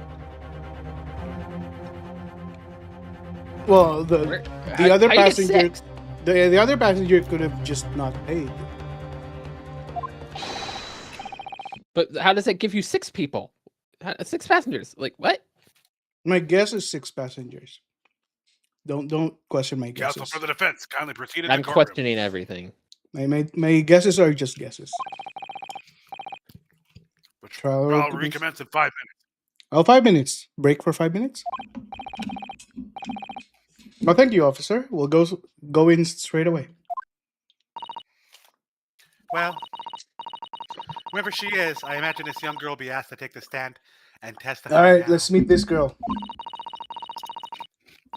I really can't imagine what she's going to say, but it could alter the whole direction of the trial. I'm imagining that she is trying to protect this guy,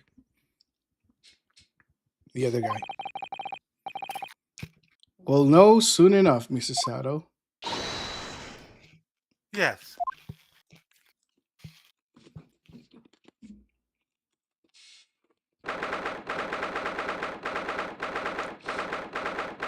And we're close to 18th February. We are. I mean, we arrived Feb 15th. We're also close there. Okay. Who's this? Who's this girl? Who you? It's a young girl next to McGilded. Look. Must have been the one who caused the disturbance before. Well, after that rather eventful recess, the court will now resume the trial of Mr. Magnus McGildred.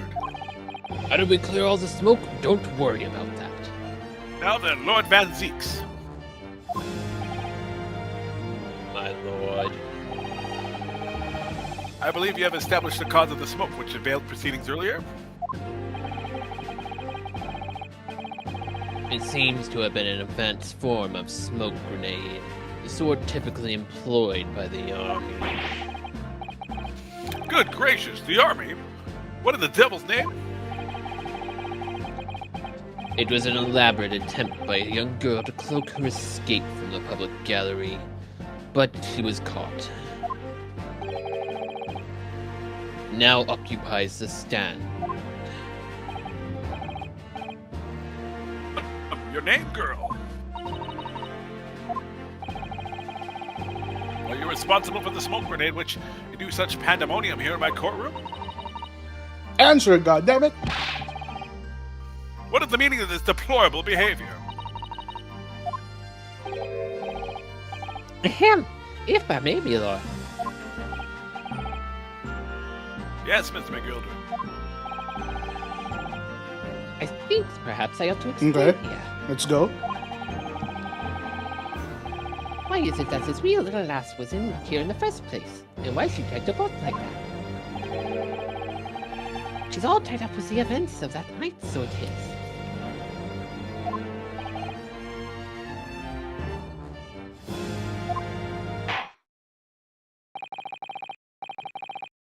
Very well, Mr. McGildred. Give your testimony. You will explain to the court exactly how this young woman is involved in the case. Just what did happen that night? It's not like a defense lawyer needs that information or anything. I do, actually.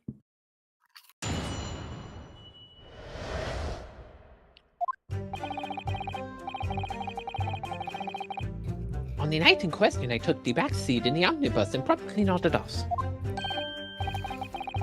Then because a loud thud and a wee scream woke me up straight. It was a fast straight. There was a fella collapsed on the floor at my feet, so I sat him up in the seat across from me. Oh. Okay. So that explains your contradiction from earlier. That explains it. Okay. Actually, no, it doesn't. No, it does, because you're complaining, they were like, oh, they're saying on the floor, but he was actually in the seat. The Gilded Pick is saying he picked him up from the floor and put him on the seat. So that explains why there was two perceptions. So if I put He was seen on the myself, floor and he was seen in the seat. if I put myself in the shoes of, what's the guy's name? First, I see two people there. I see someone with bloody hands, and then the other person still sitting down, mind you. Did I take my eyes away? Like, what happened? Like, I need to know what happened. I guess they didn't specify what happened afterwards. And I turned to find out where the scream had come from. And bless my soul, what did I find? There was a child in there, all curled up in a ball. And I didn't know wee self away.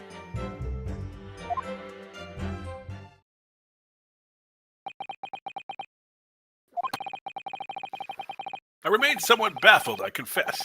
But from what I gather, on the night in question, this young girl was indeed riding in the omnibus. Is that correct?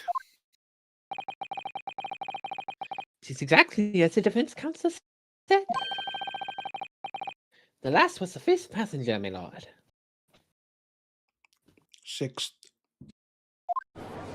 How are you getting 6? Hunch. Intuition. Very well. The defense may now cross-examine the witness. Are you ready, counsel? Yes, my lord. Yes, Lord, yes. Or Lord, rather, yes, no. yes, Lord. I have no idea where to start. And I do not care. Just get on with it. Wait, a This better examining? not be a waste of my time. Yeah. Yes. So in this world, only the defense, the defense counsel does cross Okay, examinations. fair enough. Even if it's our own client or someone testifying in our favor, Yeah, it is still the defense's responsibility to do a cross examination. okay. A loud thud and a wee scream.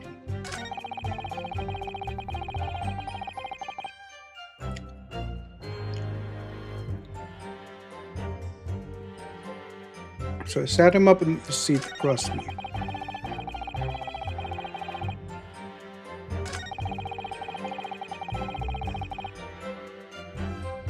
That's all? Oh my god, how do I... Okay. See, these testimonies, I have no clue, so I have to press everything.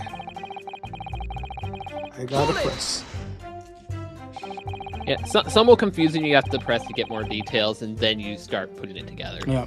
But what most people do is they go to the statement that they question the most first, and press that one. Or some people in general just press all the statements just to get all the dialogue from the game. Yeah, I'm more leaning towards just pressing all of it. And I'm going first to last, so I don't forget anything. When we first got into the omnibus, were there other passengers already on board? There were not. Cabin was empty. There was no one on the roof deck either.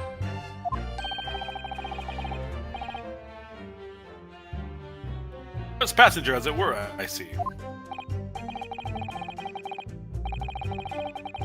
Hey, my lord. That's why I took the back side as I did. It's the most comfortable, so it is. Can you explain exactly what you mean by the back seat? Dude.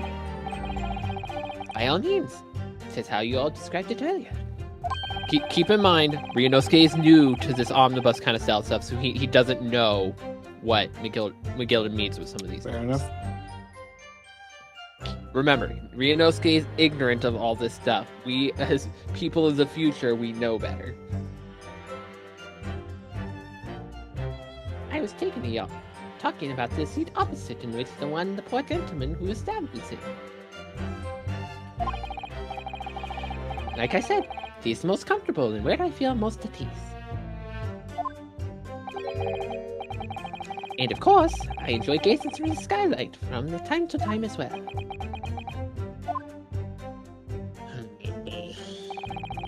This testimony is a waste of my time. Hold it! I'd rather be in my office, filling my hollow chalice and drinking wine. You just broke all of your chalices. A loud All thud. of them say, I have plenty more where that came from, you ignorant Nipponese. Aye, that's right. How can I explain it? It was like the sound of someone falling to the ground. That sort of noise. So I think it's the sound of Mr. Mason falling to the floor, having been stabbed. Now, you remember I was asleep at the time, so I wouldn't like to say. When the sound woke me and I opened my eyes, there wasn't a soul to be seen in the carriage but the fellow on the floor.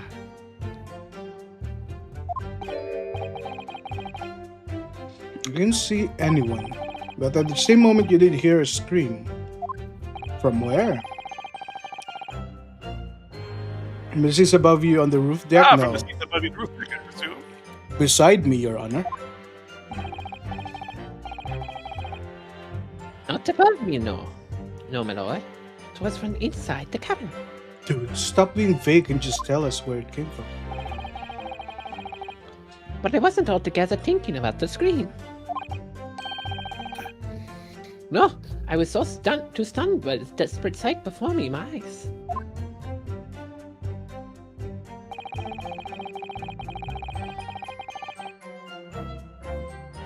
Hold it! You shot him up, the victim, you mean? They did. On the seat across from me as well. I said. I could probably plainly see the poor devil was already gone. And I wouldn't leave a dead man lying on the floor now, would I? Would ya, huh? Would you leave a dead man laying on the floor? I'm wondering face up or face down? Because if it's face down, there should be blood on the floor, and he would not know that he's dead, no? Is there blood on the floor in the omnibus? You're just questioning my realities. There was none. No? Oh my god. Yap later. Oh, there is! Okay. I didn't see. I didn't see. Did I miss it? I knew I looked down. Okay. So face down then. This is where McGilded sat. This is where the girl sat. Right? Right? I'm right? I'm never Yep. wrong. Well, that's where she was. Yes.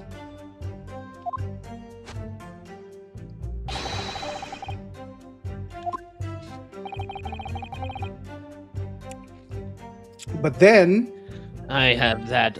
I find that a little hard to believe.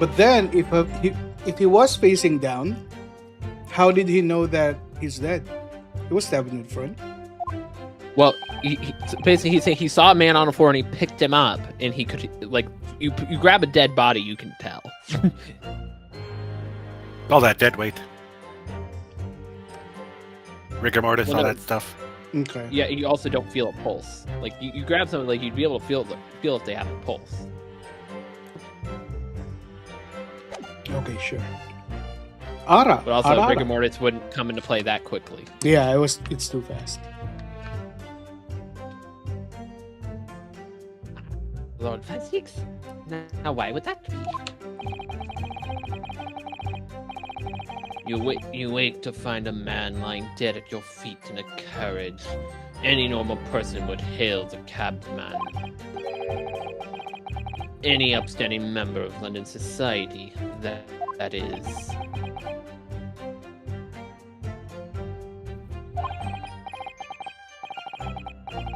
Well now, as you know, I'm something of a special line of business. The business of lending money to exorbitant rates of interest. Unfortunately, my lord, not everyone is thankful for the help I offer them, and some would even see me dead. I wonder why. So I do try, where at all possible, to avoid getting myself in a tangle with trouble. Which is exactly what you did by not immediately contacting the cabsman. Are you suggesting you were just going to leave the man there? Heavens alive, no. I was always intended to report it, so I was. Only, I demand to find out what the whys and whereofs first.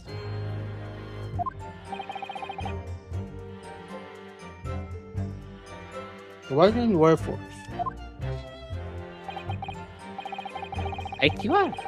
There were some details I wanted to understand before anyone else got to meddling. That wee scream I heard, for example. Wouldn't you good self do just the same? Yes, the scream he says is heard at the same time the thud of the victim collapsing.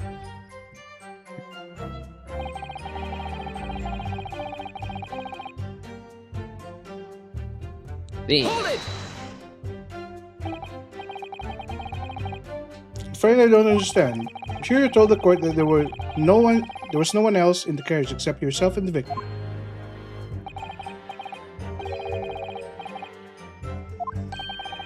So I did. What of it? What do you mean by that? Well, now, this queer thing. A wee scream I heard as I woke up.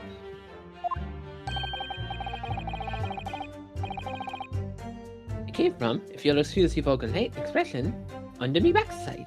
Under me backside. If this game was vulgar, you definitely know what word they would have put in there. I don't get it. Good. Like behind. My guess is behind me, no?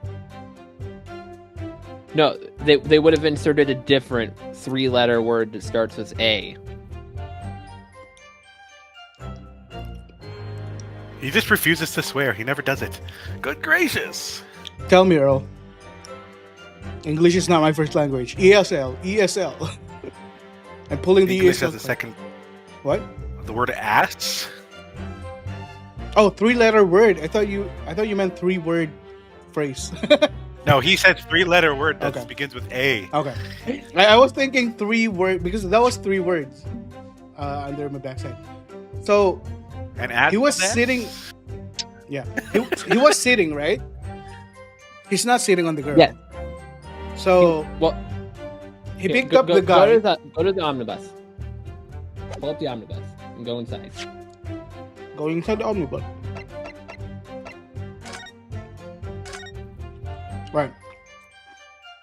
Yeah. Yep, later. Okay. So I'm going to pretend to be Look down at the suite that McGilden's on. yeah. So I'm a That's not the Gildan suite right he now, was on. right? I see the Look dead down on body. his seat. Sorry?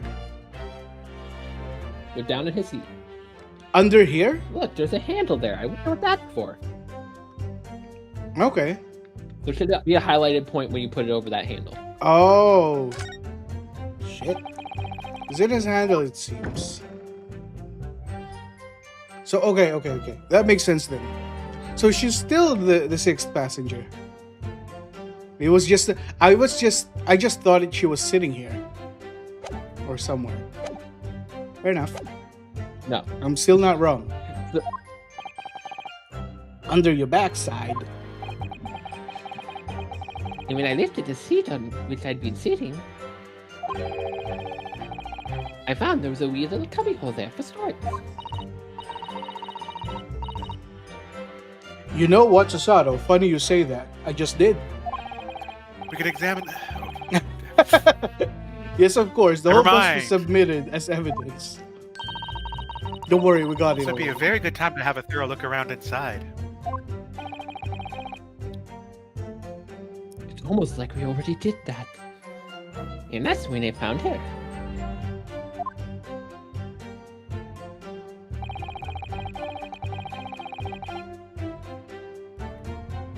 Hold it!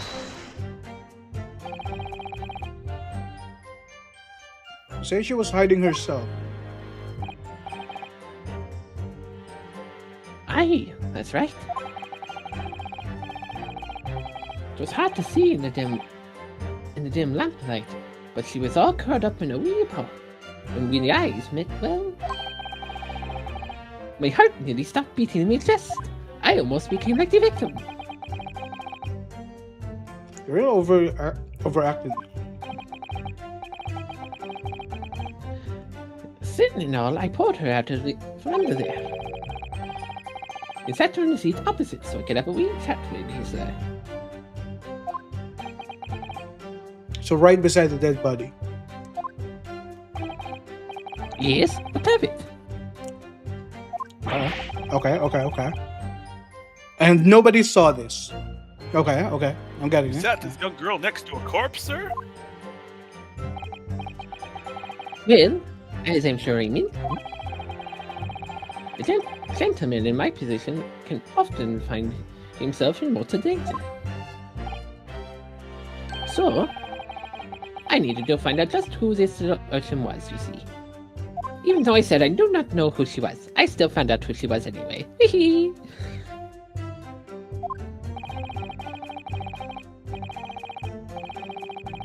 And while I was in the middle of talking with her, I heard there's a scream. A fella's voice this time. Wait, what?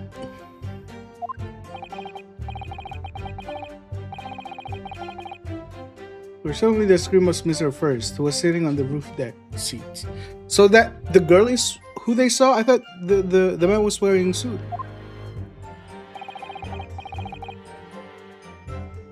Right you are, I would say. Looking down through the skylight, they must have seen a young Can girl. I see in the this? Can I see this center. urchin With a again? knife in his belly. Other with the previous They'll witness, figure, in don't fact, worry. see you at all, Mr. Gildred. What they believe by yourself and the victim was in fact this girl. She and the late doesn't Mr. look Bates. anything like the whatever the testimony showed. Okay, so one thing, you need to not focus on that detail because it's not supremely important. But wait. the other thing you should consider is She's wearing a hat. they saw two people sitting next to each other, and what he's pretty much saying is he tried to conceal her presence. So when they stop the omnibus and he comes out, they see him. They don't see her. Mhm. In their mind, they see his clothing. Okay, so no one else came I off. shouldn't be taking that in face value. The whatever the flashback scene was. Okay. Got it. Yeah, don't take that. That's just a drawing. Don't worry. Okay. I know. Not on evidence. Didn't happen. Yeah, if it's not in your evidence, you can't. It's not something you should take completely seriously. I was, as I think everyone understands now, sat at the back of the carriage out of sight. That is, if we believe you.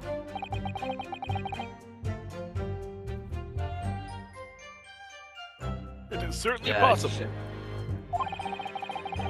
The defendant is somewhat diminutive in stature. And readily confused, perhaps, with this young girl. To that, of course. With a scream from the gentleman over us, the driver realized something was off and pulled out horses. Thank you, I've heard enough. So, painting the picture. The carriage stops. I don't imagine he let the girl leave. He like the girl just went back into the storage, right? Because if she They're left, gonna talk about it. everyone's gonna see it. No, I'm right. I'm never wrong. They're gonna explain it. Don't Okay. worry. The events explained are clear in my mind. However, at least one conundrum remains.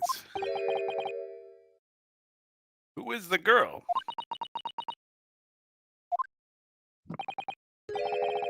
Her name is Gina Lestrade, my lord.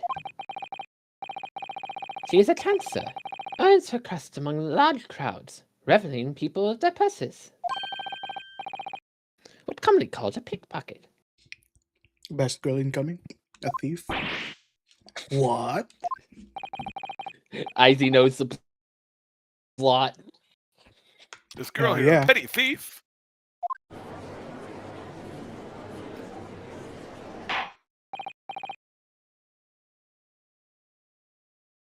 Order! Order! Is this true, Miss Lestrade? Miss Lestrade, you will answer the question.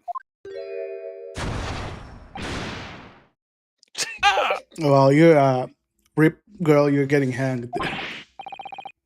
How dare you? What is the meaning of this?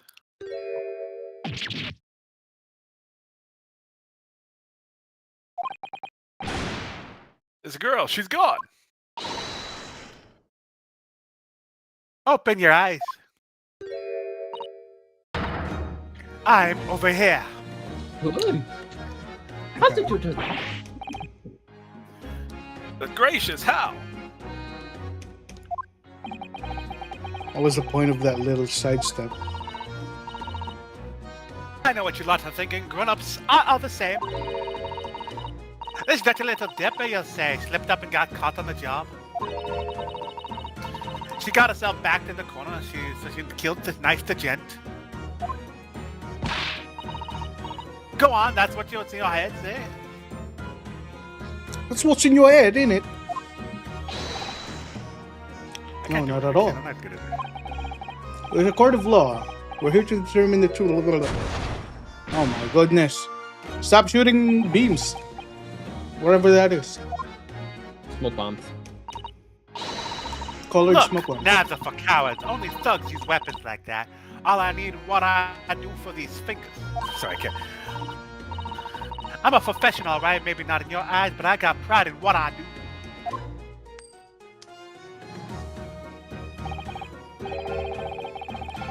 I guess you don't count smoke guns among weapons for thugs. Oh, this? Yeah, this was in a bag I lifted the other day. Down where they keep the four-wheel drags. It's nice in it. I like the pink best. Do not wave that thing in my direction again.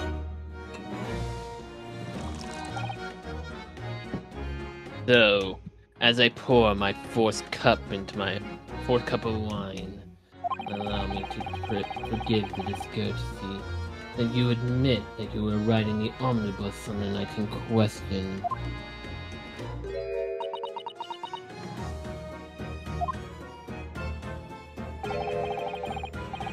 He's alright, lass. You can tell the truth now.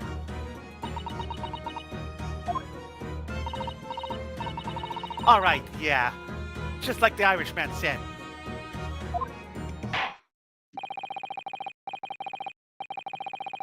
Court accepts the girl, Miss Gina Lestrade, as a valid and significant witness in this case. Accordingly, young lady, we will now hear from your testimony, if you please.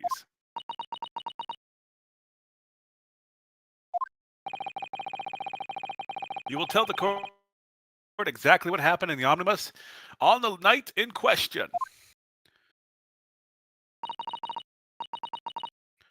All right, if I have to.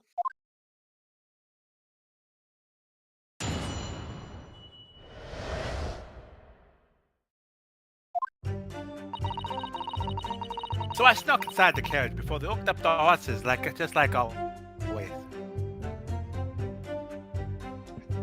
I'm gonna need double time to understand what they're talking about if they're speaking like this. You want me to translate in English? No, I'm good. But it was right, I wasted time. I got nothing to show for me troubles that night. I tell you can't see a blind thing in that hiding place. It's pitch in there. Understandable. Then, after a while, I hear this loud bang. Nearly jumped in when he skinned me, did. And my scream just came out. It's because of that this swell found me. It did help me get away, mind. So the third happened. The suspect's already gone. How did it fall? Just the inertia? Yes, they let you go.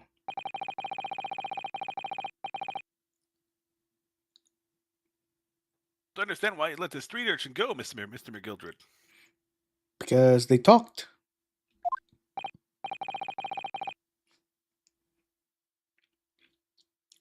Oh, the simplicity itself, my lord. You see, she couldn't possibly have killed you as a passenger. I knew that for a fact. Amazing. Finally, a smart person in the room. How? What do you mean how? Inosuke, you're better than this. As I'm sure I said before.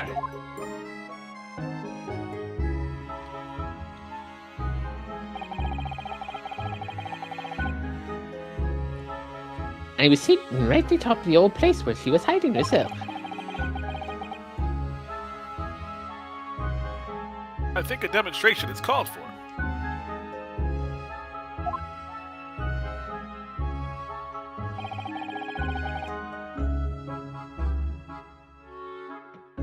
This is where I sat myself that night.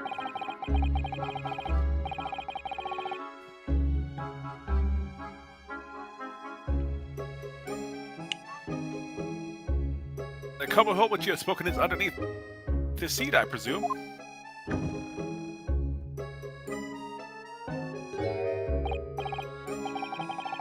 Yes, it does appear just large enough to accommodate someone of a girl's stature.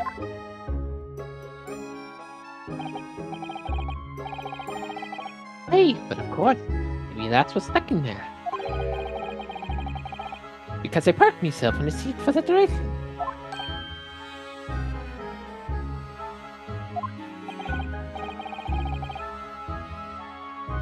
So you see, that's why I let you last ball.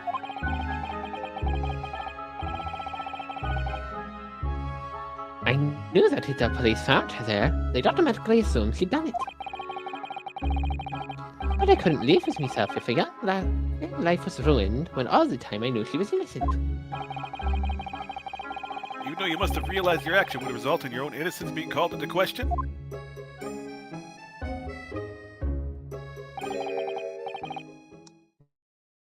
Not at all, my lord. Not at all.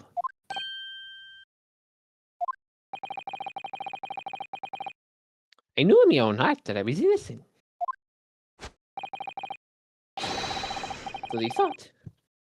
So I thought it was worth taking a punt on my own good name for the sake of the less fortunate lass. My goodness. What a perfect gentleman.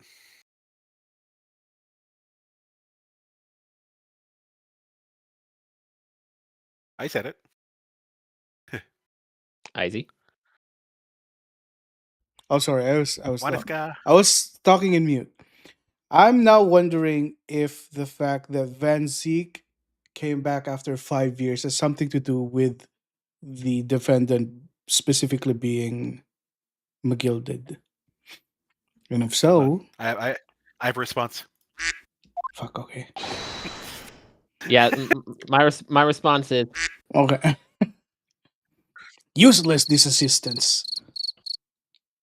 we're not assistants, we're voices in your head. Oh, right. True. We're not supposed to be helpful, really. My guardian angel and guardian devil are both lying to me, keeping secrets. Which one's which? I have no idea. Both are both. The angels and devils on your shoulder. Yeah. Absurd. My lord. This fine example of a man cannot possibly be guilty of a heinous crime like this. I'm ashamed of myself for ever doubting you, sir. Let's go. Okay, just juror number 4 left. Oh wait, that's 6. Oh no, that's 5. 5. With calm, calculated reasoning, one arrives clearly at the truth every time. What's gonna happen? Is she going to plead or? Okay, and then Van Zix is going to object.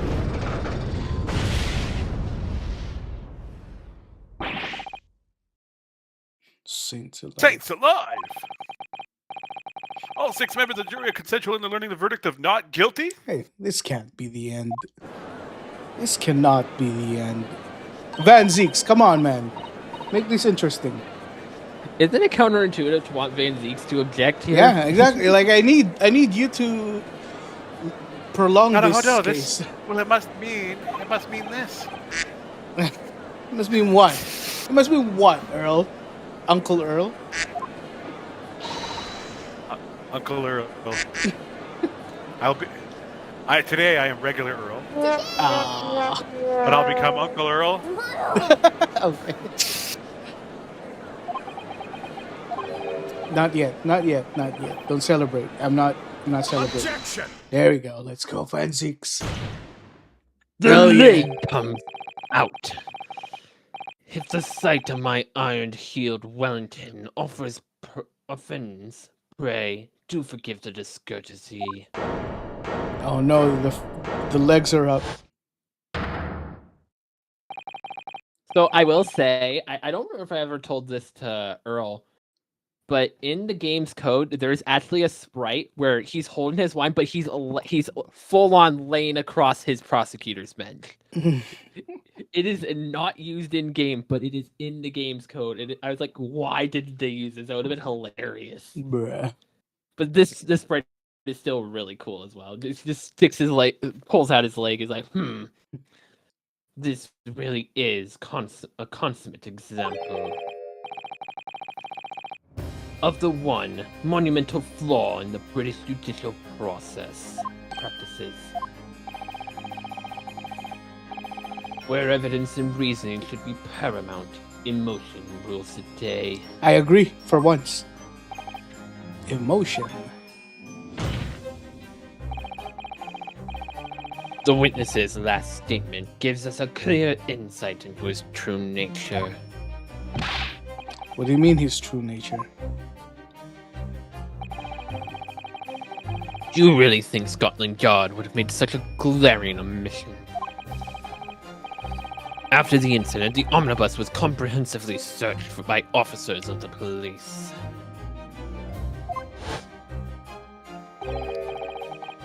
Obviously, the interior of this cubbyhole, as the witness put it, was included in the investigation.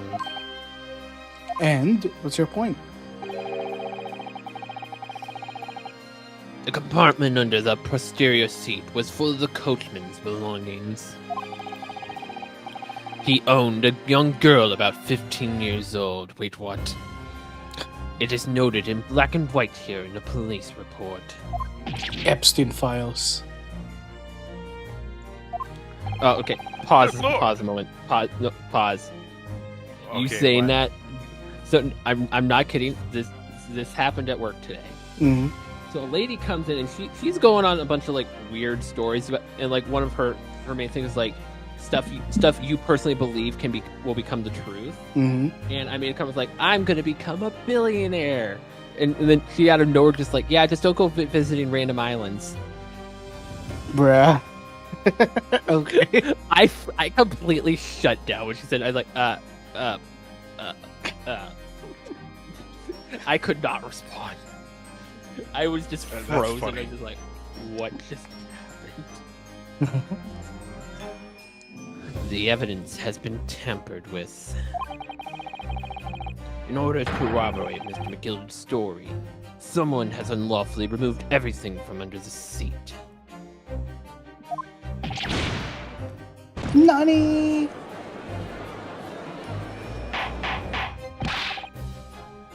Order! Order! How could such a devious contrivance possibly have been effected, counsel? Naturally, we must acknowledge the deficiencies of the constable allowing to have this happen. However, I assure you that when the omnibus was wheeled into the courtroom this morning, the compartment under the seat was not empty. Well, my Nipponese friend, Me? the carriage was submitted as evidence. Doubtless you examined it in fine detail, as would any self-respecting practitioner of law. Pray, what did you find in the condition of under the seat compartment to be? To be sure, the young gentleman will be able to clear this up in a jiffy. Sorry? Go ahead, tell the court now, fella. Actually, my Nipponese friend. Yeah, that's what I said. Yes. Nipponese. It's not as racist as it sounds when you understand the context. No, Because it's Nippon is a word for Japanese. it's more racist than it sounds. Yeah, no, he comes off as more racist than an actor. It's just a different way of saying Japanese. How is it all is an elaborate excuse by the desperate Lord Hansix? Well, oh. Where's Uncle Earl? Oh, counsel, you have something to say on this matter? What am I thinking? I don't know what I'm thinking. How am I supposed to answer? What can I say about the state of that little compartment in the seat in the omnibus? I mean, I didn't look the first time, but I did look the second time and it was empty. Supposing no one stole anything, right? No? I would just say I didn't look. You would say, okay, But that's just me. That's just me. No, I trust because you. he's no, but no, you can't go. So what it's basically asking you is like at the time it was submitted as evidence. Yeah, I did didn't you look. look? I didn't look. You didn't look. In full honesty, whatever you picked there, it did not matter. This conversation is going to go pretty much the exact same. Okay, got it. Good, but you do get insulted when he will insult you for this. Professional racist. Drove over speed limit before. Hey, me too, man. Sorry, I'm a failure. I didn't look. Why didn't I examine the omnibus more thoroughly? I mean, that's a good question. I thought it was decoration, man. Perhaps I credit you with too much intelligence. Okay, Benzi, you're pushing your luck. It seems, my lord, that his Eastern initiate is as unreliable as the wine of a barrel. See, see how racist this is.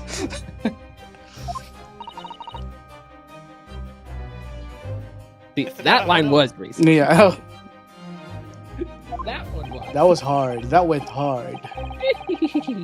Well, now, it seems that the argument is moot.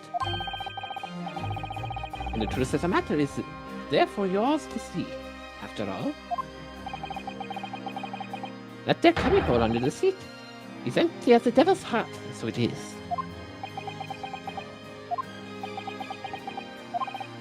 Why? Why do I feel like something's not right here?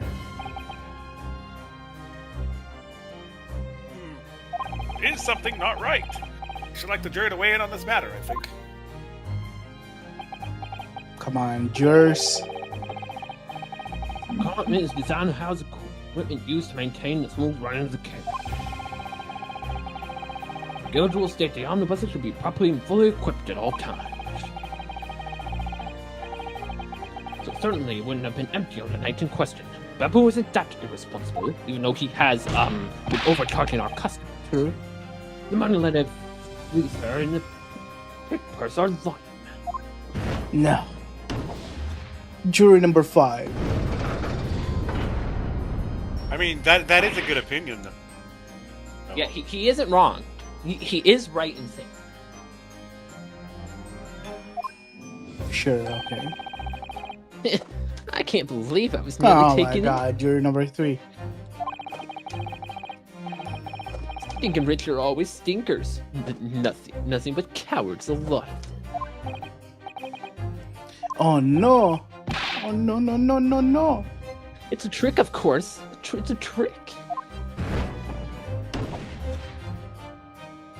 We're playing with fire here. Not you, too. Quite so, I must concur here. Am I gonna be left with Grandma again? Oh no.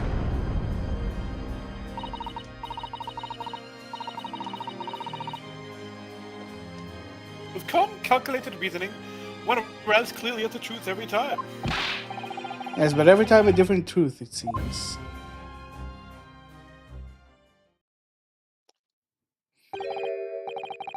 My lord, I humbly exhibit the scales of justice. Clearly, a verdict of not guilty at this time would be wholly inappropriate. Fine. Just like my attitude.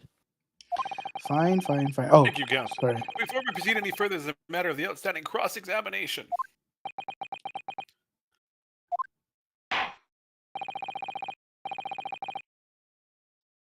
Counsel for the defense, begin your questioning of the witness, please. Yes, my lord. What just happened? The whole balance of the trial just shifted, almost beyond recognition. The balance, you say? The Reaper of the Bailey is at work, it would seem. I'm glad you noticed. Maybe you aren't as dense as I thought you were. Nipponese friend. Before they hooked up the horses, just like always. Just like always, okay? I was right always at time. I got nothing to show for my travels that night. I'll tell you. You can't see a blind thing in the hiding place. It's pitchy. And after a while, I heard this loud bang. Jumped out of my skin, I did, and scream just came out. It's because of that, this swell found me. It did help me get away. I'm confused. There's read? not. What's that? Yeah, I'm gonna read and translate to English. No. I'm confused because there's nothing here that's off place. Everything's believable. So that means you need more details. Ah. You ask some questions. Hold it! I have to go through every one of them again. So you're already in the omnibus. Do you want me to just be more direct on which ones you need to do? No. I need to figure this out myself. Because if you're that annoyed about having to go through all of them, I can kind of... No, it's like, I thought, when, in case 2, we didn't have to, press everything. I'm like, I know this is the one. There was no cross-examination. Or was it 1? I don't know, 1. I mean... So you are already in the omnibus before you even set off on its run.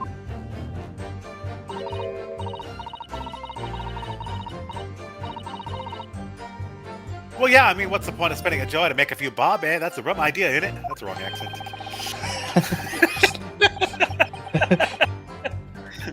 I suppose she means there's no point spending money to make money. That actually makes sense.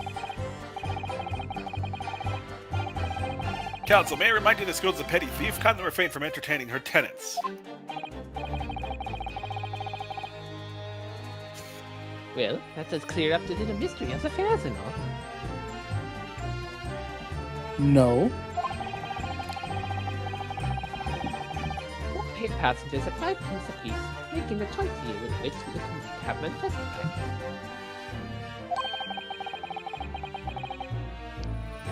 And one little skip grace, Friday for free.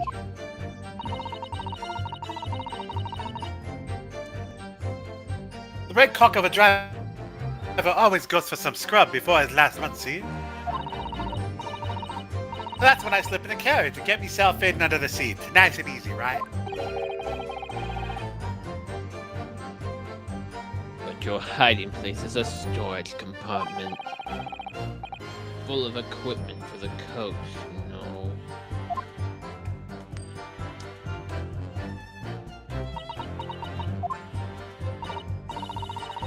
Yeah, there's brushes and buckets and whatnot in there.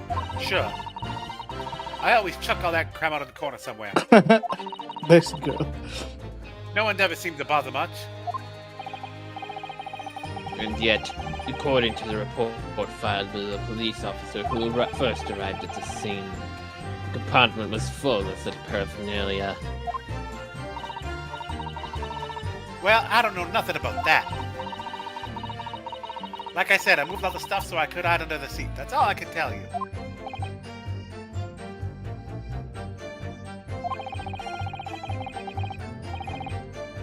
It seems we reach the end of that line of inquiry. Continue.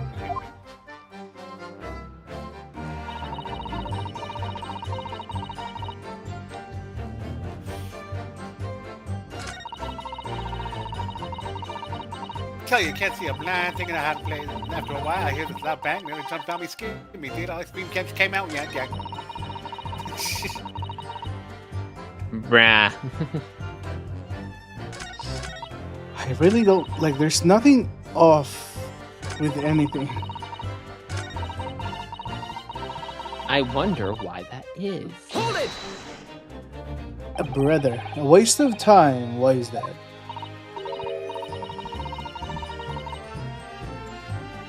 Well, most nights I'm on my own, and the God permit at least some of the time.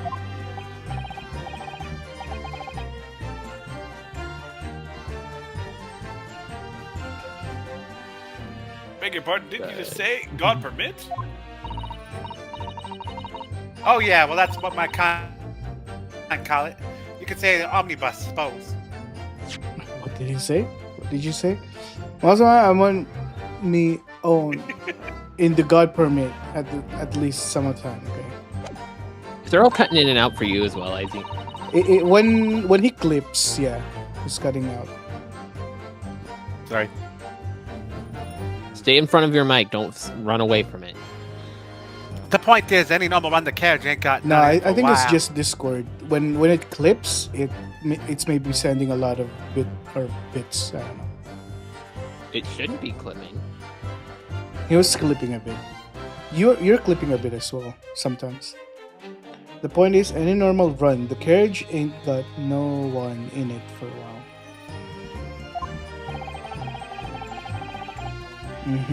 And that's when you come out of your hiding place and get away.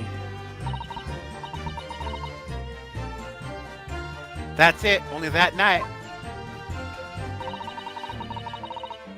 This cove was sat on me from the seat from the start. And he didn't budge the whole day, did he? Not 1 inch. I was totally stuck. Do you mean to tell us you were present in the carriage for the duration? Were under the seat the entire time while events unfolded in the enclosed cabin? Poor girl. Yeah. Right, mister. To be sure. I was as shocked as anyone.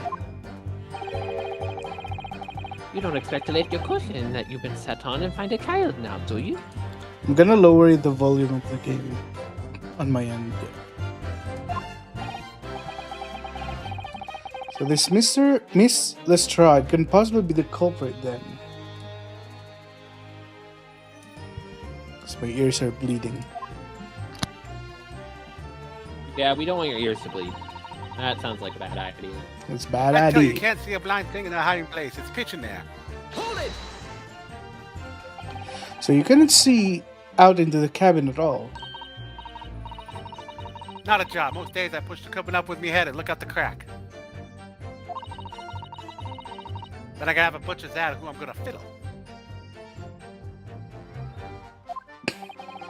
I thought you were a pickpocket, not a butcher. I mean, I could have a look. The seat I got under ain't as plush as the other one, see?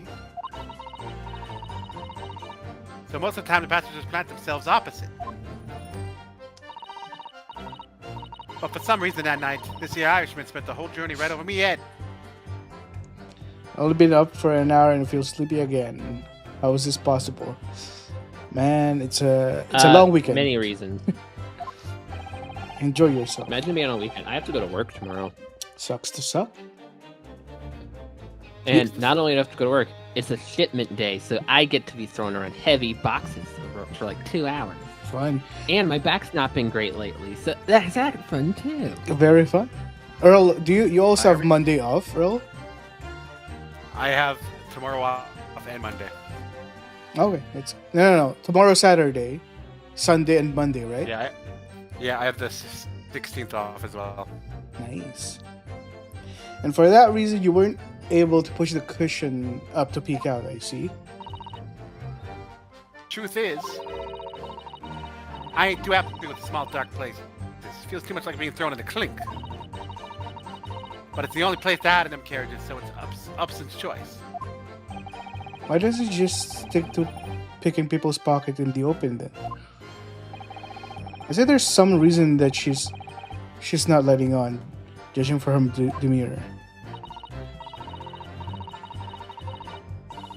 So anyways, a bit scared I just have to stick it out under there. Nothing else for it.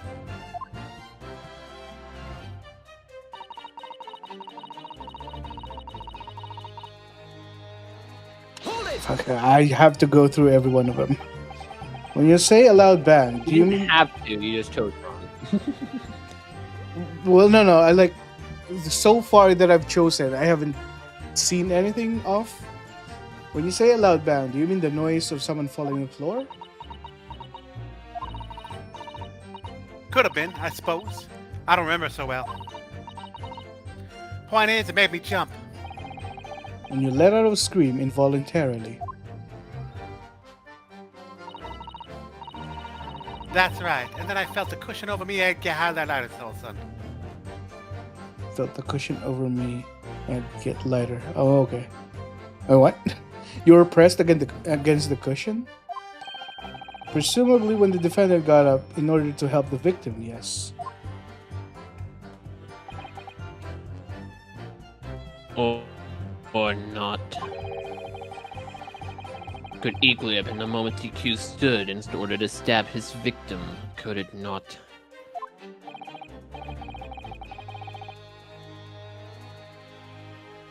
Oh, girl, did you see what happened in the crucial moment? What? Yeah, I saw it. What? Shiline. I pushed up the curtain out of quick butchers while I had a chance, didn't I? Richmond was sitting up the bloke who had fallen on the floor on the seat opposite.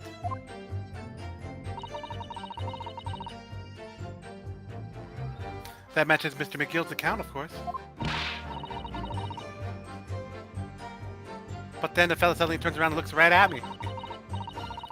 I sunk back down again, but it was too late by then. I should have never have risked looking. Oh, he heard your scream too. Okay. This is the last one. Because of that, the swell found me. It'll help me get away my mind. Because of that, the swell found me. Hold it! And when Mr. McGilly discovered you, he pulled you out from your hiding place. I was scared stiff I was. They dragged me out and sat me down on the seat and all. Next to the victim, Mr. Mason? Yeah, the bloke had a knife in its guts. It was still bleeding. Got the carriage lurched out of it and they were falling onto me. Ew. Disgusting. How awful. Ah, okay. Makes sense. Sure. Alright. Both me hands got covered in blood. It made me feel sick as a dog. Both her hands covered in blood. It must be what the rooftop passengers saw. After that, I believe you talked with Mr. McGilded for a while. Is that correct? He asked me some stuff. Wanted to know me name, what I was up to and that. Then I heard something from up above. Someone screamed. Yeah, Mr. First on the roof deck, or one would presume. Well, I didn't want no one to see me face, so we didn't look up. The horses were drawn up smart as the Irishman says to me. Get back in the... Yeah, okay. Get back under the seat. I'll see that you can get away later. Okay. That's clear to me. All 6 members of the jury had decided the defendant was innocent. For one brief shining moment, yes. Oops, sorry.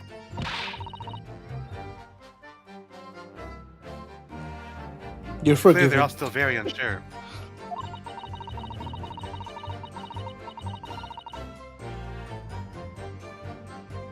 If we could just find some conclusive piece of evidence among this new testimony,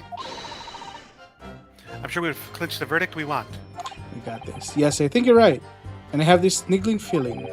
Something's bothering me. But I just can't quite put my finger on it. Nothing's bothering me. Everything's pretty solid so far. Okay, I'm going to explain to you an eighth attorney thing that happens because you're new to this series. Okay. There will be times where you will have to press later statements in testimony, and then you have to go back to a previous statement and press that one. So for this case, you had to, the first testimony you wanted you to press was a fifth statement, and I'm just going to give this to you to save time. Repress the third statement. There will be a change now. Because basically the way they set up, it's like something she said within the fifth statement will now be like cross-reference to what she says here, and it'll bring up a new point. Okay, but let me just refresh. So press this one again. Don't worry. You can just reread the first part of the dialogue because it's gonna like start the same, and then it's gonna go to the new one. No, I was reading what the fifth statement was. I was wondering what is it in the fifth statement that referenced the third statement. You couldn't see out into the cabin at all. You'll see. Okay, question though. Not a job. Me. Okay, go ahead. Most days I push the cushion up with my head and look out the crack. Okay. Question though, how do you find this out when you're playing the game? You just press everything and then you just okay. repress everything. That's how most people like that don't know figure it out. Fair Some enough. people are smart. Like as I said, they go between, they bounce. They don't do all statements in order, so they just happen to walk into this by accident. Right. Okay. Got Like it, some got it. people, they'll question that last statement the most. They're like, well, how did he find you? And they'll get that explanation, and then they come back here Got it. later okay. on when that doesn't fully end testament. All right, that makes sense. Then I have a butcher's who I'm gonna fiddle. I thought you were a pickpocket, not a butcher. Maybe have a look to see. I don't know any of the plushes the other one, see? So most of the time the passages plant themselves opposite. Mm-hmm.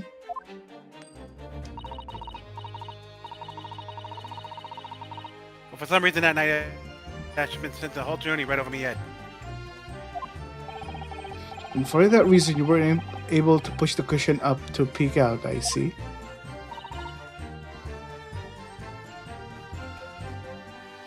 Truth is, I ain't too happy in small dark places. Feels too much like being thrown into clink. Uh-oh. Okay, I see you. I see you. Well, now. Is something wrong, Mr. McGilded? Oh, he knows. Oh, I do apologize. Was there something of the matter, Council? I'm just wondering if Miss Lestrade's last comment made something occur to you, perhaps. You seem to be thinking something to yourself. It was nothing. No. It was nothing important. I'm just nothing. I was feeling bad for the poor lass, is all. Why was I laughing about the poor lass's statement? Don't worry about it. I remember feeling desperate myself when I was a young lad. Shut up in the dark. It was terrifying, so it was. I see, yes. I'm sure we can all sympathize. I'm still scared of the dark now, okay? I don't know about yourself. But I find that the darkness seems to make everything you hear seem much louder as well.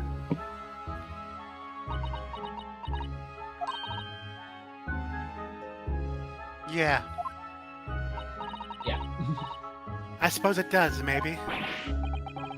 Miss Lestrade. Yeah.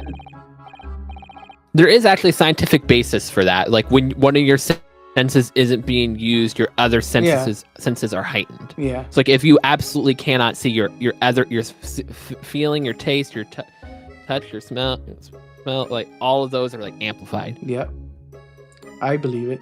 Did you hear something that night? Anything? An unusual noise, perhaps?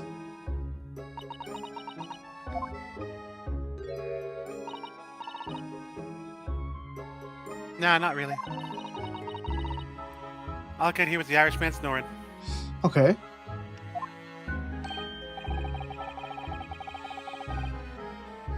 My chambers! There's no need to tell the world of me foibles, little scamp. Oh, sorry. What a pity. What a pity. Uncle Earl. If only Miss Lestrade had heard something, it might have given us a vital new clue. Yes. What should we make of that last statement of hers? I mean, the fact that it's asking me this must be because it's significant, no?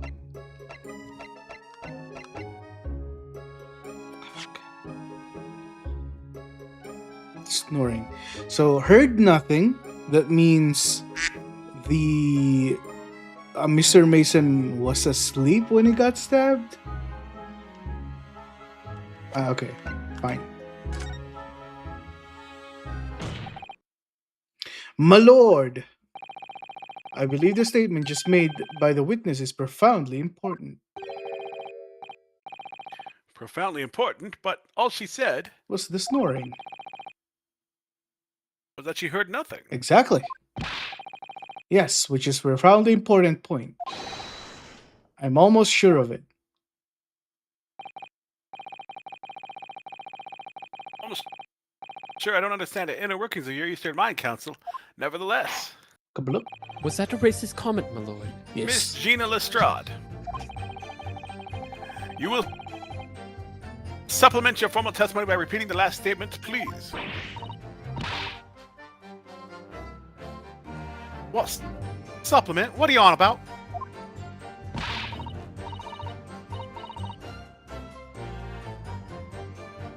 Don't give me all that fancy talk. I know what you're trying to do. Well, won't work on me. That's right. Insult the judge. Always a good move. Okay.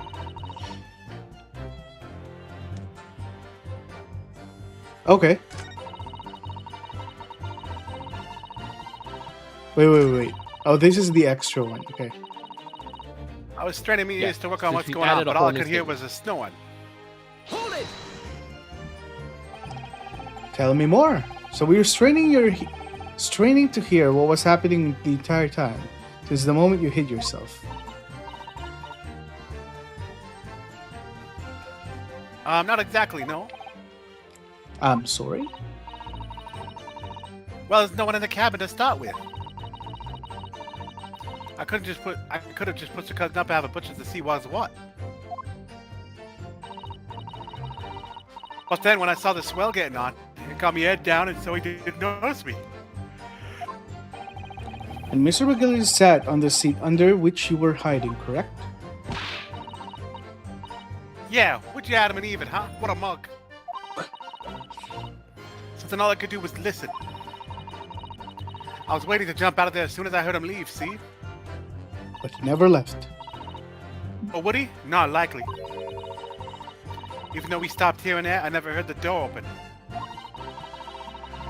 So I just had to stay put and listen to him driving the pigs in the market, snoring like an old dog he was.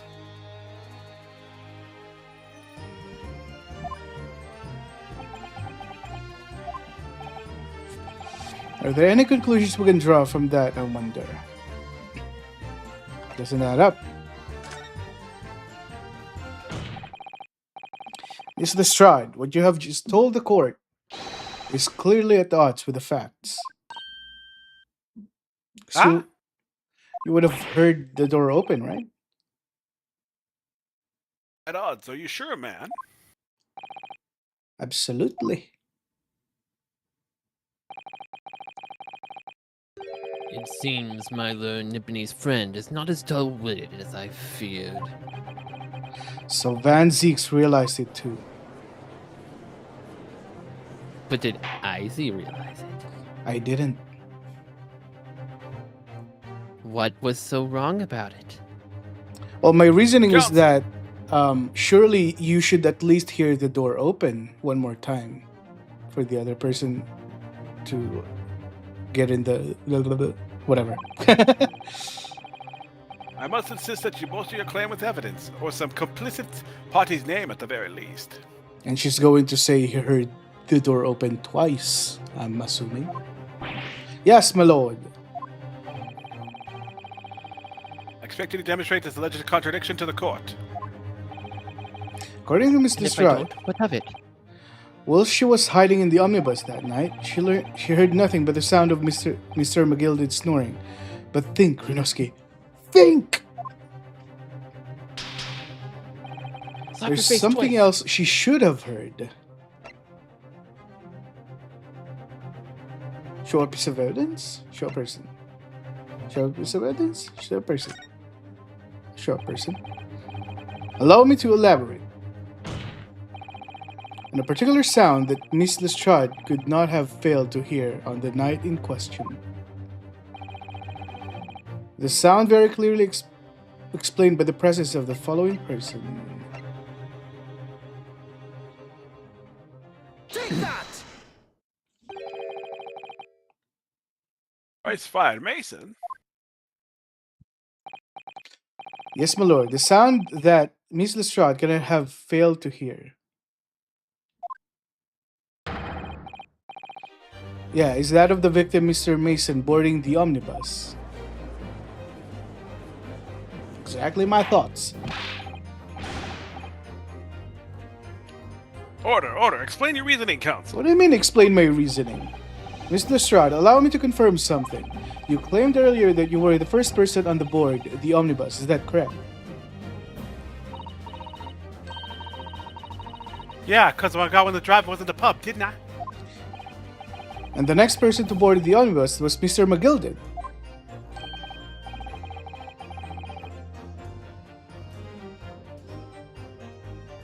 That it was. Not a soul was in the cabin when I climbed aboard.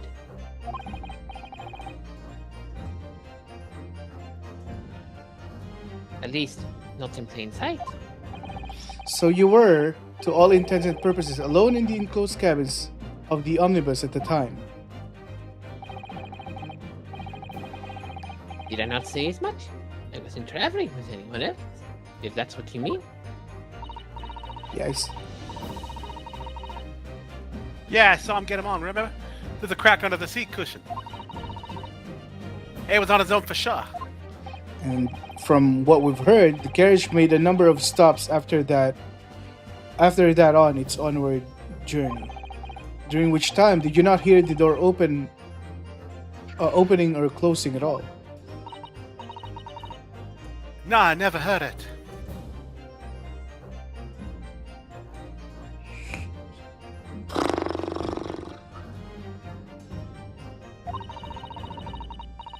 That's exactly what I was listening for, weren't I? Waiting for the swell to leave. You're snoring. What the fuck? In which case, when and how did the victim end up in the carriage? Ah, We know that the victim collapsed inside the enclosed cabin of the omnibus. Therefore, Mr. Lestrade's statement about what she did or did not hear is at odds with the facts. Can you believe this woman? Yes, this petty thief's statement was clearly flawed. Lord Van Zeeks. Yes. He knew all too well that there was an inconsistency in Miss Lestrade's statement.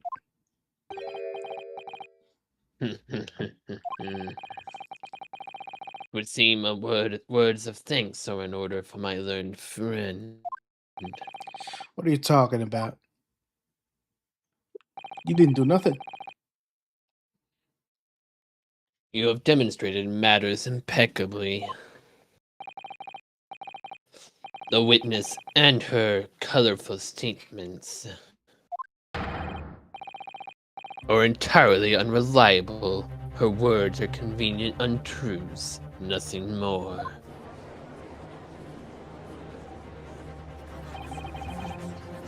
Sorry. How could the victim possibly not love her? That makes no sense whatsoever. And this girl is a big pocket. Let's not forget that.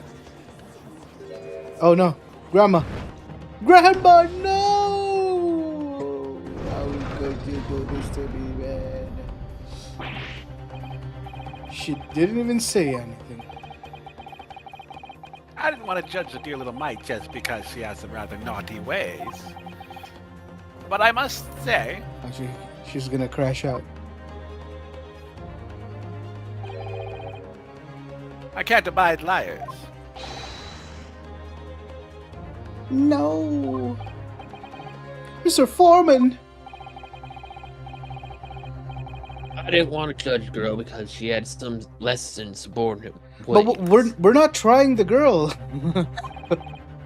She's not the accused. No, but her testimony is in support of McGilded, and if she's untrustworthy, that means like it's more likely that McGilded is guilty. Okay, That's what fair enough. that's what they're understanding. If she is lying, he's the only person that's had contact with her, so Oh, they might think he is manipulating her to lie on his behalf. Fair enough. That is where their minds are. Fair enough. I cannot abide liars.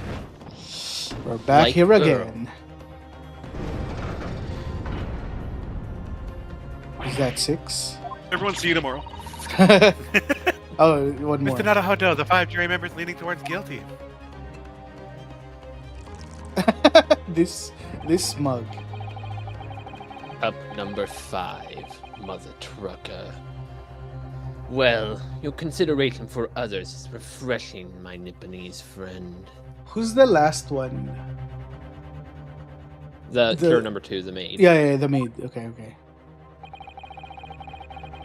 To considerable troubles you have spared me. Would you like a cup of wine as well? Yes, I do actually. Yes, very refreshing.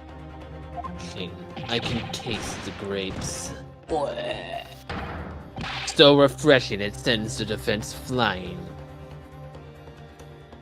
Okay. Why are you getting? Yeah, what are you playing at? Are you getting riled up? Have you forgotten who you're working for, you useless Eastern Amdaran? This is carnage. This is perfect. Uh-oh.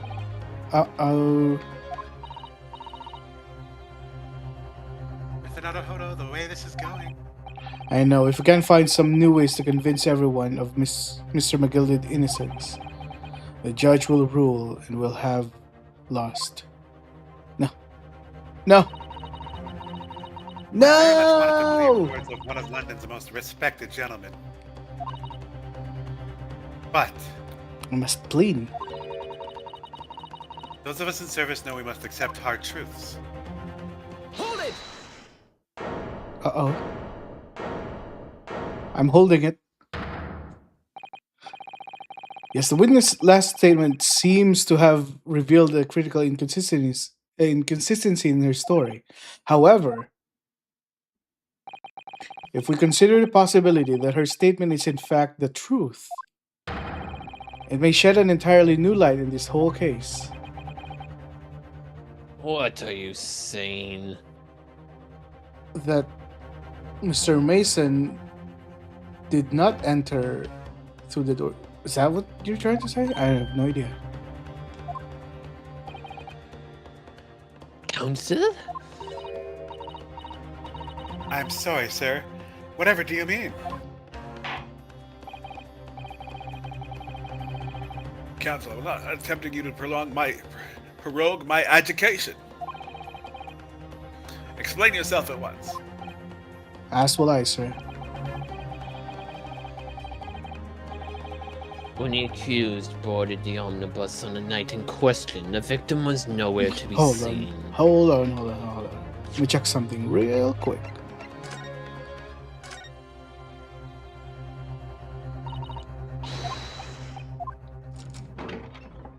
I wonder what you're looking at, Nipponese.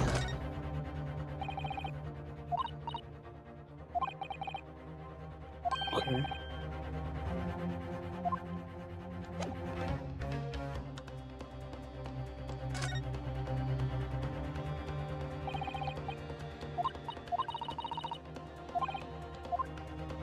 So there's no handle.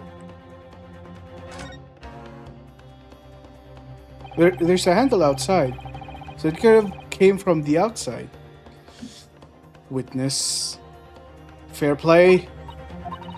You son of a gun! You played me. You played me like a fiddle. Subsequently, the carriage door was not heard opening a single time, as testified by the witness in the stand. And yet the victim's body was found inside the carriage.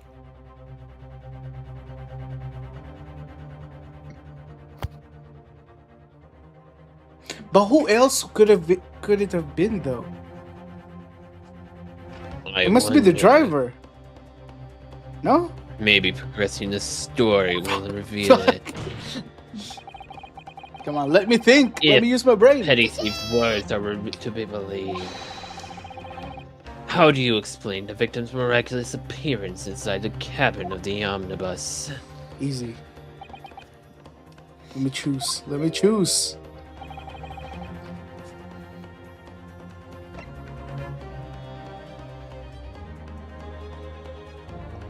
He was put there after he died. These two.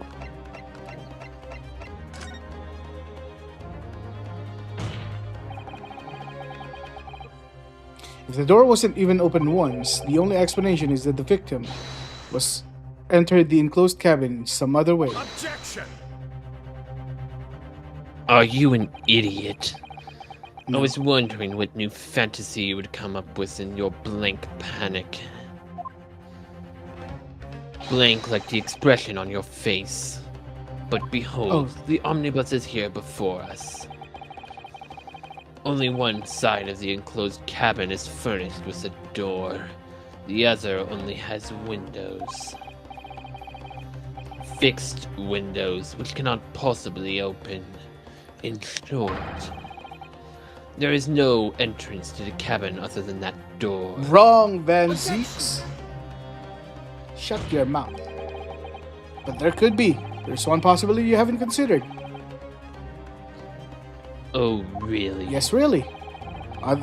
One other way inside that isn't the door. Another opening, the use of which allowed the victim to appear inside the enclosed cabin. Why is McGilded mad?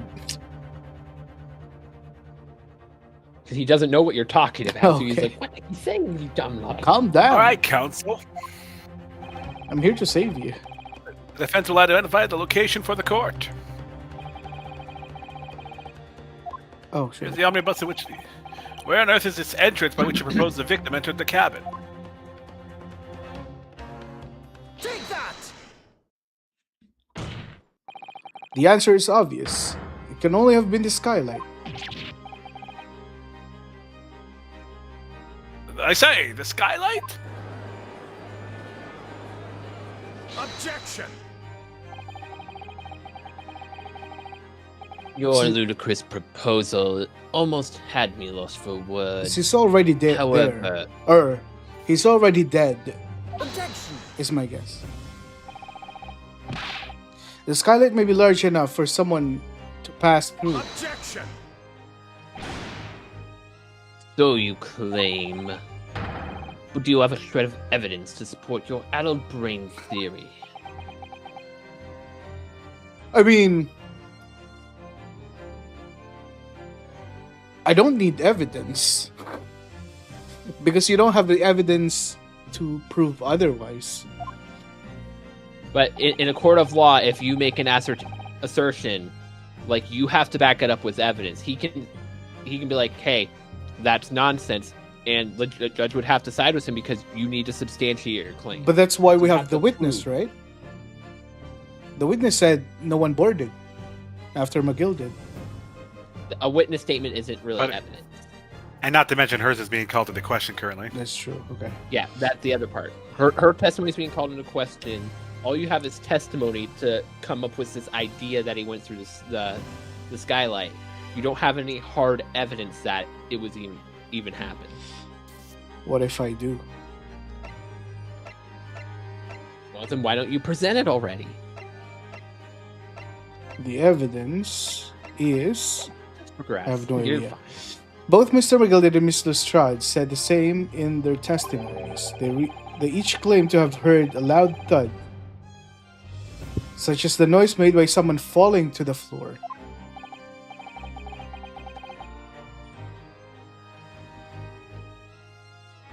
Yes, which has already been explained.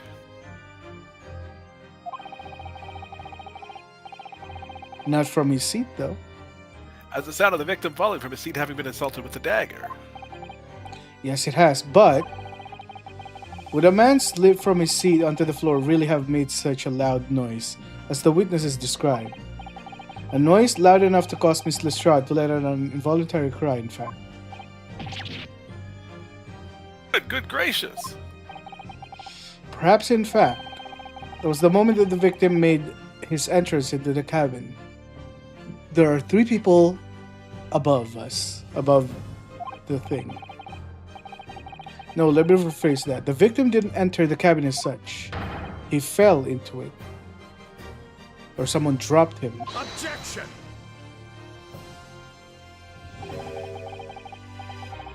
Now you're suggesting that the victim fell from the skylight into the cabin. Indeed. That's simply impossible. How can you be so sure? Because if the victim had fallen inside through the skylight, as you say, Mm-hmm. the passengers on the roof deck would have seen it happen. That's fair enough. And yet, not one person made mention of such events in their testimony. How curious. Yes, that's true, but... Uh-oh. Hold it! Might humble fella make a wee comment here? Yes, please, enlighten us. Mr. McGilded. To be sure now, the two fellas who were sat on the roof that testified afore say nothing of the victim falling through the skylight. Thank you for saying what I have already said. But it seems to me, my lord, it is not much a case of them not saying, but... Aye. They're hiding? It is a case of them being unable to say. Mm-hmm. What? I think perhaps the two fellas We're bribed. do be having something of a compelling reason not to mention what happened. Wouldn't you not agree, fine ladies and gentlemen of the jury?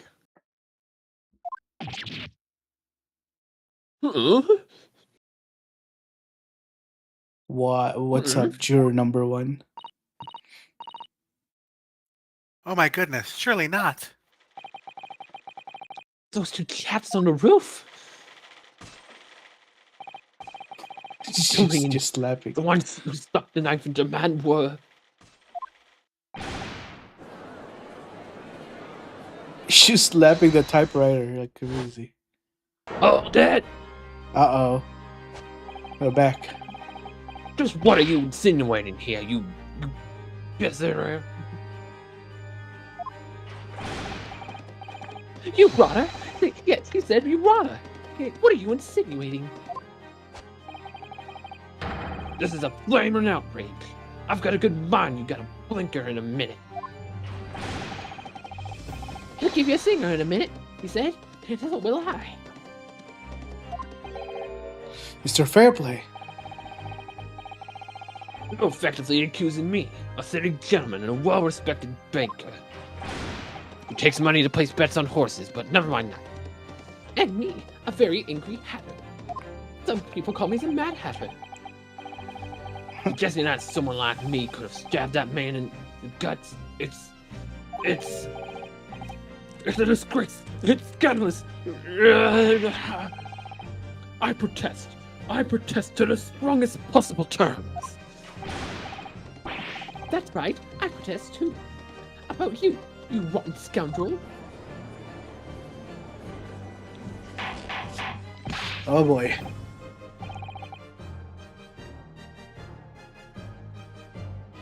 Order, order, order! This is not the time, witnesses. Will not permit this wanton invasion of the stand. Return to the anteroom at once. But this is beyond a reason, my lord. It is outrageous. It's very hurtful, you know. My lord, if I may comment. Go ahead, Lord Van Zeeks. It was the defense that incited this outburst from the witnesses. My learned friend has seen fit to abandon all protocol and accuse the witnesses without proof. Accuse? I never intended to. It seems, you Nipponese, that your command of the English tongue is wanting. Well, isn't that natural for someone learning a new language, Lord Van Zeeks? It's true. You propose to the court that the victim fell through the skylight from the roof deck of the omnibus. The hypothesis cannot possibly stand without the roof passengers being aware of the events. You have branded these gentlemen liars. You have intimidated their criminal guilt. In our British court of law, that is what is termed as a baseless accusation. I know I was rushed to put this idea forward without any actual evidence, but now I do. You can't just dismiss it without a second thought. What are we wasting time for? Get them to testify! I thought there was something fishy about that hat from the moment I laid eyes on the fellow. We have to see this matter through now, one way or another.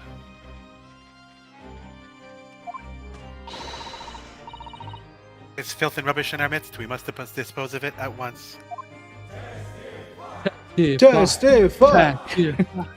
Testify! What's happening? Not a homicide.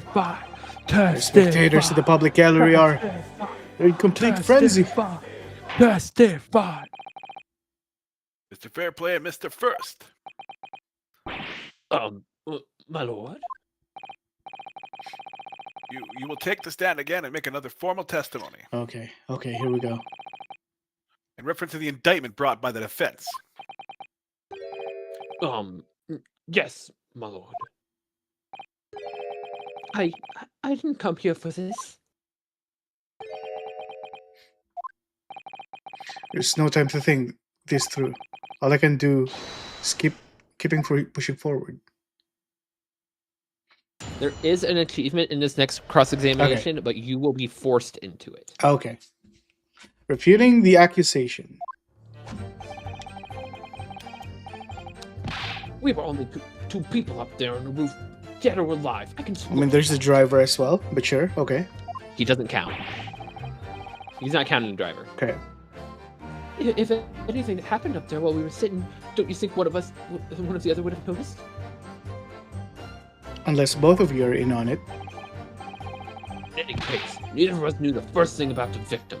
We had no reason to kill the man. That's incorrect. The skylight was shut the entire time, I tell you. We couldn't possibly have opened it. That's also kind of incorrect. Through the skylight, where's your proof? There's 2 points that I can present evidence to. So let's see.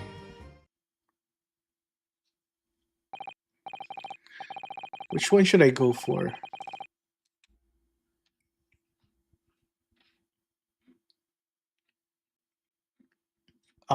Uncle? If I must say that listening on this testimony, it's somewhat hard to imagine. I'm getting tired. I think we're almost done, hold right? out, bro. How much we got left, Shiro? Because I know there's quite a bit. This is the final cross-examination.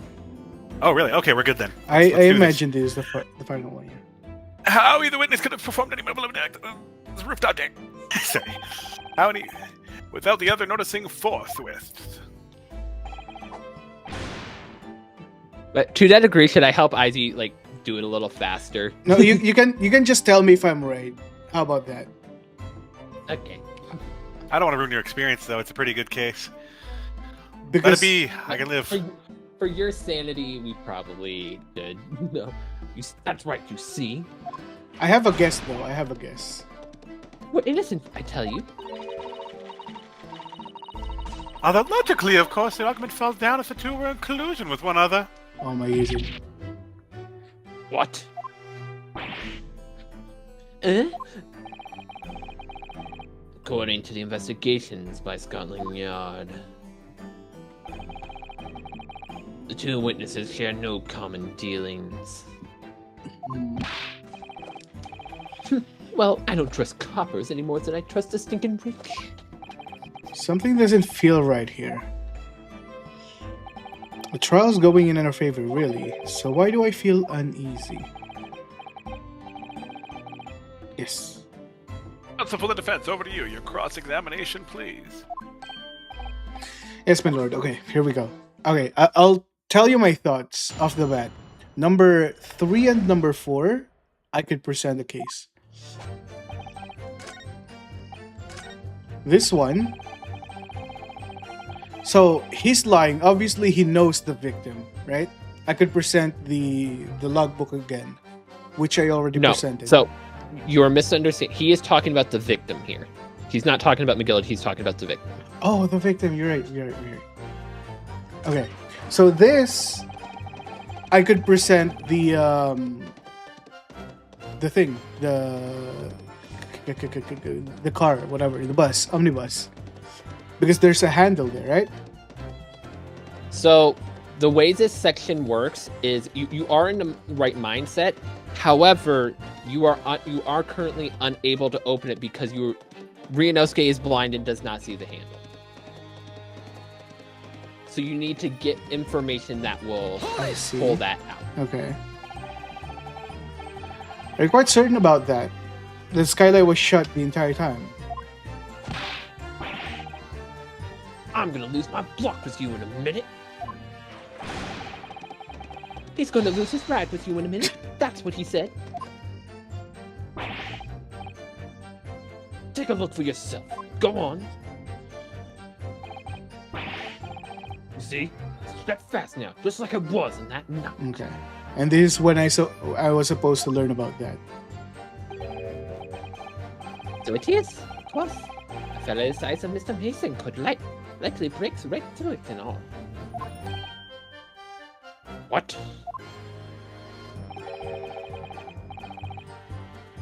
Just looking at the size of the thing, you understand.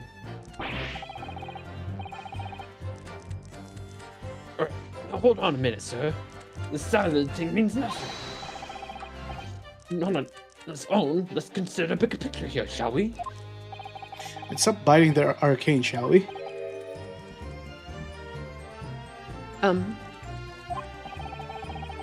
I was riding on the omnibus on another occasion when, well, I broke wind, loudly. I shocked myself with it as it happens. Okay. This is an unexpected confession, Mr. First. Oh, I mean to say, well, the point is, I tried to open the skylight, you see. But, just by luck, I couldn't make it budge. The stench was terrible.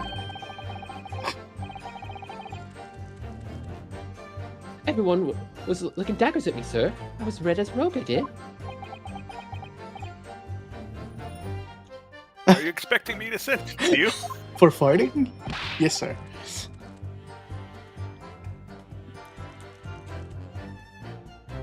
No, sir. The point is...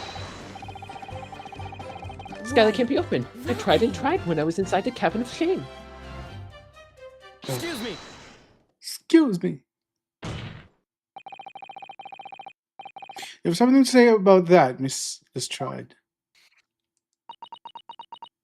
This is how she entered. Miss Lestrade. Do it. It opens. Hmm? The skylight. This is what we're talking about, right? Uh-oh. Stop. Don't do it. I surrender.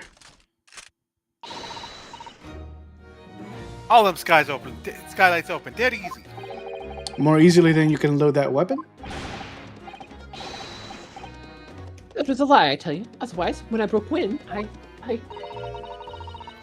You can't do it from inside, you mug.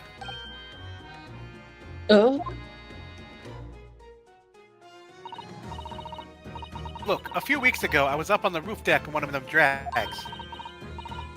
And I had a great haul. I mean, I had purses coming out of me ears. Miss Lestrade, this is not the forum to be judging on the subject of your criminal activities.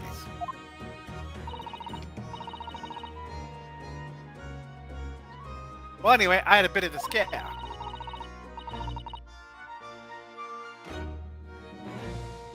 When I lifted the last smoke's purse, he got wise on me. All four of them surrounded me so I couldn't top off the bus and leg it.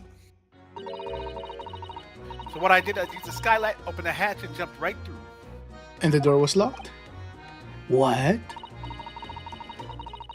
Yeah, the catch with them silences all the tough times. That's why you can't force them in from the cabin. A skylight opens from the roof deck. I'm surprised. Bailiff. Climb up on the roof of the omnibus at once and verify the witness' claims. Dun dun dun.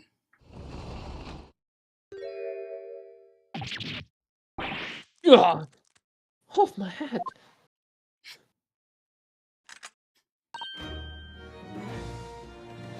See?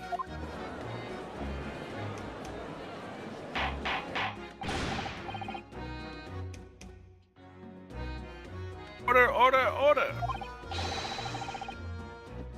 It appears this new street girl's statement is quite true. I don't believe it. The skylight opens, and from the roof deck. Mr. Naruhodo. This could be the clue we've been looking for.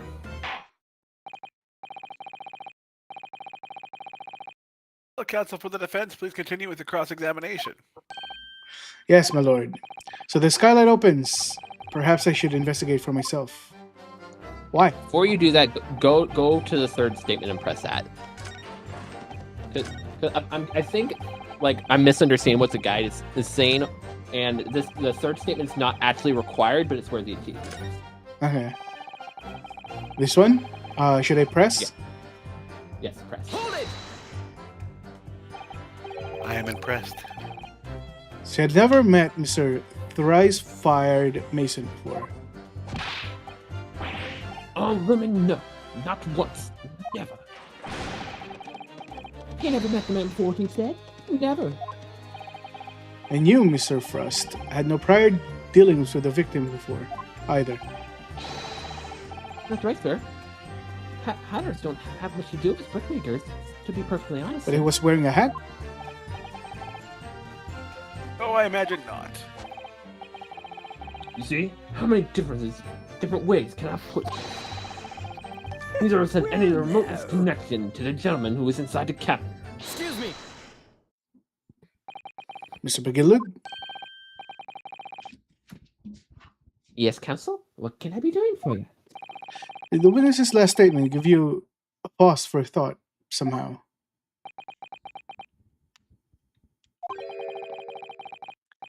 Not the remotest connection. Is that right now? I wonder. What are you insinuating now? Ah, Mr. Fairplay. It has been too long, so it has.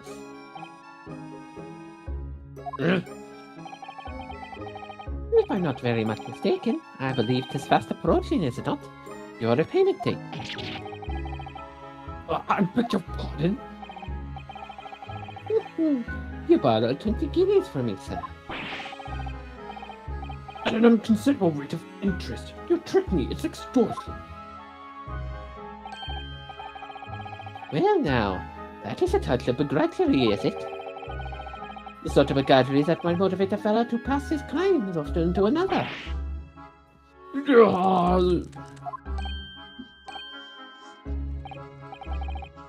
And you, young Mr. Fuss. Me, sir? What do you want with me, sir? You do be making hats for a living, do you not? At their top hats hanging on your head. Is that the one of your own creations, is it? Oh, well, I'm still just an apprentice, you understand? I'm learning to find a perfect fit for whatever fine gent walks through the door.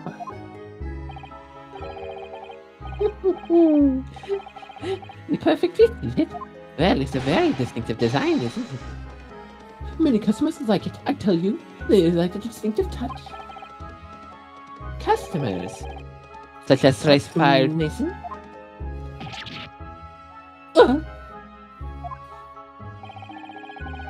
There was a photograph with print that the victim submitted as evidence of for, my lord.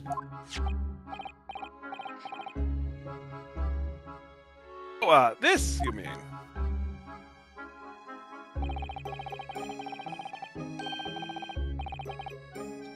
I can't help but thinking that poor fella's hat looks distinctly familiar, wouldn't you say? Oh, that's one of my hats. Aye, that it is. So it seems the brickmaker was a customer of yours. That's not a customer, I'd wager, that you could have had a wee quarrel with over the distinctiveness of the good. Oh, no, sir. Absolutely not, sir. Well, there really is nothing more to add. It wouldn't be right to say that the two fellows here haven't the remotest connection to the victim, you see.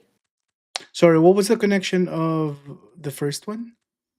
So, so for Mr. Fairplay, he's saying that Mr. Fairplay did it because he knew McGilder was in below, and if you Okay. could pin Okay. a crime on him and get his debt relieved, he has a motive. But he doesn't have a connection to the victim itself. Yeah, so Okay. because the motive to kill was to pass the kill on to McGilder. Okay. It So could have been anybody. So first, and then first connection is the hat. yeah, the hat.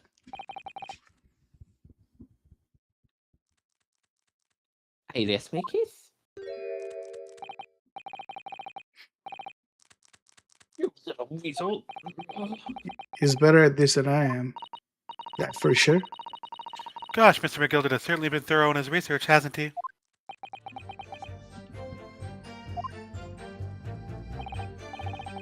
Please, don't let me interruption hold the proceedings. I hope Hat you enjoyed the hunter. hat hunter. Yeah, I got it. Okay, now you can examine the omnibus like they were wanting you to do. This one, right? Percent the Yeah, omnibus. it'll be this one, but you need to do an examine on it first. Yeah. Go evidence book. How? Present. You can still hit present here. Oh, okay. You can still examine it from there. I believe you need to go on the inside to get the flag you need Oh, I after see. you open it here. And go inside.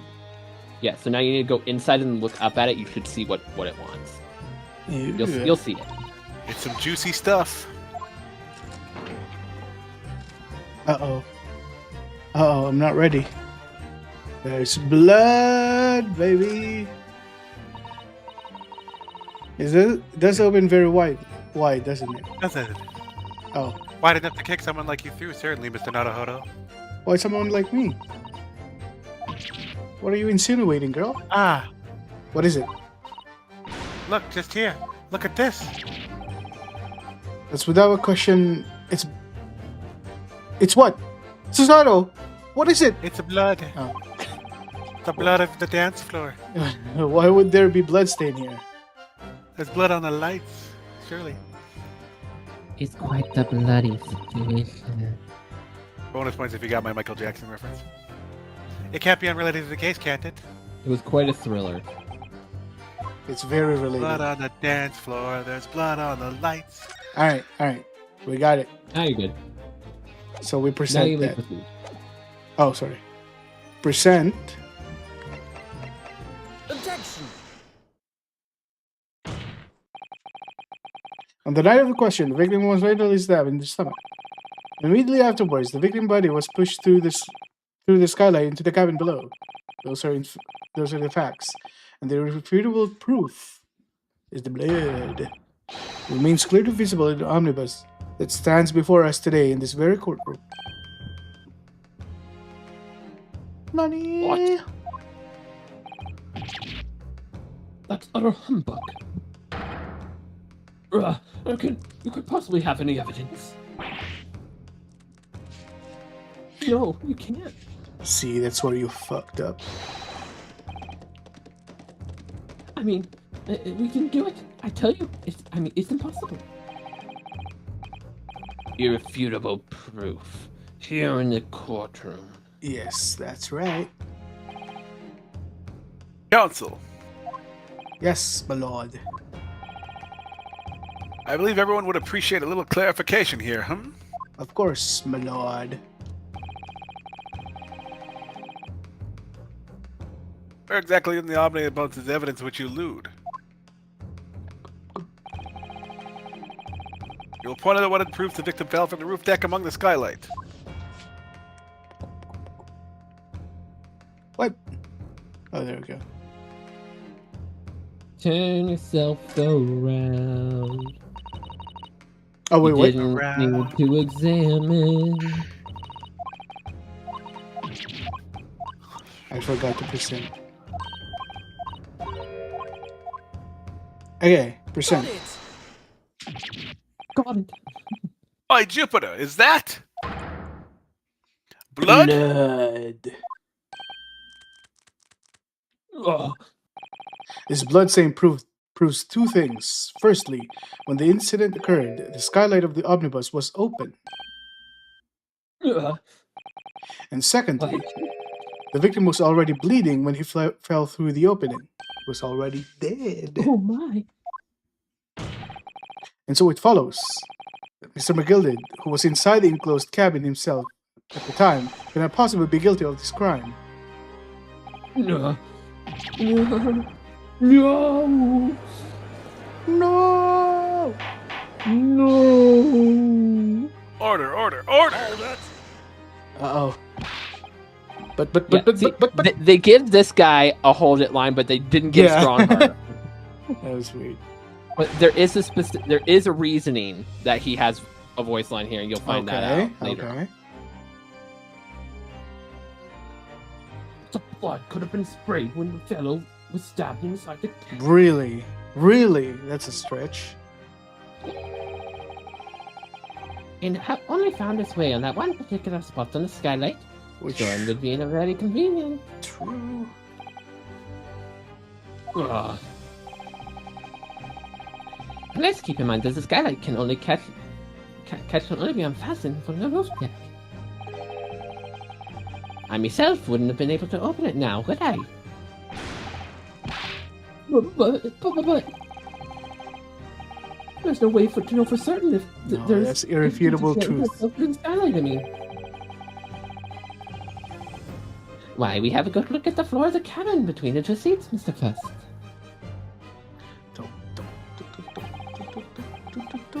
She's all too plain, if you see. There's the aftermath that shows the poor fella dropped from the far height right there. So it is. What? No. But it can't be. It's all. Uh-oh. My fellow jury members, Uh-oh. I think we can all agree that this is clear proof the defendant's innocent, can't we? Come on, don't I disagree, believe we Van can. Zix. Yes, sir. It's clear to me now the filthy rubbish can be found in this cart room. So they thought they could pull the wool over my eyes, did they?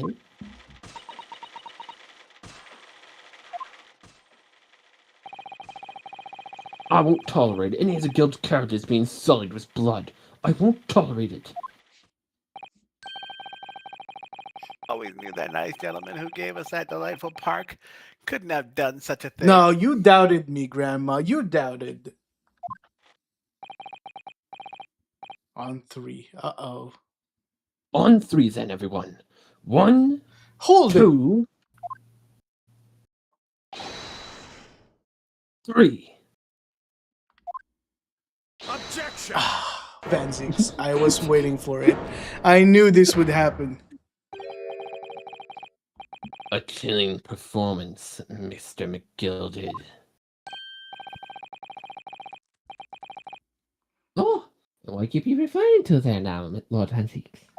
Okay, what are you so against, Van Zix? A bloodstain on the frame of the skylight.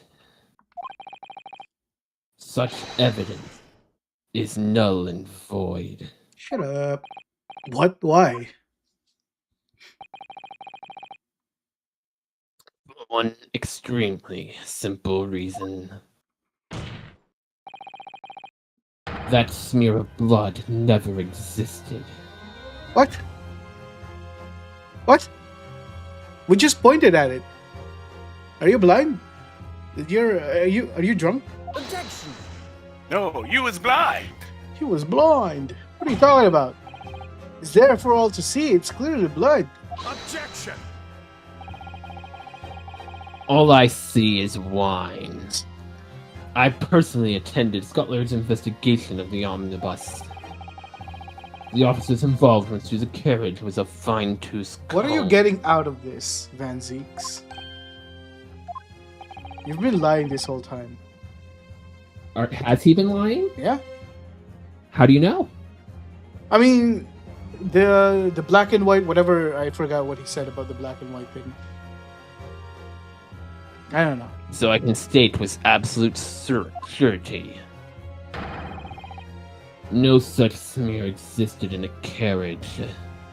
So explain this then. At least, not until this trial began. Are you suggesting, Lord Van Zeeks, that the stain of blood was?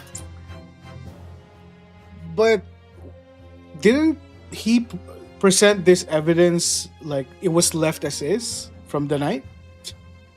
Was it? I have one response to that. Fabricated, my lord? Yes. And while this court has been in session... Okay, well, we're innocent. Naughty.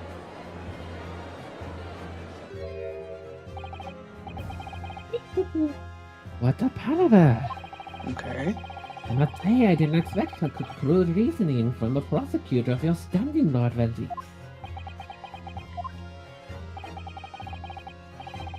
Magnus Begilded, a fellow known all over the capital for his fine contributions to public life.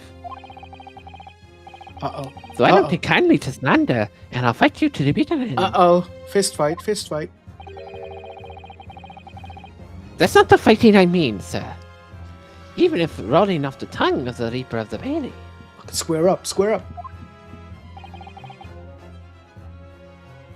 Mr. McGilded, I realize this is your first appearance in the court as the accused. That's why he's so mad, hey?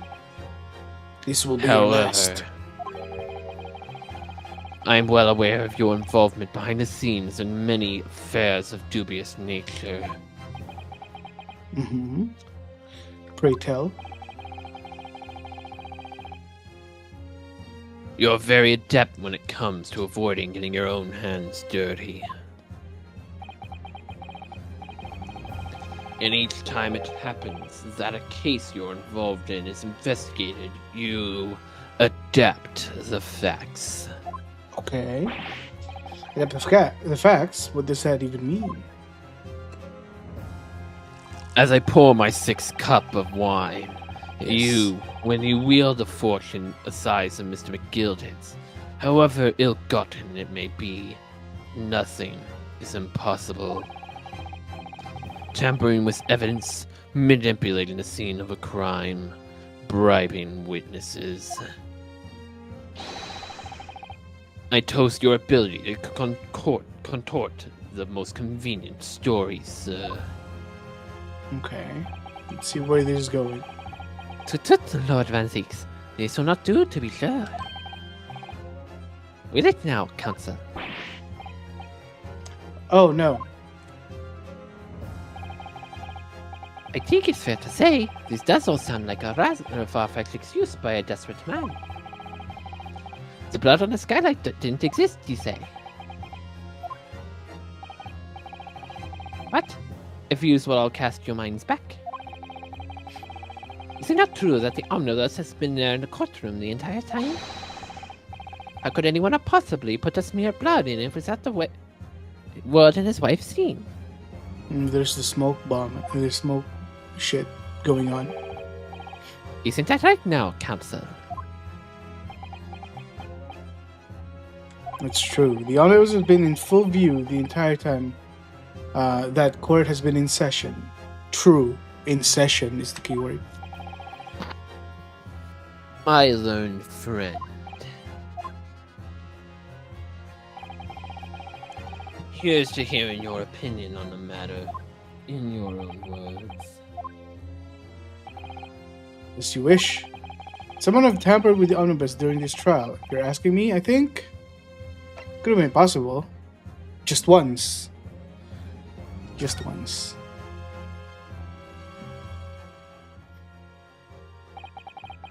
As a defense lawyer, it's my job to advocate for the defendant as best that I can. But still, I feel as though there's something even more important at stake here. There's no evidence to suggest that the defendant did as my learned friend suggests. However, in terms of having the opportunity to carry out the alleged tampering, there is one possibility. Oh. Good gracious. Explain yourself, counsel. A majority of lawyers wouldn't talk the way you are, but at least you have a brain in there. Yes, there is. It seems my learned Ebony's friend has no intention of running from this deceit. Deceit?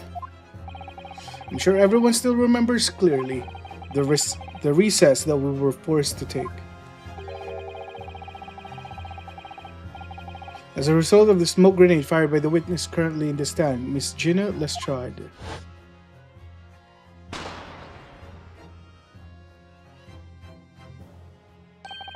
What's going on? Be careful with how to cover your face. Bailiff, don't let the accused escape. Secure the omnibus. I hereby call emergency recess. Bailiff, ensure the defendant is in custody and clear the courtroom. Okay.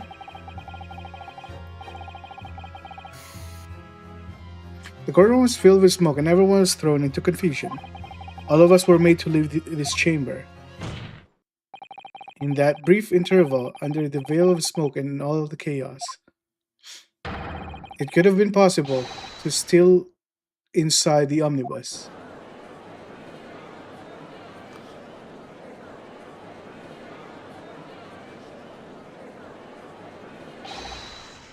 Are you wise? Yes, I am. What are you trying to pull, you rotten feckless gouger? Feckless gouger. You're supposed to be defending me. Tis a wicked plot. Tis a plot to undermine me, so it is. Objection! Whatever you think it is changes nothing. The facts are the same.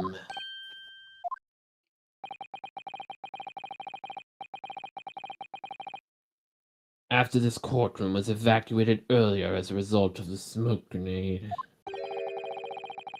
a number of inconsistencies materialized in relation to the omnibus. Okay, yeah. Consistencies such as? The second one is the blood. The first one is the things in the fucking thing. I don't know. The fucking chair. The fucking seat. Okay. The storage compartment. That's the one. To start with, the storage The fucking compartment storage underneath the compartment. rear passenger seat.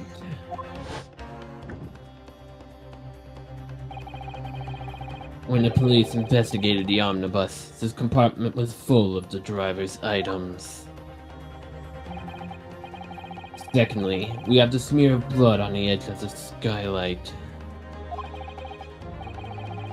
As I have said, that was not present at the start of the trial this morning.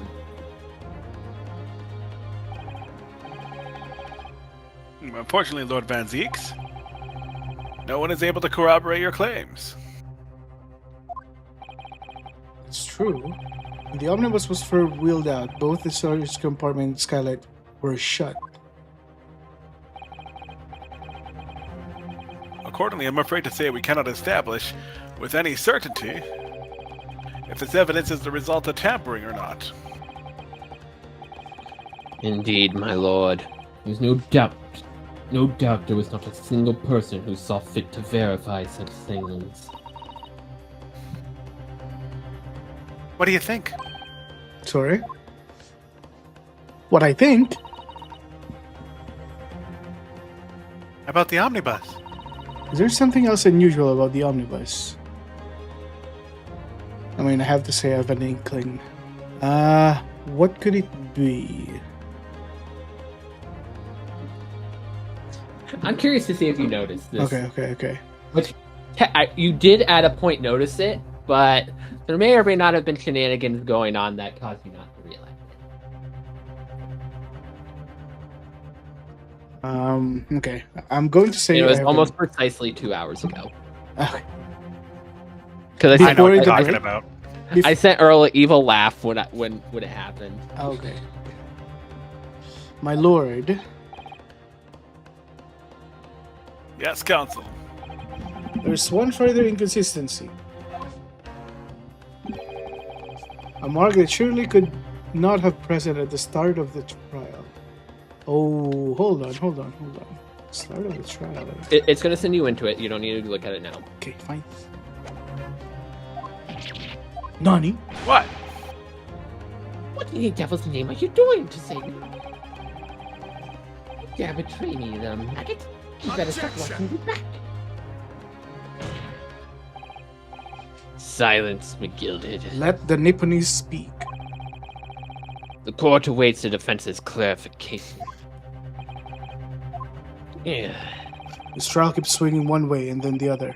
I have no idea what's the truth and what's deception. What am I supposed to believe here? I shall have to ask you to elaborate, Council. Okay. Let's see. Where exactly is the legend market claimed to appeared at some point during the trial? It's inside this cabin.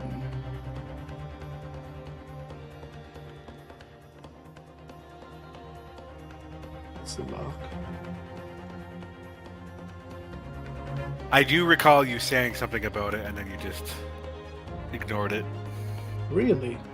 The reason you didn't focus on it is because I diverted attention. Oh, you. I diverted your attention from the matter. You questioned it, and I was like, oh, la da da da da. So we talked, and I gaslit you so hard. Okay, so if I'm remembering everything that I said, okay, that's the blood. Everything was facing this way. I mentioned about the blood being underneath the clothes. Yeah, that's the only one that I can think of. No?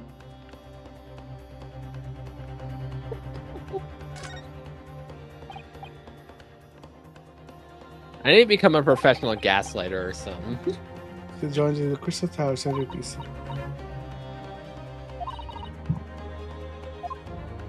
Huh. This is the only one that I can think of. Why that one? It's underneath. That's the only thing I mentioned. But it's close to the start of the case. It's not 2 hours ago.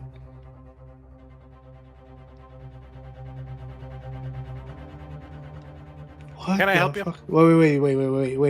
Wait. It feels unfair since Shiro misled you. I'm going to tell you that right No, okay. No. I want to figure this out. So why? So it's not this blood. This blood came from the guy falling Did it though? and facing down.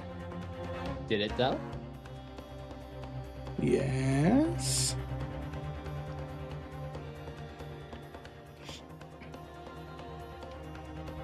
Yeah, I'm gonna ask you a question. If the blood stains have been there at the same time, shouldn't they be the same color? They're both red. Are they the same shade of red? Are they that particular? Come on. So this is the same color as the floor, which looks like fresh blood. Oh, Fresh is that? blood? Oh my god! Is that what you're talking about? Because in the beginning when I inspected this, I didn't see this blood on the floor. now. Yeah, he You didn't misled see you it, and I about that. gaslit you with Oh, the you son of a gun! I was wondering that. I was like, "There's blood on the floor. What the fuck?" And also, it's a brighter red, and the stain on the seat is a darker red, meaning the stain on the seat has been there way longer. Because like I remember at the start of the case, the trial, I looked at the floor, and then I didn't see any blood. Okay. No, fair you immediately said, "Oh, was this just added?" And then Yeah, Shiro okay. kept talking. Directed you. Fuck you, I Shiro. tried to get you off the trail. If we consider, I hate when he does that. if we You consider should go that back in your VOD and look at that and just hear no, because like when I pointed it out, I was so sure that I did not see blood. But then again, I have a memory of a goldfish, so I'm relying on you You got- guys. and then me gaslight. Yeah, you just gaslit. Fair enough. If we can. So now you know, be wary of anything I say. Okay. So, well, Earl, You can ask Uncle me for Uncle confirmation. Earl. Okay. Newly appointed Uncle Earl. Fell through the skylight under the floor cabin. You would Unofficial brother-in-law too. you would certainly expect to find signs of blood where he landed. But as far as I recall, his blood stain on the cabin floor was not there when the omnibus was first brought into the courtroom. Good lord.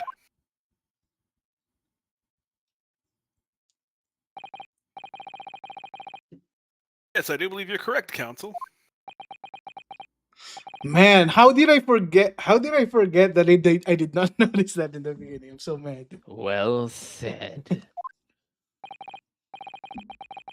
Although, as an advocate for the defense, one might say that it was a very careless slip of the tongue.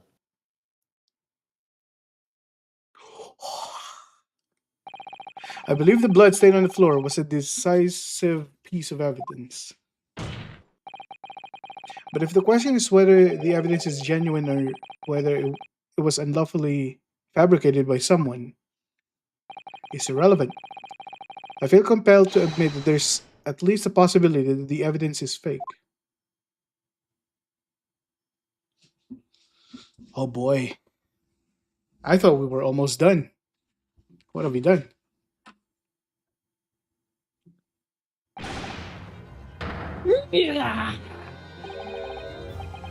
The trial is over.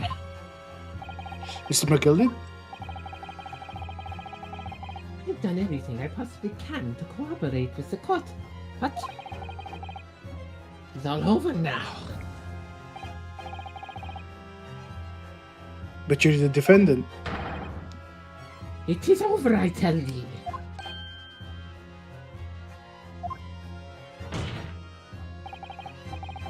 Memory, recollection, what people think they saw, is all nonsense. Facts are what count, and the fact is that bloodstain is there, now. Well, Nobody causes this desperate trial, long and extremely drawn out as it should be. That good-for-nothing reporter barely has failed to present any decisive evidence at all.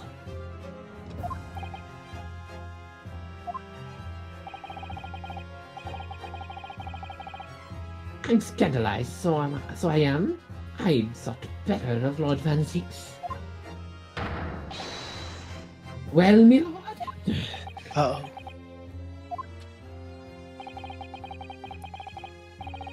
I must concur with the defendant. The unaffirmed recollections of an individual cannot stand as evidence. What do we do? At this moment in time, the particular bloodstain in question is very much in existence. And the absence of any credible method by which to prove its alleged previous non-existence.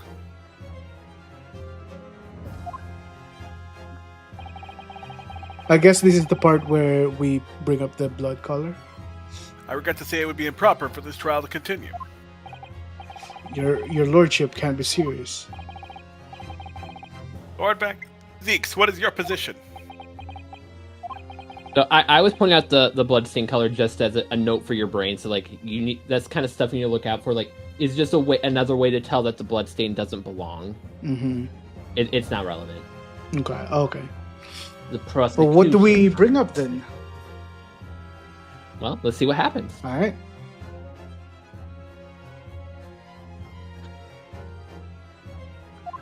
The prosecution, my lord, has no further witnesses or evidence to present. Well, Okay. If it's true that the blood is fabricated, then everything we've concluded so far is false. Then, what am I still doing here? Then, The problem is that like Like, both sides can't really complete their case anymore. Right. Because Very well, we in have that case- inconclusive evidence that can't be verified now. I believe we explored every possible avenue in this matter. I shall proceed to my adjudication. And as formality, I'm of course obliged to confirm with the defense first. Oh boy. What's formality? As things stand for the moment, it would seem that Mr. McGilder will be found not guilty. Yes. We won. But Which would mean we won. is that really the right outcome here? Is it really alright for the trial to come to an end now, with all these unexplained inconsistencies? Counsel to the defense, your closing statement, please.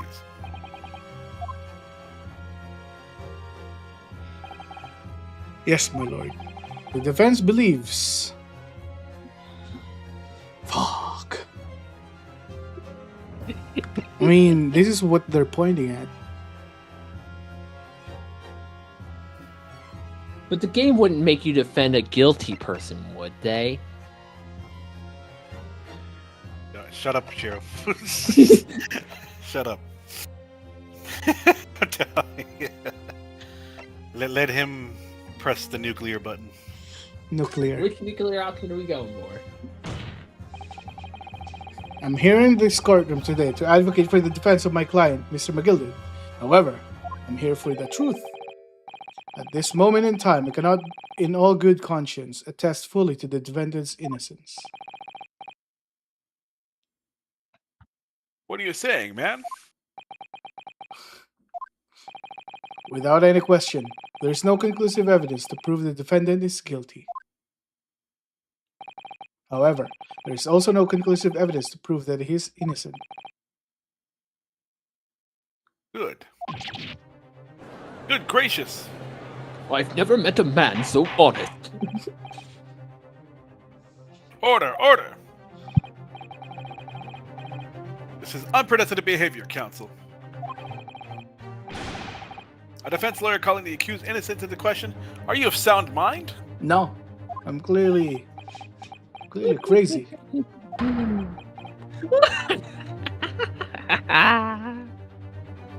Lestrade is just shocked. Oh, 'twas a grand decision to appoint you as my lawyer, so 'twas. A grand decision. What? I must say, I didn't expect such an exciting spectacle at the end there, but... Here, have this for your troubles. Give me one more. He wants more. Your job here is done, fella. It's some fine work you've done, so yeah. What do you mean? You're kicking me out? It's just that this right honorable gentleman so sufficiently put it afore.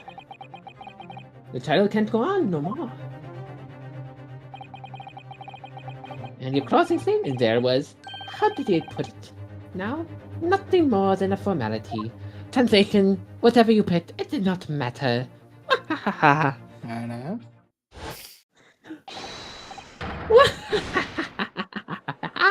Oh, he crazy. Cray. I really don't know what to make of all of this. Was the evidence seen it genuine? Was it fake? His lordship would be fuming, and the unsettling rubbish should be disposed of promptly, as I said. Speaking of which, you're always guilty of something. You mark my words.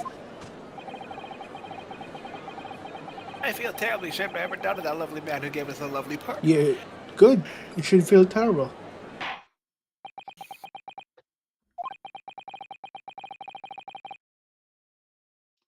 Now that the proceedings have unfolded in this way, What? We're gonna continue again? I am compelled to declare a premature end to this trial. Furthermore, the court must accept the defendant's plea. Okay.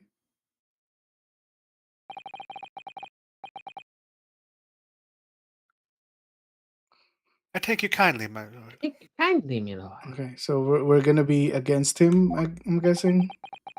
Next case.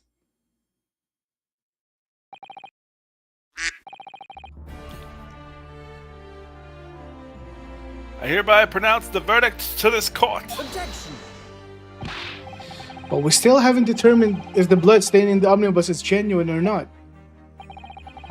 We don't know if these witnesses are telling the truth or a pack of lies. We have no idea about the truth.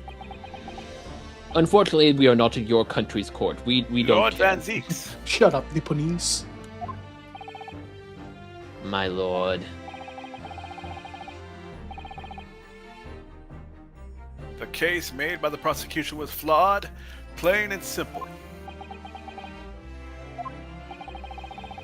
If indeed the omnibus presented as evidence was tampered with, the prosecution is at fault for allowing such a disgraceful perversion of justice to take place.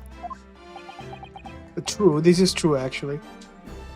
My sincerest apologies, my lord. Have shame, Van Zeeks. Objection! But wait, there's more. When we were evacuated from the courtroom, Lord Van Zeeks ordered the evidence to be secured. It was not enough. I'm afraid the prosecution cannot shun responsibility in this matter. That's so unfair. The culpability of the defendant has not at present time been established by this court. Consequently, the jury will not be required to prefer judgment. What?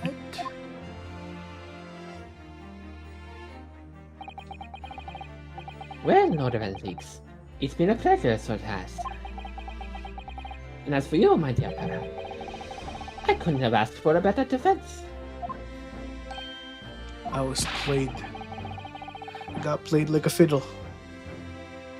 Do you mean to tell me this has all been a grand waste of time? These are the law of the land, my good man. If you'd like to pursue the matter further, you can always go ahead and try to clean the law. Oh, damn. Bold claim. Magnus McGilded. Good grief, you more to say to me, have you? Just one thing. A warning. I'ma kill you. I'm coming for your soul. This is far from over.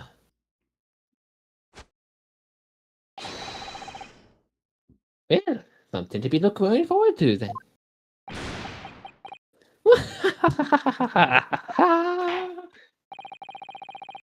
I hereby pronounce the defendant, Mr. Magnus McGildred, Free. not guilty. Da-da-da. I'm not happy. Don't clap. Shut up. It's not the end. I always thought this case was one of the better cases in this, all things considered. This is really good, actually. I like this. I can't believe it. This is an outrage. You should have examined the evidence more. What are you talking about? The man's been cleared. He's innocent. Yeah, I actually really like that. I'm trying to recall the first case and if I like this more than that. What was the first case again? I forgot. That was Giselle Brett killing Dr. Wolf Via poison. via poison. Oh, yeah. I would say I like this better, actually. This is more... There's a lot More more left turns, right turns. With the courtroom in pandemonium for the second time that day, the judge delivered his verdict. And my first ever trial in Great Britain came to an abrupt end. I won, but at what cost? With the defendant being found not guilty, ostensibly a victory for us, but not for justice.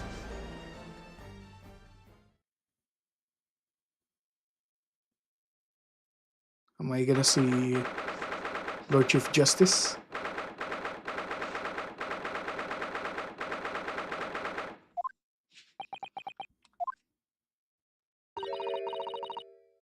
That certainly was a long trial. That it was. Ah, yes, it was. Your first ever trial on foreign soil and your first victory. It was a wonderful performance. My heartfelt congratulations. And to you, Mrs. Sato, thank you for your assistance. I wish you slapped the book more often. I suppose we should be happy. trouble is, we're still completely in the dark about what actually happened. Well, we didn't have enough time. But isn't it wrong? I mean, who's actually responsible for Mr. Mason's death? We don't even know that. The sole aim of the defense is to obtain a verdict that exonerates the defendant. You carried out your duty to perfection. Welcome to Great Britain. Damn. I thought you did. Damn, is this McGilded? We'll meet again, McGilded. Ah, and that girl's with him too. That rat. Well, seems the stories are true. Oh, what stories?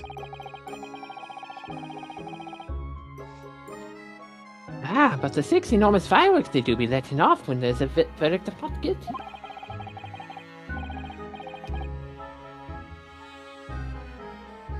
I'm sure yous must have seen them now. Spectacular, wouldn't you say? Yes, definitely.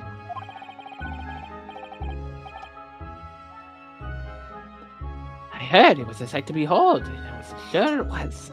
Come on, McGilded, just between us, just between men. All right, tell me what you did.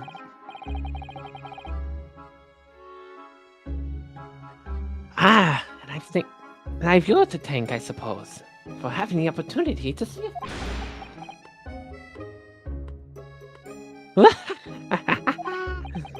Oh, I don't know about that. I'm not sure I really did anything. What on earth are you saying, fella? How did I talk out there at free man then? I don't think it was so much thanks to me as down to your planning. Do you find what Ryu's just said interesting? Yeah. Like, it kind of feels like Ryu is suspicious. Yeah. Like, something's not right here, but like Ryu can't really put his finger on it. Yeah, I mean, I'm on the same boat. Trying to figure it out. Talking fella, aren't you? And it's good that you're thinking that way because that's exactly the way the game wants you to be thinking right now. Fair enough.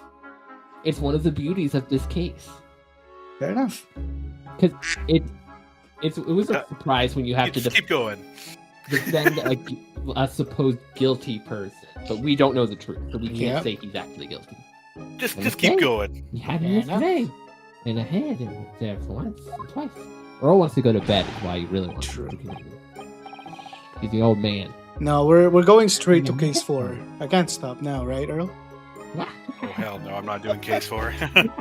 Just water under the bridge. And I need to go to bed because I have work tomorrow. Fair enough. Congratulations, Mr. McGildred, on having your name cleared. But nothing's resolved.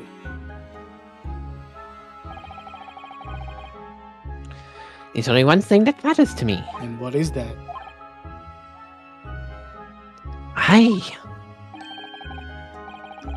They've all seen that I didn't do the odious and obstinate deed.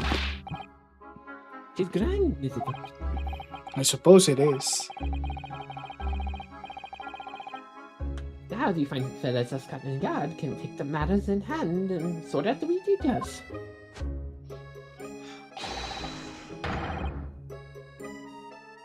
Let's see it for what it is.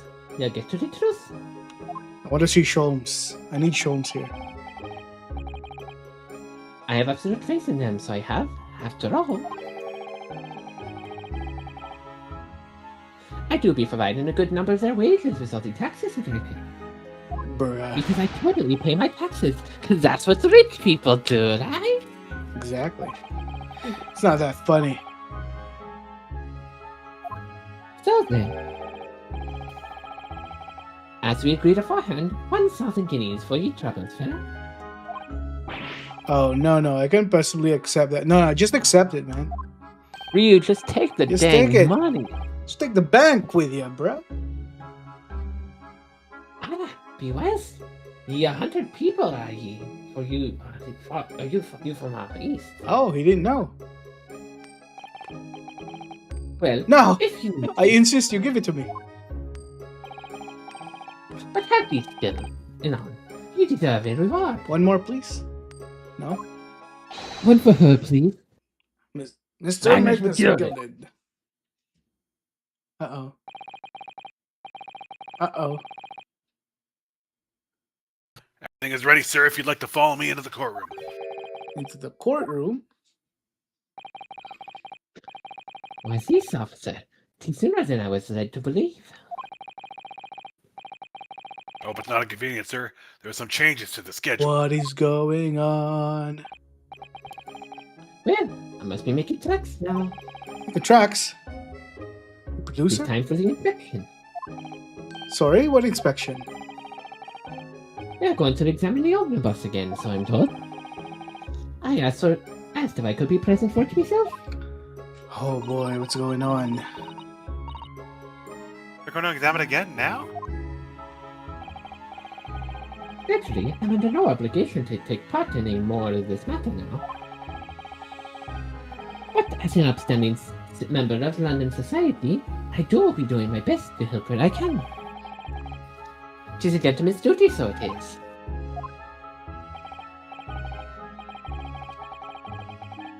So then, very well. It was an absolute pleasure to meet you. Bruh, so many unanswered questions. Welcome to Ace Attorney. Ah!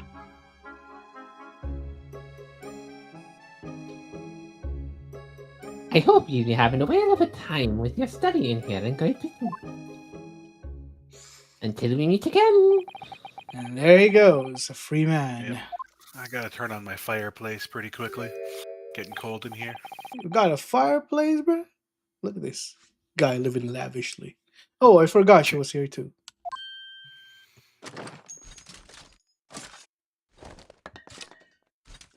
Stop. Can you...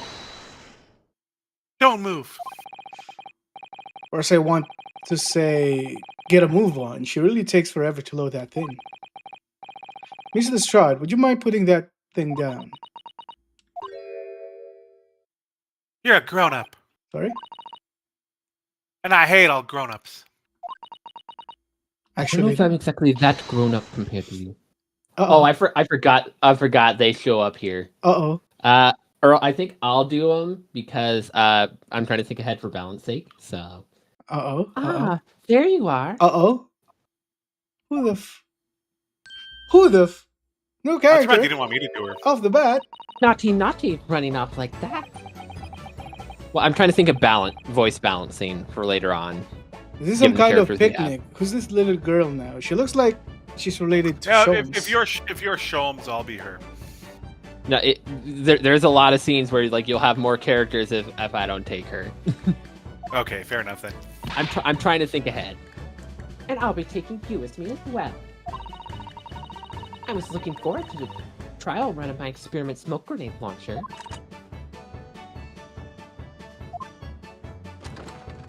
Ah, Holy Jesus! You brought a bigger one. You want to play? You won't beat me.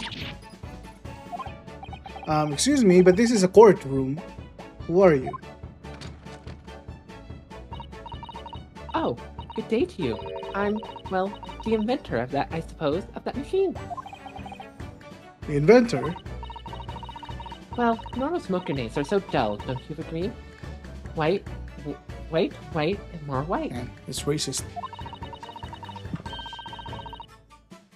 If you should have to be shrouded in smoke, it should be at least pretty colored. I agree, Not to wait, though. no? I agree. She's got a point. Let her cook.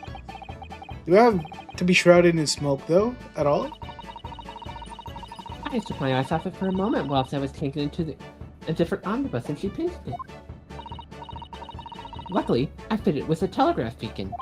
What? I tell you, what's it? What? I have no idea what this girl's talking about. Anyways, you're coming back with me now, back to my laboratory. what? What for? To apologize, of course, silly, to my technician. What? You mean say sorry? You must say sorry when you've done something wrong. Surely an adult has told you that before. That she hates adults. An adult? I don't listen to no adults. Kaboom! In your face. Come along then, follow me. Fine, have it your way. Oh good, you see. I knew you'd want to do it the right thing in the end. I'm fairly sure that what she wants is not to get shot by that massive gun in yours. What that massive gun does, you don't want to know. Uh-oh. More We'll questions. be leaving now then. Bye-bye. You never told me your name. I'm so sorry for all the fuss. She just left like that? She was alive Yep. then.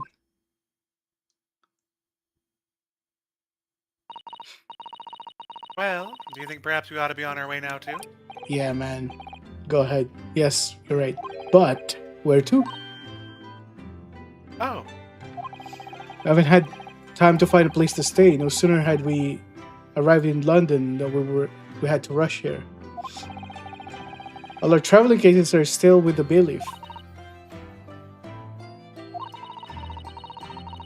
I was really planning to spend today in search of lodgings. Well, let's ask Lord Chief Justice. But at this late hour in the day, I'm afraid we may be out of luck. Unless... Don't worry though, I have a plan. When the worst comes to worst, I've heard a lovely park where we could spend the night. Okay. We're gonna be homeless. Yeah. Well, this time we're not thinking of a gilded park. I know it may be a little chilly at this time of year, but our youthfulness will see us through. I'm not so sure about that. I think a midwinter London night will freeze a young person solid just as easily as an elderly one. Oh dear, that doesn't sound agreeable. I'm starting to regret turning Mr. McGilded down. Yeah, you done goofed. That 1,000 guineas would have paid for a lovely warm room or mansion. Why did you turn it down, bro?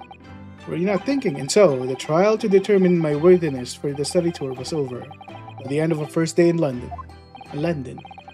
However, as we were soon to learn, there were more trying times ahead, just as the Reaper of the Bailey had warned. The case was far from over. Bum, bum, bum. Oh, it's not empty. What's going on? Get the fire brigade! Water! Bring water, quick! They destroyed the evidence. How did this happen? I don't know, sir. By the time I got here, it was already engulfed. No one was supposed to be allowed in here before we started investigating. Oh. Oh no. Oh no, no, no, no. Is that McGilded? Someone in there.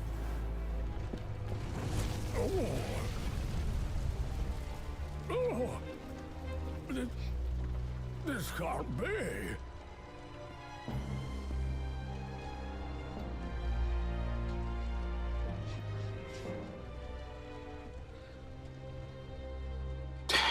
They just doing me like that? They be doing me like that? Yes. They just did you like that. The end. GG's, everybody. Good night. You can't be fucking serious. Alright, well, that's case 3. I'm gonna say I really like that. So far I like case 1 and case 3. Case 2 is still the weakest, but we'll take the wins. You mean case 2 is the weakest? Case 2 is the weakest, yeah. You say you said case 3 is the weakest. Like No, case 2. First they killed my boy. And the only thing I really like about case 2 is the dances that they're doing. I really like that. Otherwise, weakest. All right. When are we reconvening for the rest of the I'm free parts? for the next 3 days. I am free. Yeah. I'm not free till tomorrow night because I have work. Okay. Well, I guess just let me know when we're continuing. I should be free the next 3 days as well. Whenever Shiro's spine is clear. Are you gonna be like the moment I get home, be like, oh, I'm making dinner, and then be gone for an hour? I'll make it earlier if you want, man. But when I make it, I have to make it the long way, unless I order it, which I don't want to. Unless Shiro makes it. Yeah, let me make his dinner. So the time I posted that I was ready would approximately be the time I'll be ready tomorrow. Cool. Unless Okay. something